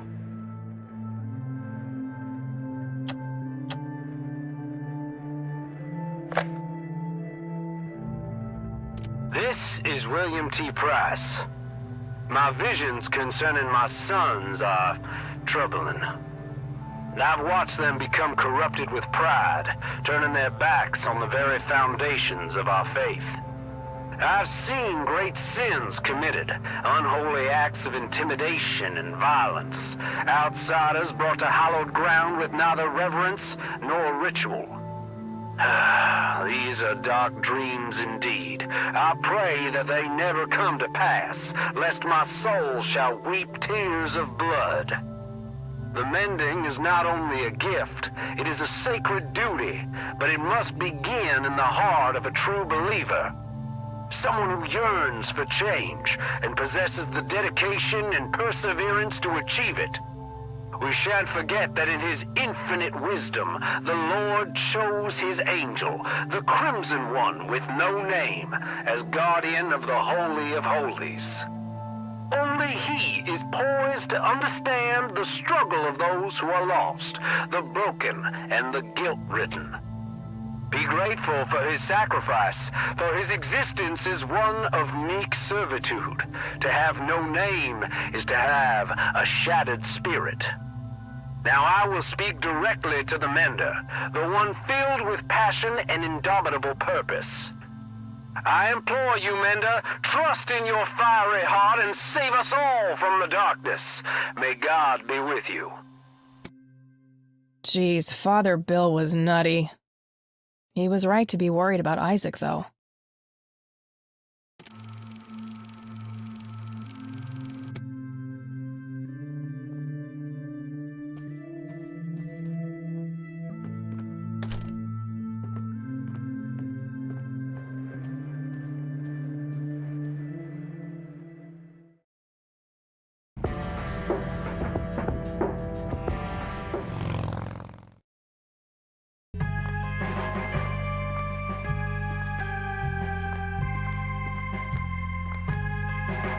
Hey, Lenny. Hello, Kathy. What's up? Nah, I don't want to ask him about that. They already arrested Isaac. There's nothing more to say. Well, gotta go. See ya.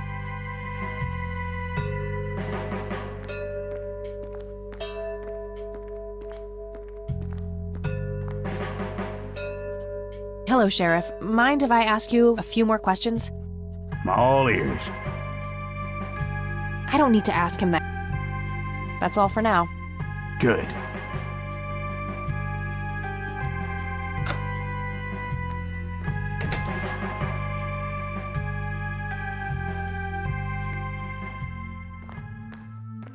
I have more things to say to you. Speak what you will, godless one.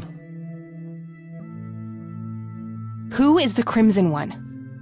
No one that concerns the likes of you. Wait, so you do know something about him? Certainly, but that knowledge is not to be shared with unbelievers. I'm done here. Good. Now go repent, sinner. Listen to this, Isaac. This is William T. Price. My visions concerning my sons are troubling. What is this? I've watched them become corrupted with pride, turning their backs on the very foundations of our faith. I've seen great sins committed, unholy acts of intimidation and violence, outsiders brought to hallowed ground with neither reverence nor ritual. These are dark dreams indeed. I pray that they never come to pass, lest my soul shall weep tears of blood. I don't believe it. Father saw all of this coming. God, have I strayed from the faith? It's not too late to redeem yourself, Isaac. I've met the Crimson One. We're on the same side. Preposterous! No one has witnessed that apostate since Father's death. I've been praying for his return for years. I've walked the sacred path. I've been atop of the cliff where the holy lights first graced Father's presence, yet they elude me, and so does the Crimson One. My faith never faltered, but in his absence I have had no choice but to assume the divine work myself. You believe that you are carrying out the work of the Crimson One? Don't think I can't hear that mocking tone of yours. I will speak of this no longer. So Father Bill saw the lights on a cliff. Was he talking about Parowan Peak? Probably worth going there and having a look.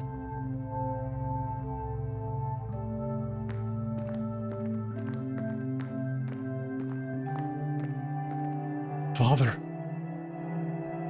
have you abandoned me? I will atone for my sins, I swear it. God, have mercy on me.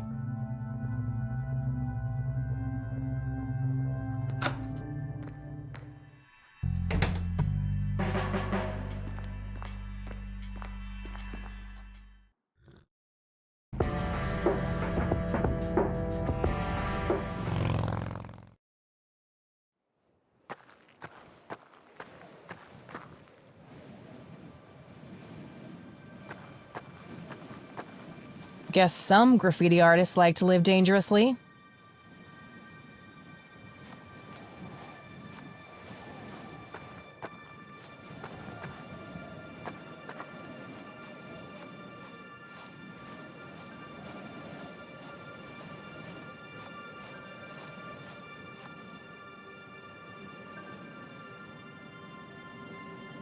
Wow, what a view. So, this is where Father Bill saw the lights. This is where it all began for the church. Not much of interest up here. I guess I'll just mark the point on my map. Wait. It's a triangle. The lights were spelling it out all along. And there's the center. That must be where I'll find answers.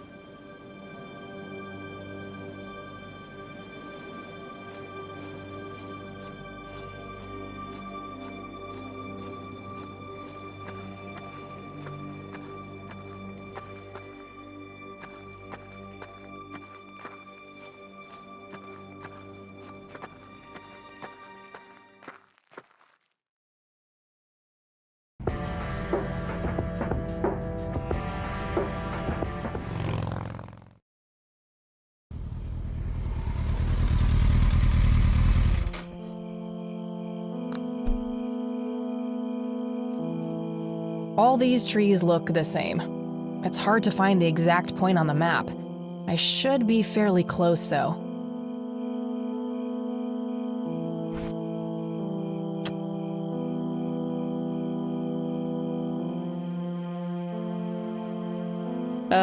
No.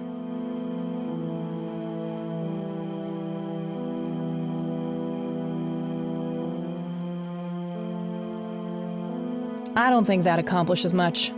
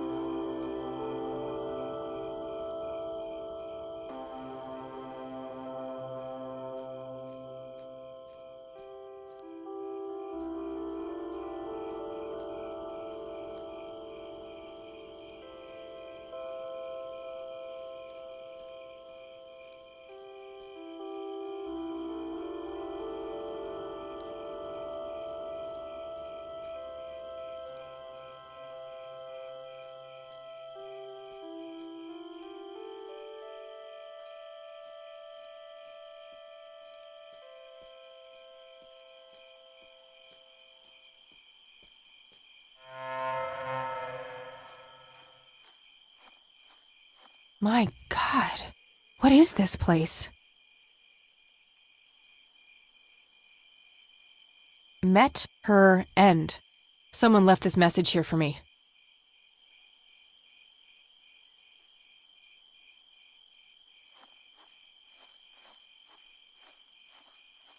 It's the red scythe flower.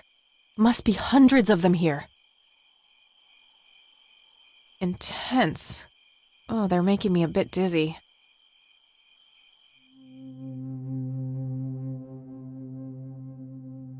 Greetings! You again. Me again. You better have some answers, Crimson One. All in due time. Your friend is being claimed by the darkness. She's standing on the brink of the abyss as we speak. Are you talking about Eileen? Yes. If you wish to save her, you must descend. Why? What is down there? The tribulation, the reflection of the soul. We call it the mending. Who's we? My kind. Are you capable of giving a straight answer? What does your kind actually want? All we want is for you to take your medicine, Kathy. For you to grow and be happy. If that's the case, why were all those people hurt? Lily, Jimmy, Grandpa? You misunderstand. What one wants and what one is able to do are two different things. Happiness is not a one-way street. It cannot be given, only earned. Your grandfather understood that. He embraced it. Wait, you saw Grandpa? Oh, yes, right here. He was a tortured soul, desperate for some kind of meaning after losing the light of his life. He sought the power below, the vessel of redemption. But Grandpa didn't make it. He failed. How could I succeed when he wasn't able to? He was so much stronger than me, so much braver. Is that what you believe? Perhaps you don't know him as well as you think. But why me? Why are you making me do this? Because you so desperately need it, Kathy. You're haunted by your past, by all these painful memories long forgotten. They follow you like a shadow, pulling you down. They taint your every thought, impulse, and deep desire. It is foul to us. This is crazy. I could just walk away, get on my bike and drive, forget I was ever here. There's nothing stopping you. Eileen. I can't leave her like that.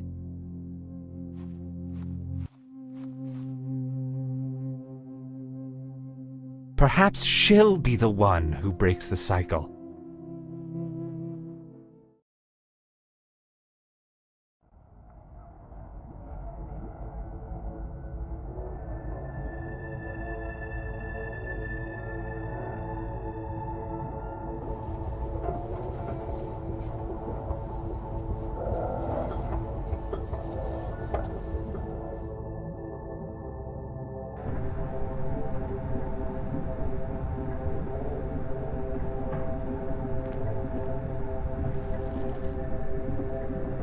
What have you gotten yourself into, Kathy? Hey, where'd all my things go? My pockets are empty. Oh no, wait. The penny is still there for some reason.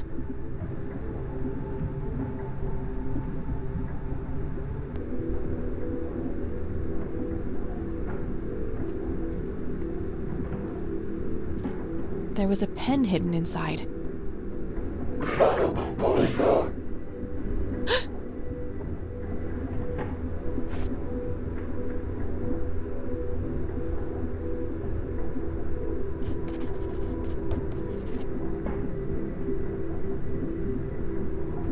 What the?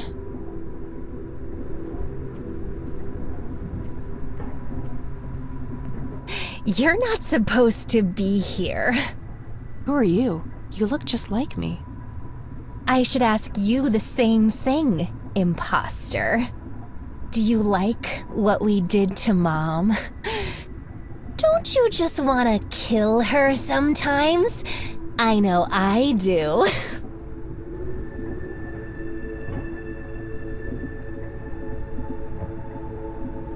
What the hell are you talking about?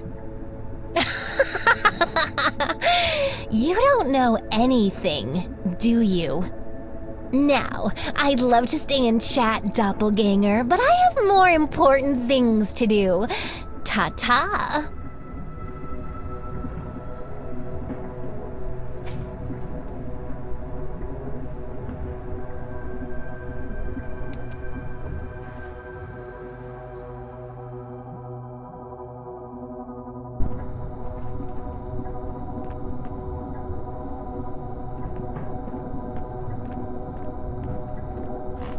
There's a cluster of vines growing here. Could be used as a rope, but I'm not sure what for. I don't even want to think about what happened there. A jukebox. Broken by the looks of it. Nothing is lit up.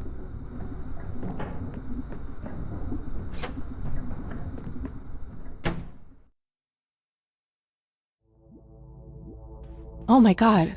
Mom? You're here?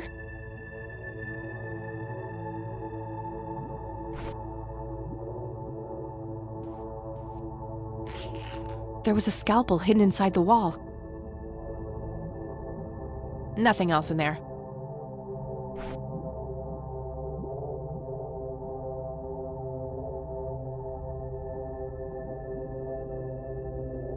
Mom, can you hear me?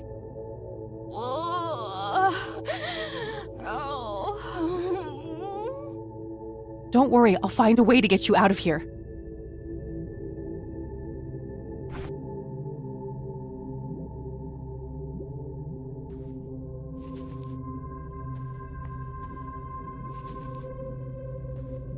There you go, Mom.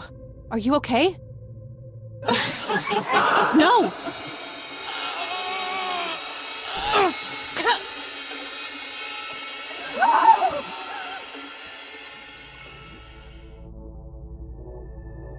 Mom! No, what have I done? I forgive you.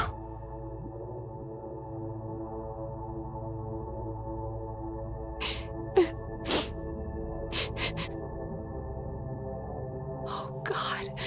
Get me out of this place.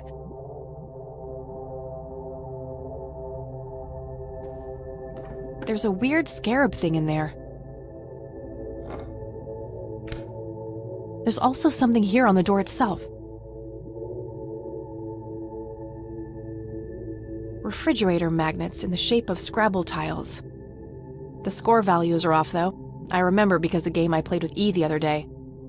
Hopes in jar, an inkier heart, rule me nemesis. Not sure what to make of it all.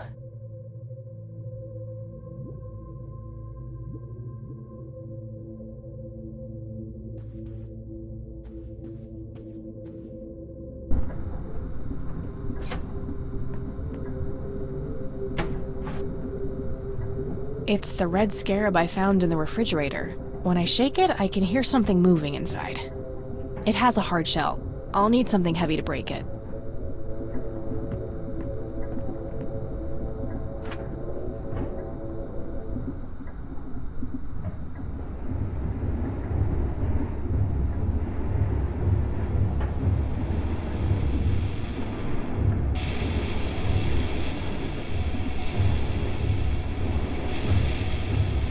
You killed Mom! That wasn't Mom, it was some kind of monster. We're all monsters to you, aren't we? Kill her, Dad! No, it can't be.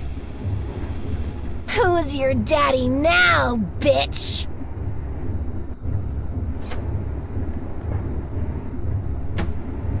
Stay away from me!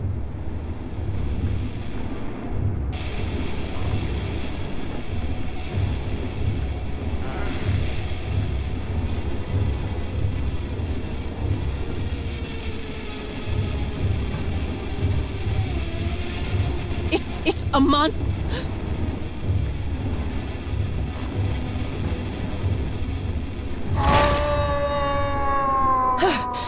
Good riddance. I've been angry with you for as long as I can remember. I've hated you more than words can say. I will never forgive you, Dad, but I'm done being angry. I'm done with letting you have an impact on my life.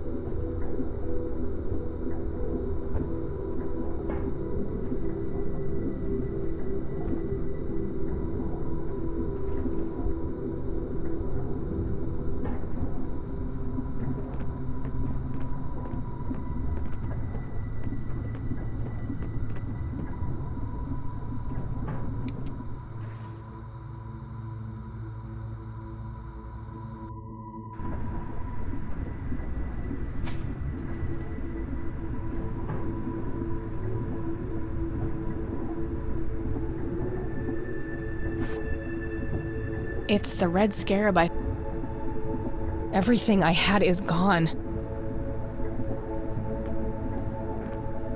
There are 2 padlocks here. One requires a key, the other is a combination lock.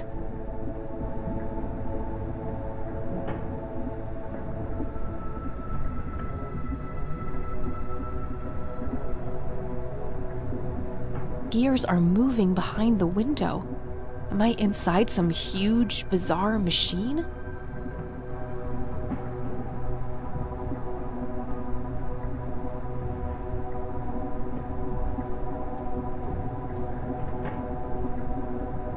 No dial tone.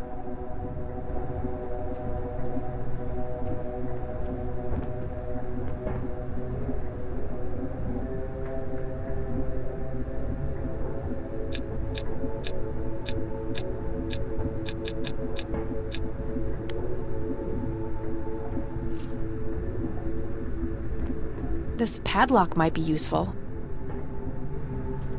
I don't think I need to use the chain itself for anything right now.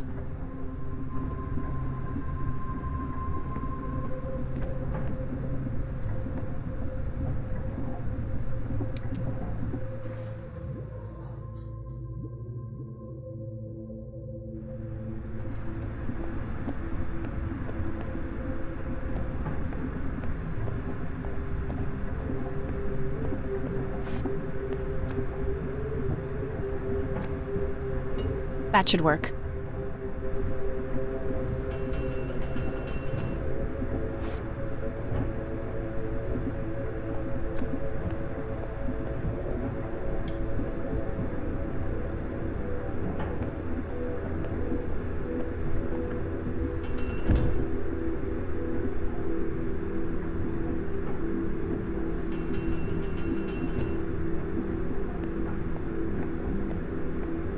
There was a key hidden inside the scarab.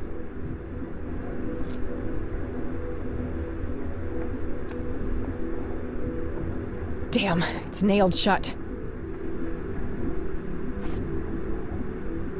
No, I don't think the penny should go there.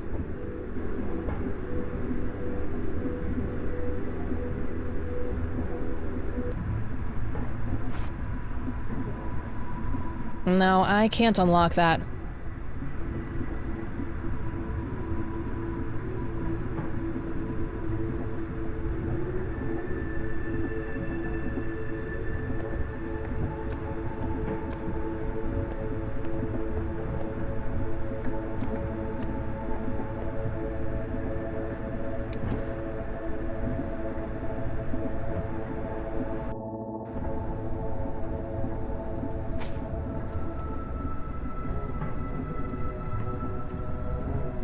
A single padlock remains, but it needs a key.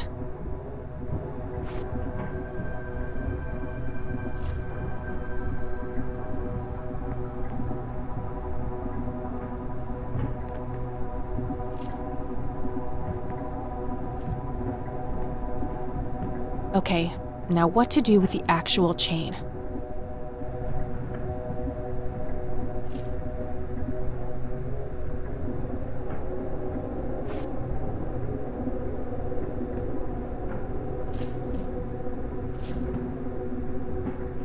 All right, we should be good to go.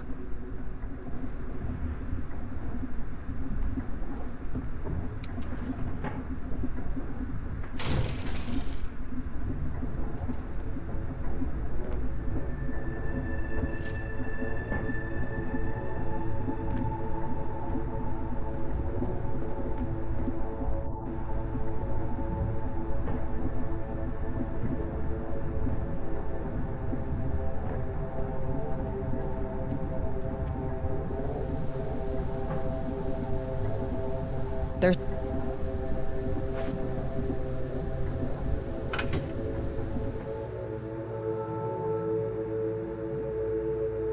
No, it can't be. Grandpa! It's so good to see you, Kathy. You found our shared truth. Well done. Is it really you? You've been here for all this time? It hasn't been that long from my point of view. I've missed you, Grandpa. I wanted to come back so many times. I know you did. I've been watching you every step of the way. I found out how you tried to get me back from Mom and everything. I just wanted you to be safe. I wanted what's best for you. Can I get you out of here somehow? I don't know how all this works. I'm afraid that's not possible. Upon my death, I knew I was finally free. I felt myself pulled away from here. But then I saw you on that screen. I chose to remain until we could meet. One last time. What is this horrible place, Grandpa? I feel like I'm dreaming, but I'm not. I don't even know what's real anymore. I can only give you my pointless theories, which range from everything between divine punishment and a mindless force of nature. What truly matters is not what it is or where it comes from, but what it does. It takes each of our fears, every source of guilt, and turns them against us. When I came here, I had hubris. I thought I was the one who could beat it. I thought I could kill it somehow. Like all those men I butchered in the war. I was wrong. So, it's pointless. We can't stop it? I believe there is a way. The red flowers, Kathy. I've come to understand that they anchor this realm to the real world. When you make it out of here, you need to destroy them. You need to burn them all.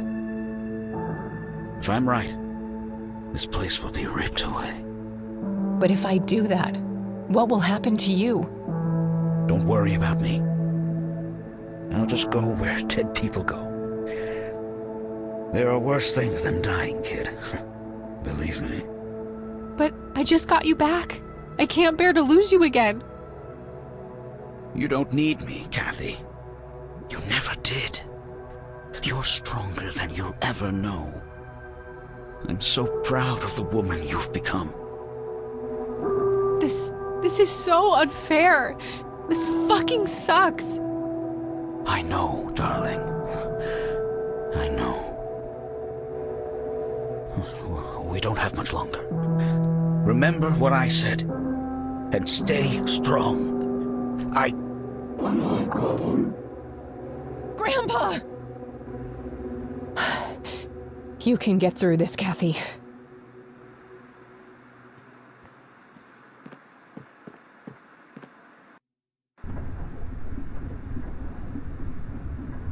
The vines are covering the exit. There's no going back that way.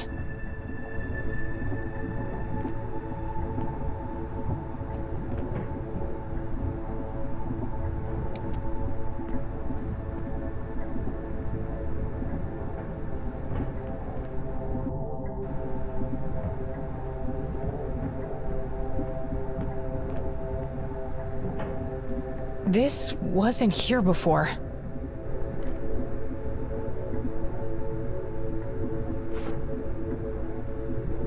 It doesn't respond to the remote.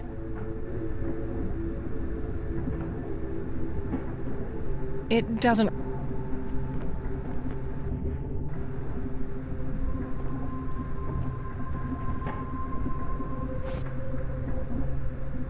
It doesn't...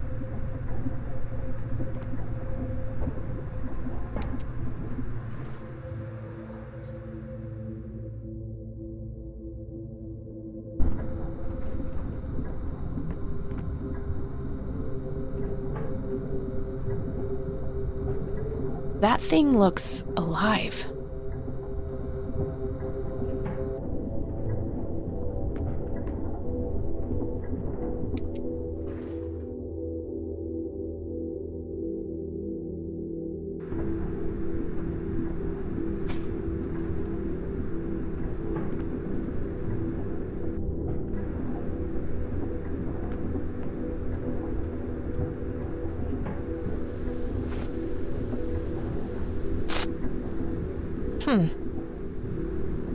Looks like a crowbar, taped on some kind of wooden surface.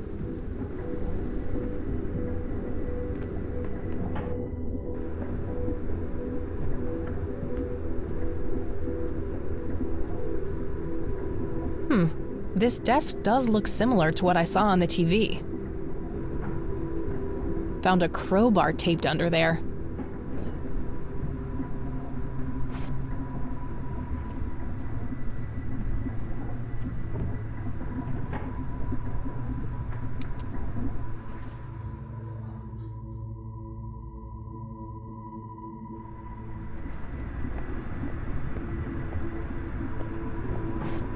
Solid iron.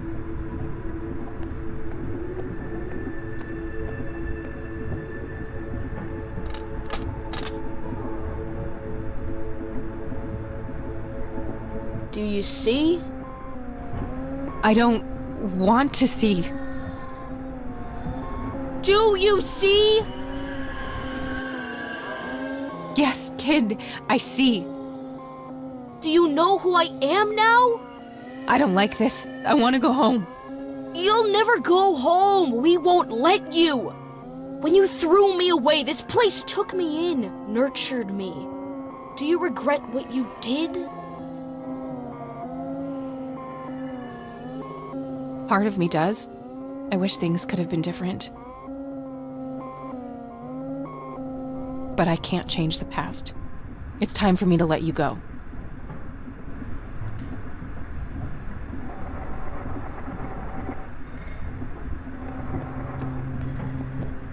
Bravo! Bravo! Is this what gets you off? Tormenting people? Watching them squirm? Oh no! Our only delight is watching you burn away the pain and rise from the ashes. And oh, how you have risen, Kathy. If you're so fucking pleased with me, let Eileen go. Oh, well, here's a little secret. Eileen Summers was never really in our grasp. Souls of her nature are like greasy little piglets to us. They keep slipping away. We are only concerned with those who truly long for our embrace.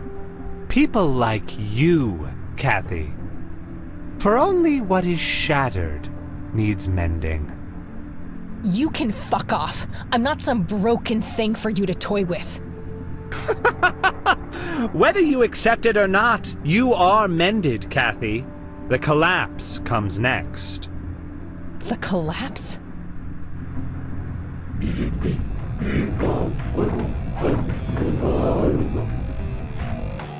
Hurry now, Mender. The path is clear, but your bubble is about to burst. I have to get the hell out of here.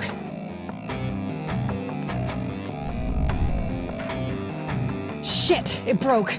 I can't get all the way down.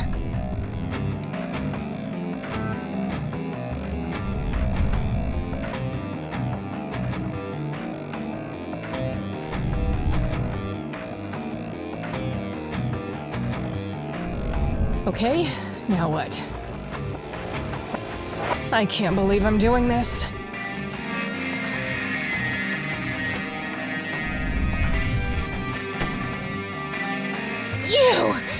You have ruined everything! Why do you hate us so much? What did we ever do to you? You again. I'm getting sick of your bullshit. And I'm not afraid anymore. I see you for what you are. You are nothing but a fearful little child, and there is nowhere left for you to hide. Get the hell out of my way. No! You look a bit pale. No! I am the original! I am! This can't be happening!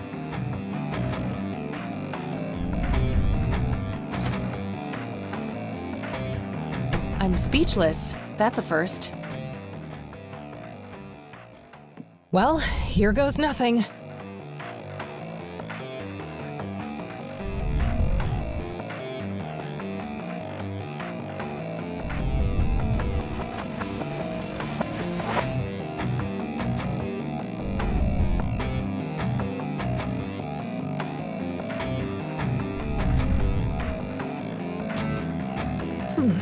What if the graves can be pushed in like buttons?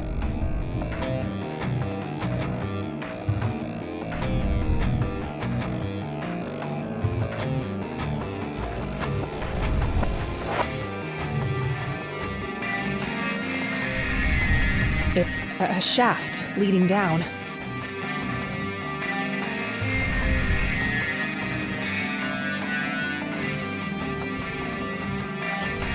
Ah, shit. Just a little bit longer, Kathy. You can make it.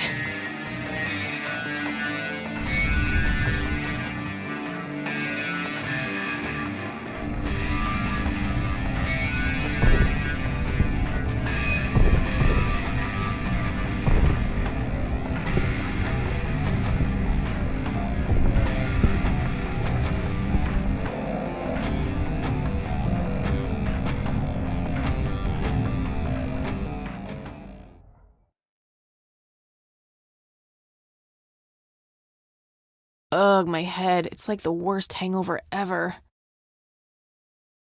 I need to stay focused. Burn them all, Kathy. Burn them all.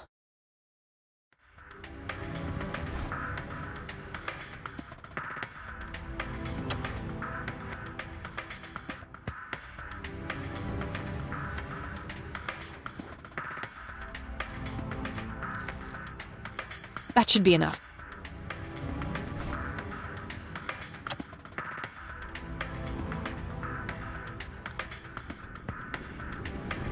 Oh, damn.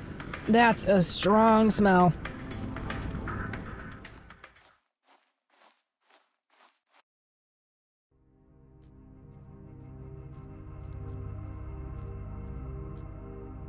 Shit. Should have stayed clear of that smoke.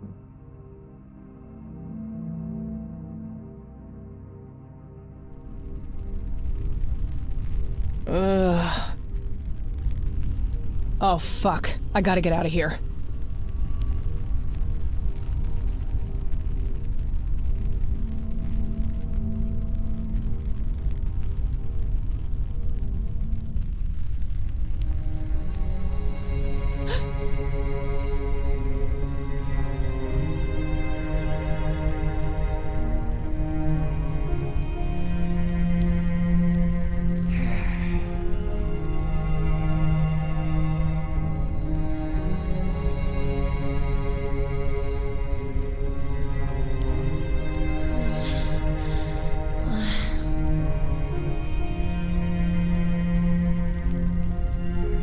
Oh, thank God. There you are, girl.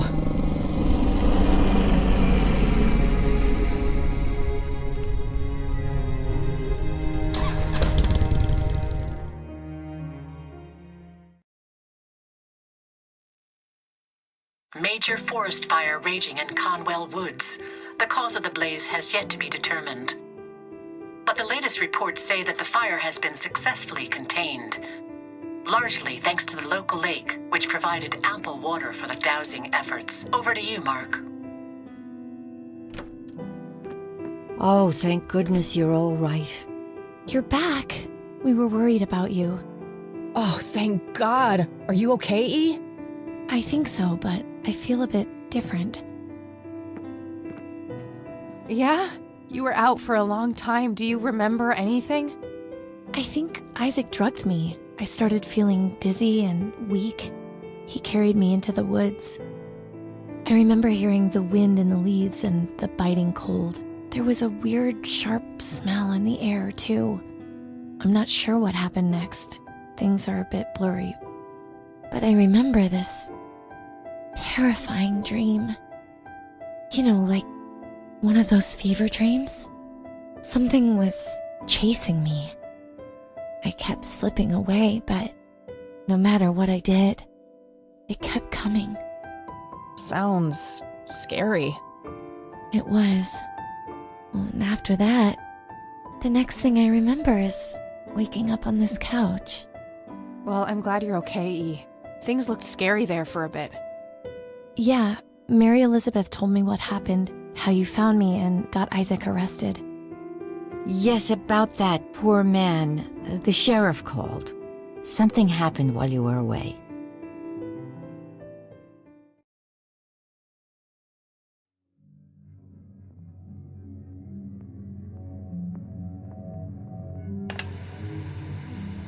Welcome home, son.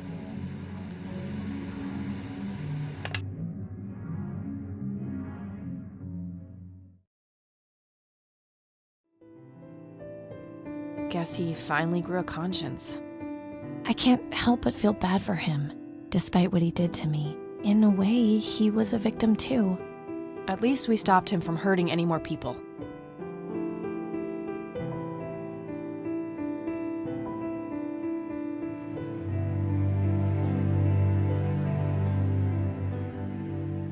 So, I guess this really is goodbye. A stupid part of me thought that if I would find the truth, I could be close to him again. It's not stupid. We all look for love in the strangest of places. It's an inseparable part of human nature. Jeez, when did you become so philosophical, E? I told you, I feel different. Yeah, me too. You know, despite everything, I think we made a half-decent team. Really? You do? Well, except for the part where you got yourself kidnapped. Try not to do that next time, okay? Wait, there'll be a next time?